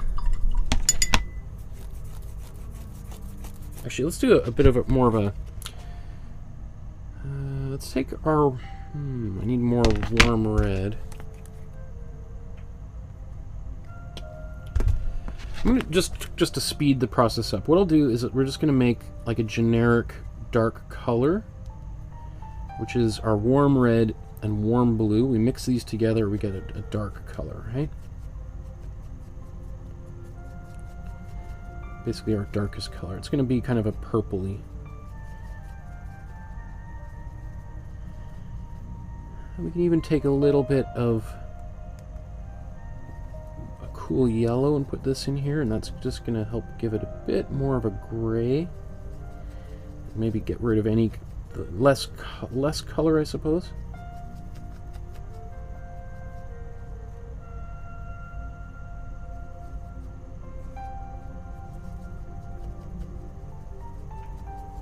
Oops.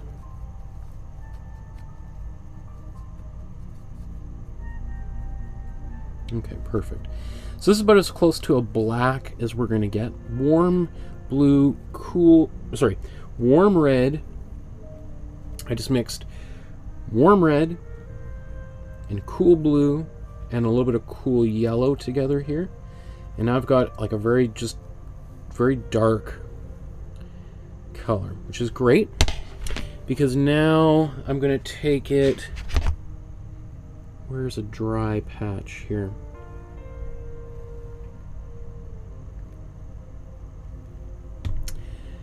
And let's mix it in here.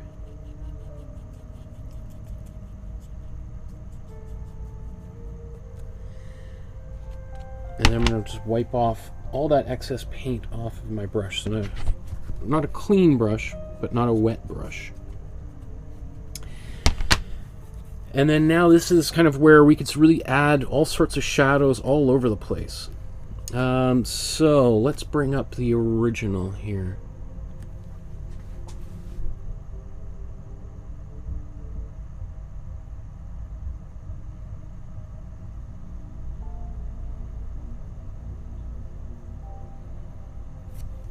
All right, and we can use our mop brush.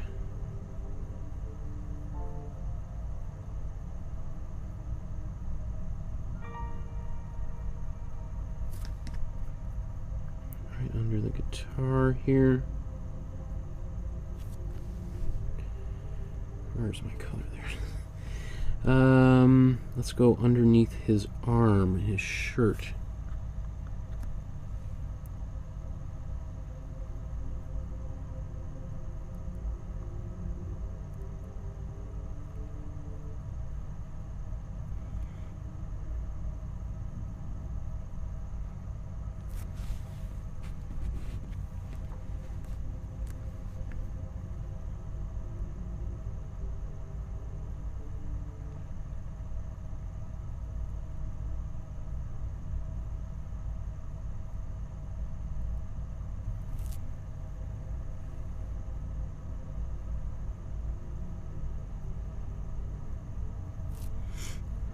Okay, and the back side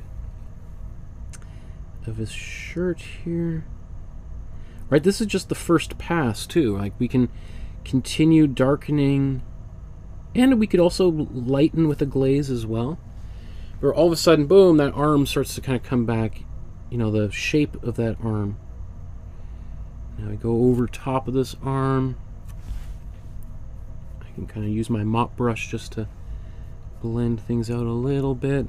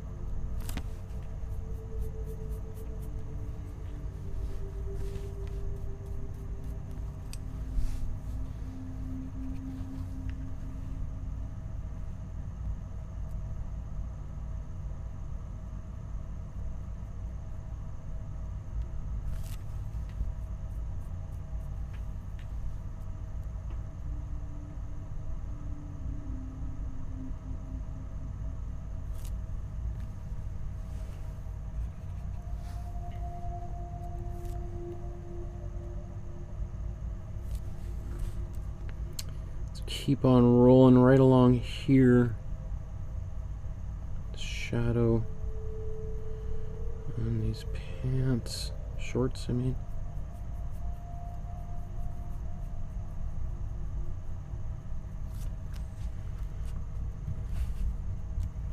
Super subtle effect, hey? It's just starts giving all this depth to the painting that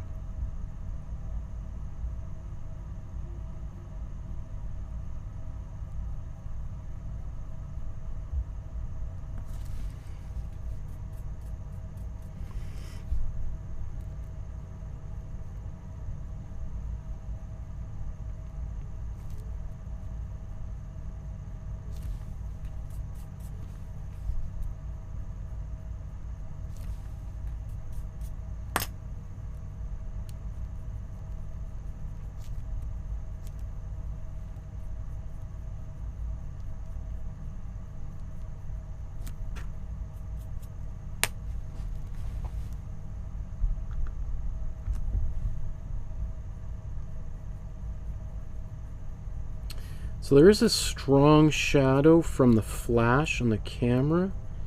I don't know if I'm gonna, I gotta think about how I want to approach that, because I don't know if I actually want to include that.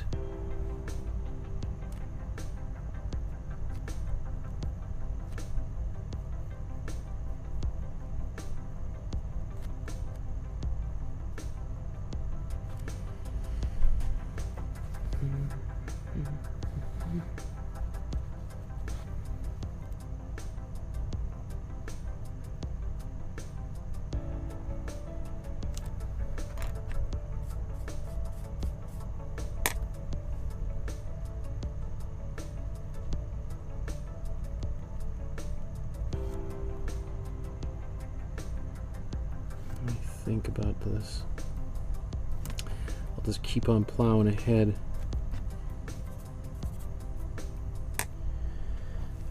Okay, let's go up to the face.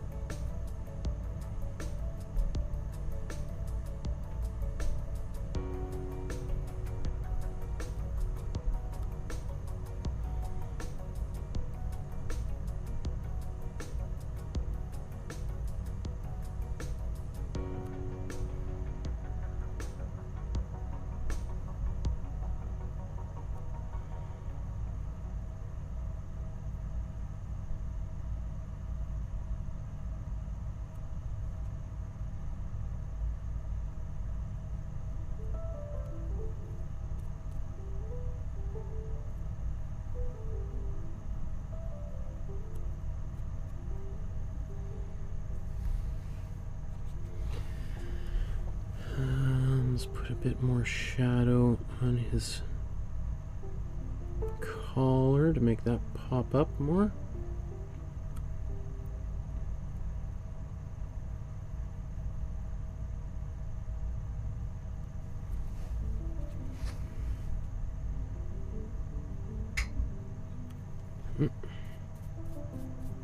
That's a little much.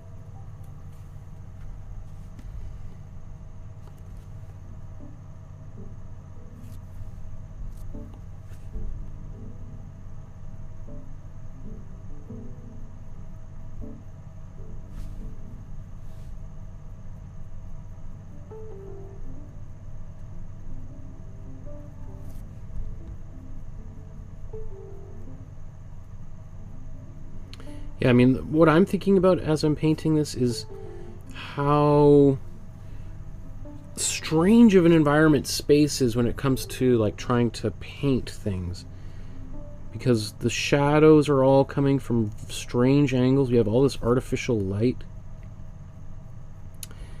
I mean, even me just putting this shadow under the guitar, that's not really there, but I felt like I needed to put something there just to give more weight to the guitar, and also to his arm and, you know, his body.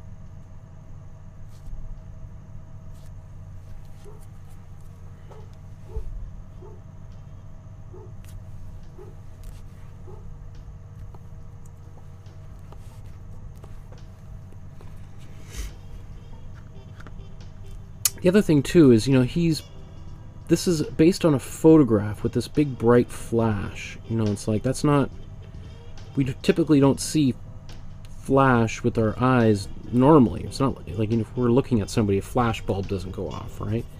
So adding a big flash could seem a little bit strange, I think.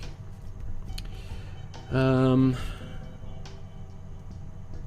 that causes that shadow on his other leg. So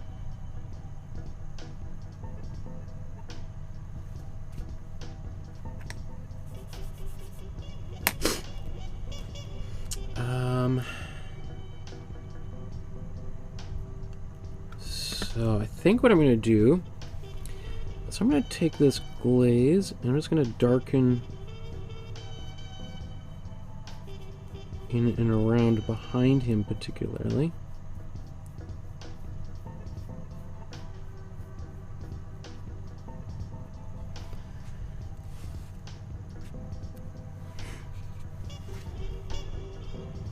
You see how when I take this and go over dark areas, look how much darker the dark area suddenly gets when I apply this dark glaze over it. Oops.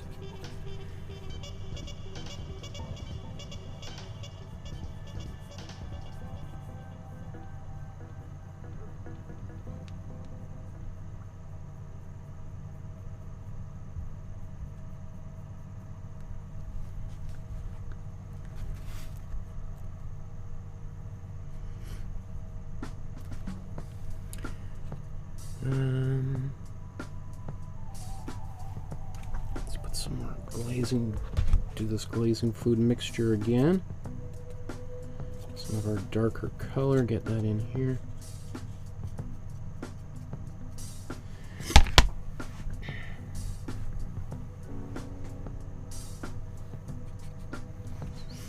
And then let's see.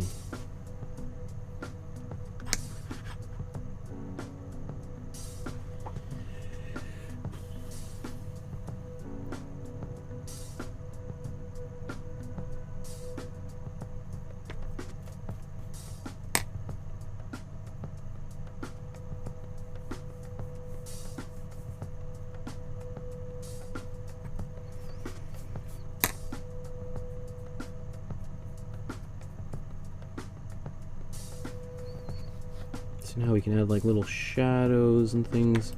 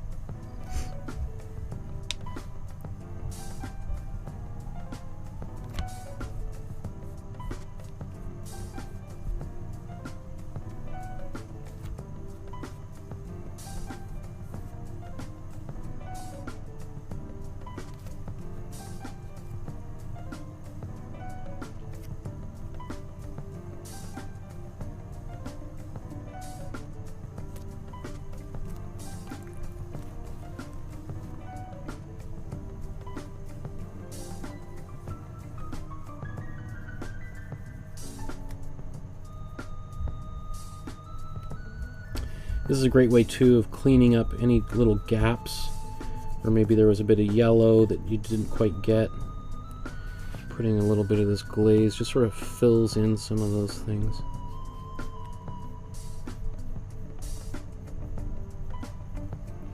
So we'll be done here in about 10 minutes.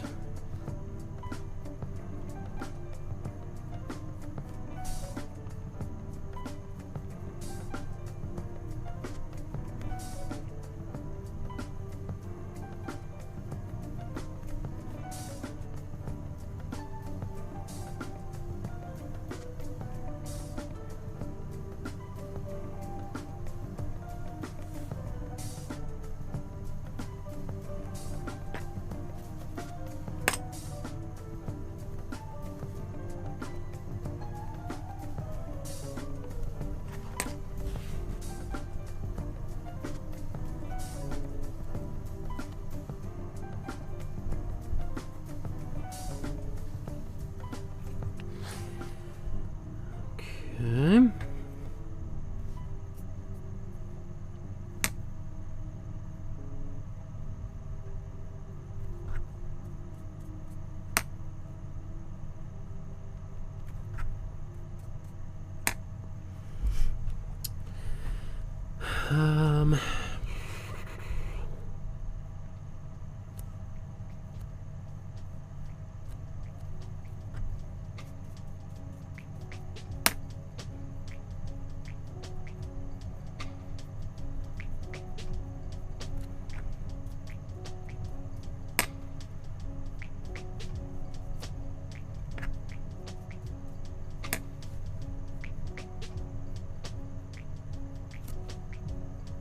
I don't know, I think of this kind of stuff as a bit like magic. It's transformative to a painting and it gives just so much more depth all of a sudden.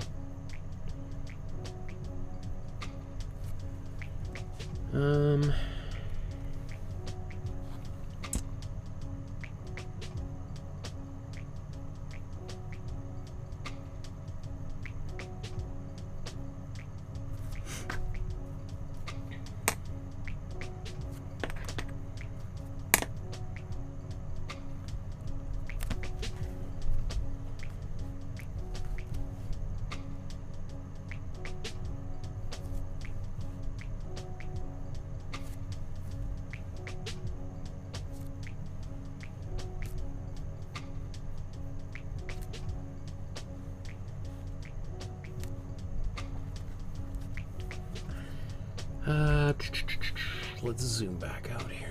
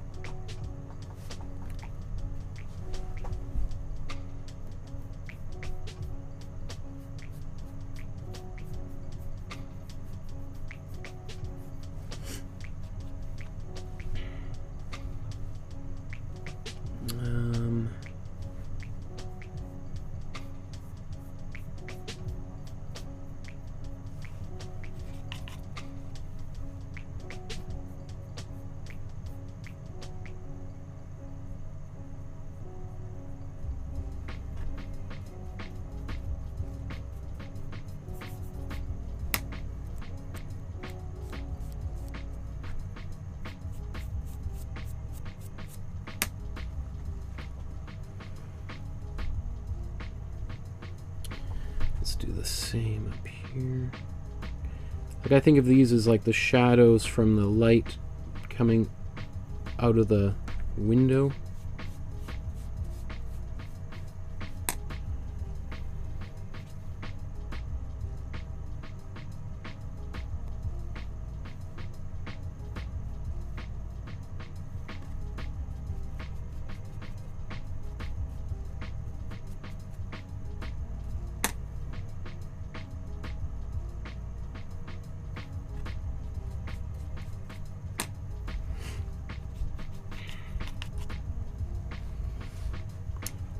Do even more of this.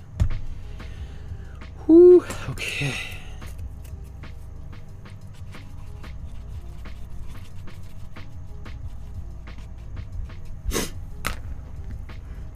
Let's maybe do a quick little bit of this glaze in the top corner here, maybe.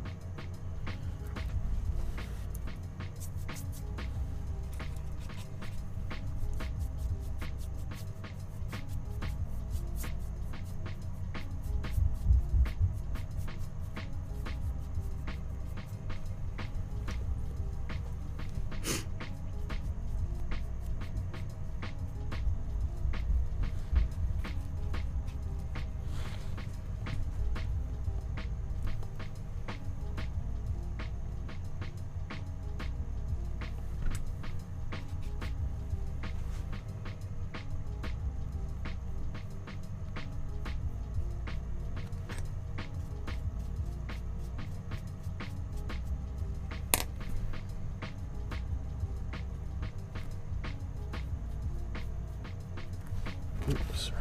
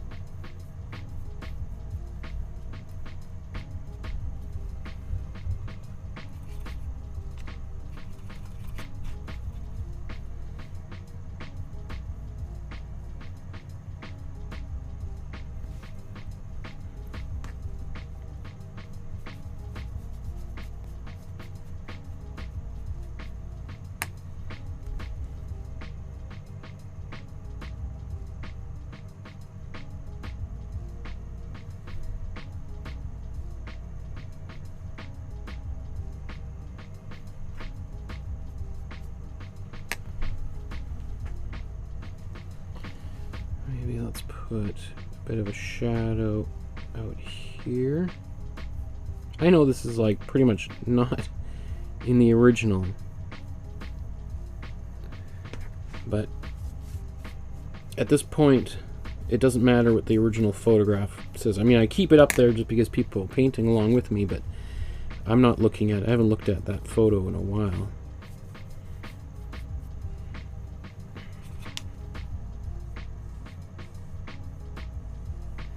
I'm just thinking to myself, what does this painting need? What can I give it with the time that I got left here. Ay, ay, ay.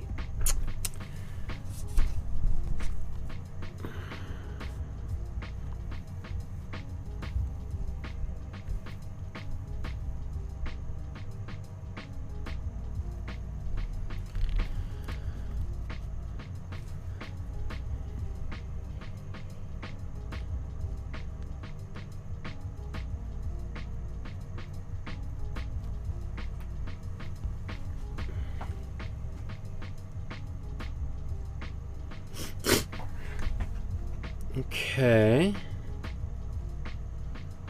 Let's take a look at these fingers on the guitar again. And I think if I can look at this, it could be good.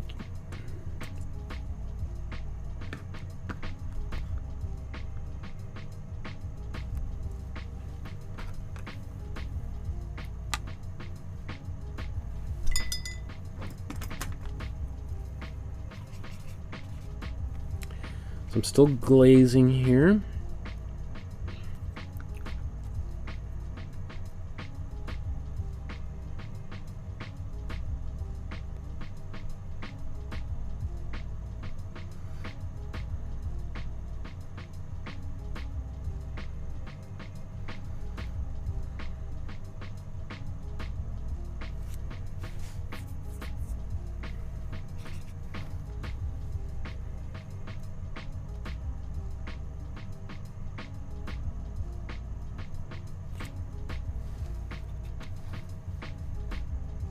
Oh, that watch.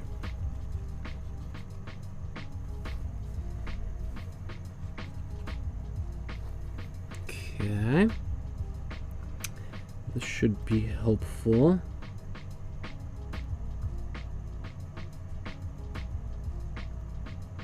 Because it'll show the shape of his wrist, right?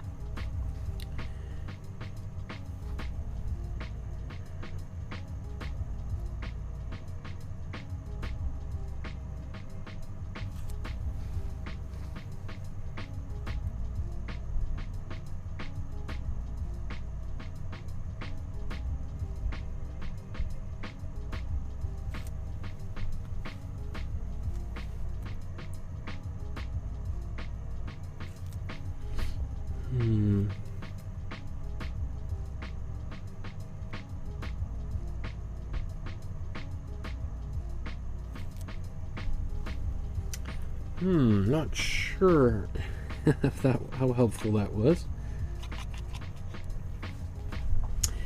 Let's come in.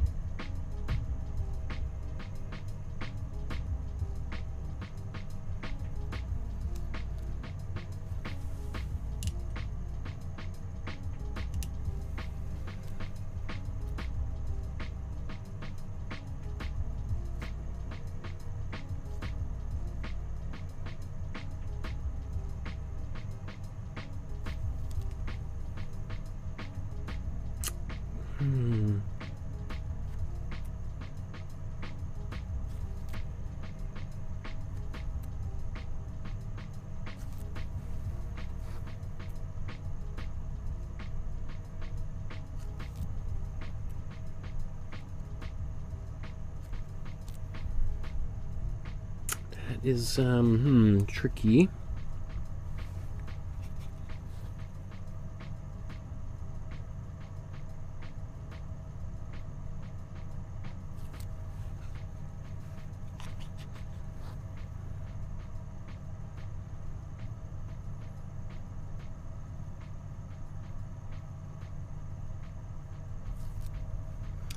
So because I put so much darkness on that hand, it's sort of necessitating that I go back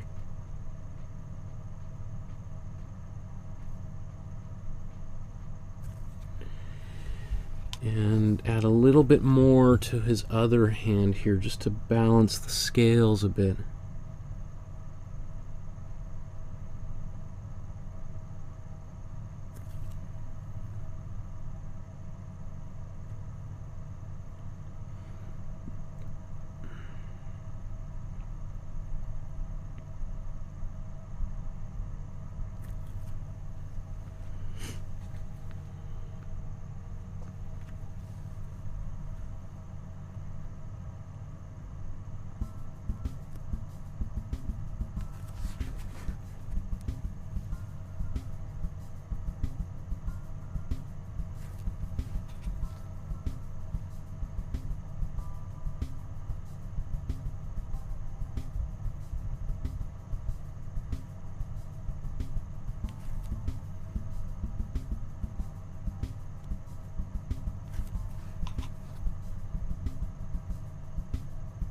Okay.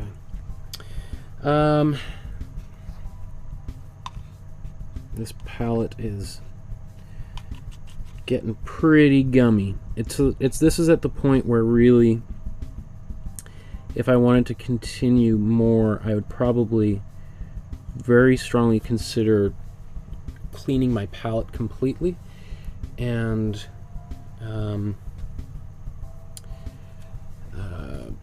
putting new paint out onto the palette.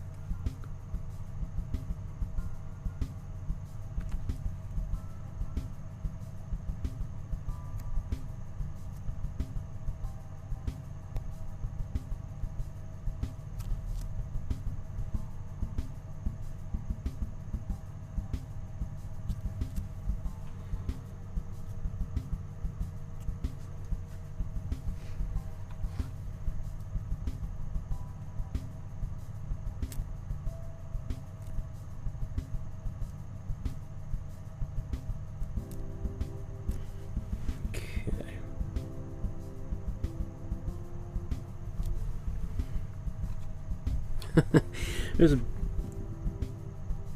almost done here.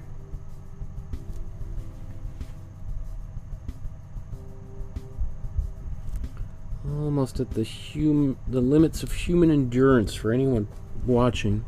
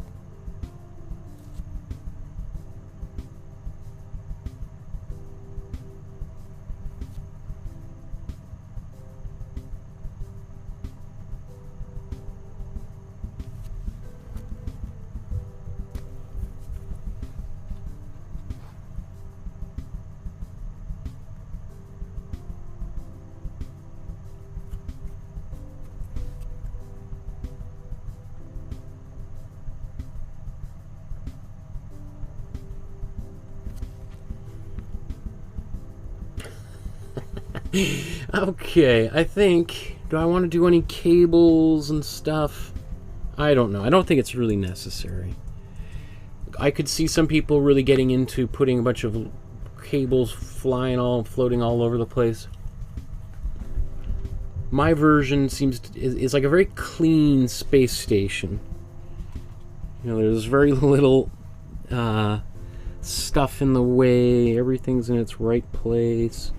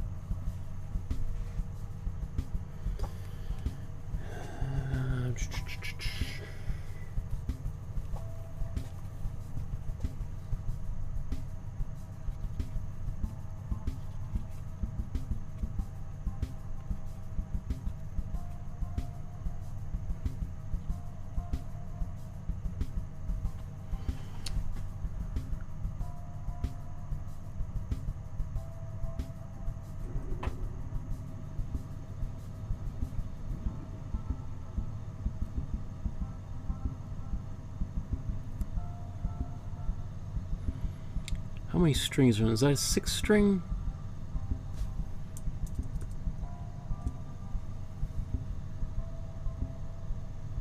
Yikes, the last mark is...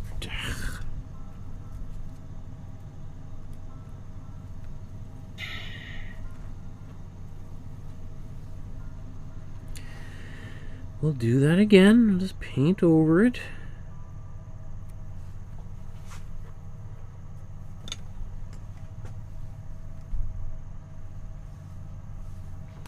I think I'll just blow dry that real quick, just to speed this up.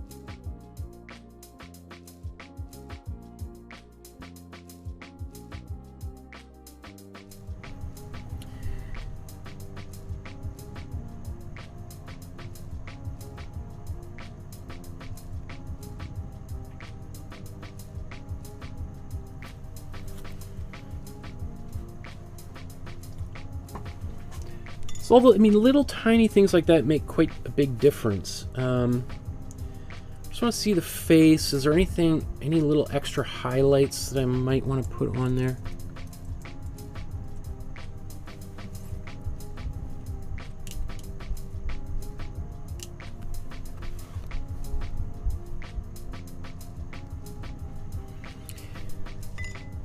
I mean, I could put a little bit of extra light on his nose. I was going to put a bit of more warm red in here, but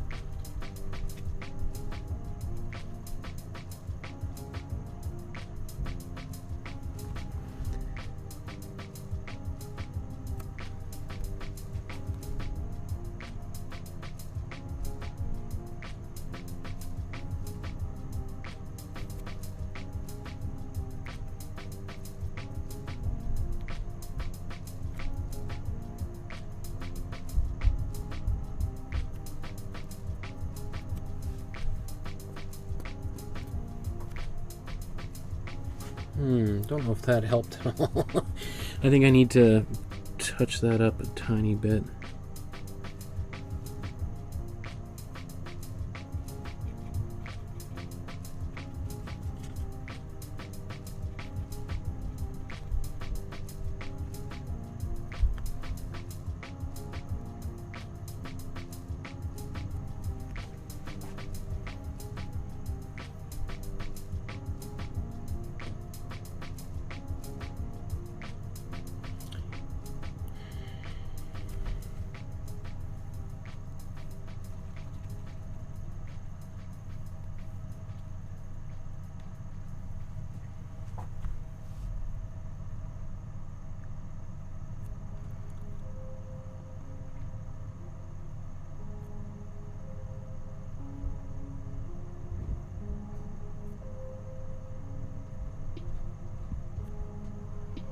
Just a little bit of warmth. Super subtle.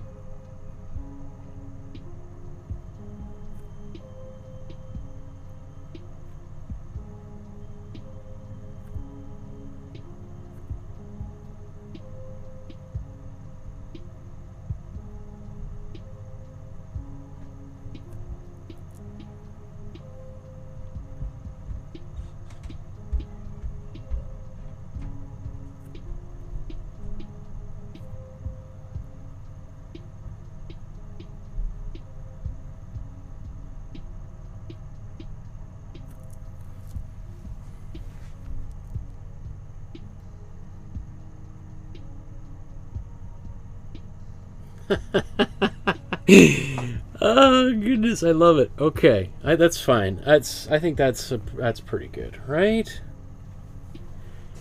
Yeah, that's.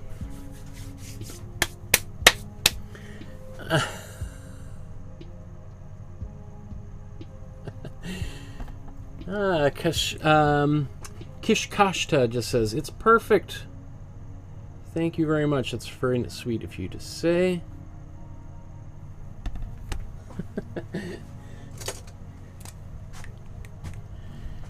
Let's finish this off.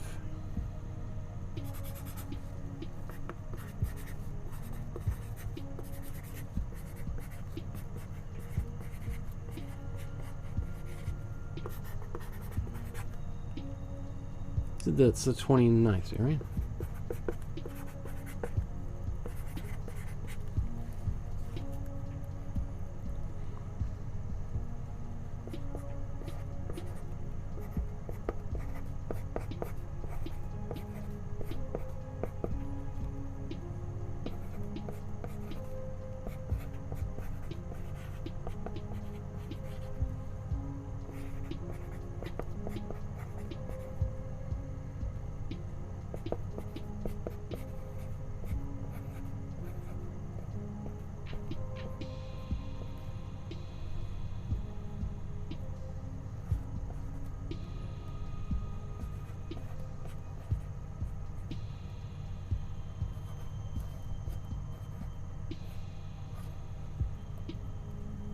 So that's when he was there in space in 2013 as commander of the International Space Station.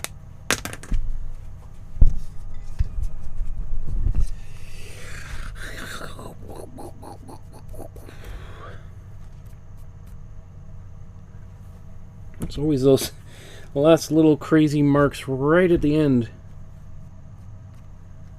You have to be careful, right?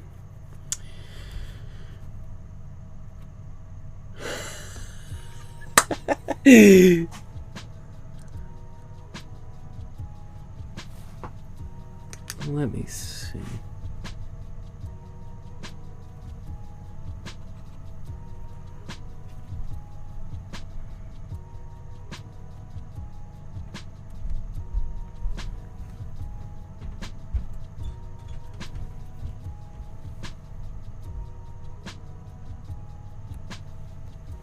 Okay, I just gotta walk away, folks. Otherwise, I'm just gonna be here all day. Okay. So, thank you everyone for painting along with me, for being here with me for all of these hours. I think we created something pretty fun and certainly different, and we really learned some fundamental exercises here. We learned a lot about color mixing, but I think primarily even just how to mix gray using a split primary palette without using any black. There's not a single drop of black paint in this painting, and yet we've got all of these varieties of gray in here, all these different values that we've added to different colors on top of that.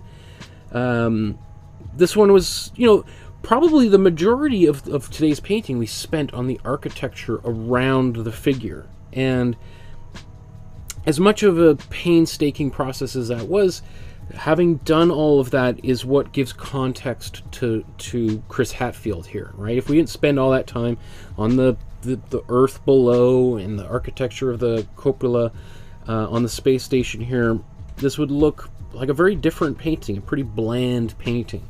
Now we've got the look that is just like, you know, it gives us a sense of being in that space. There's things, you know, his collar floating up, the way his clothing is sort of draping, or not really draping at all, actually.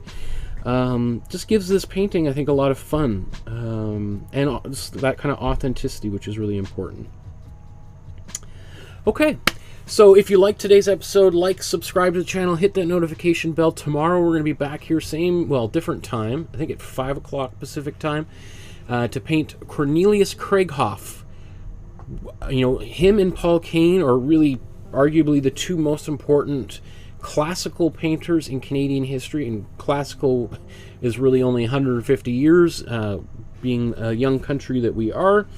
So we're going to tackle two paintings of him. We're going to do, by Krieghoff, we're going to do one tomorrow. We're going to do a Habitant Drinking, which is a really fun, goofy painting.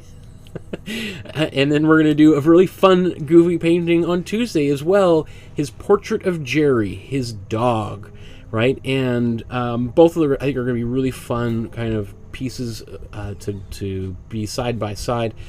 very important artist. We'll talk all about his history tomorrow. If you want to support the channel with a donation, there's a link below to the PayPal. I would be grateful if you were to join Donna and contribute a small or large amount to support the show. Right, all of these things that I've been accumulating slowly, better microphones, better cameras, all the structure, paint, everything is all supported by your donations. So thank you everyone for your continued support. We'll see you guys in a few days, or tomorrow. And other than that, enjoy your evening, folks. Good night.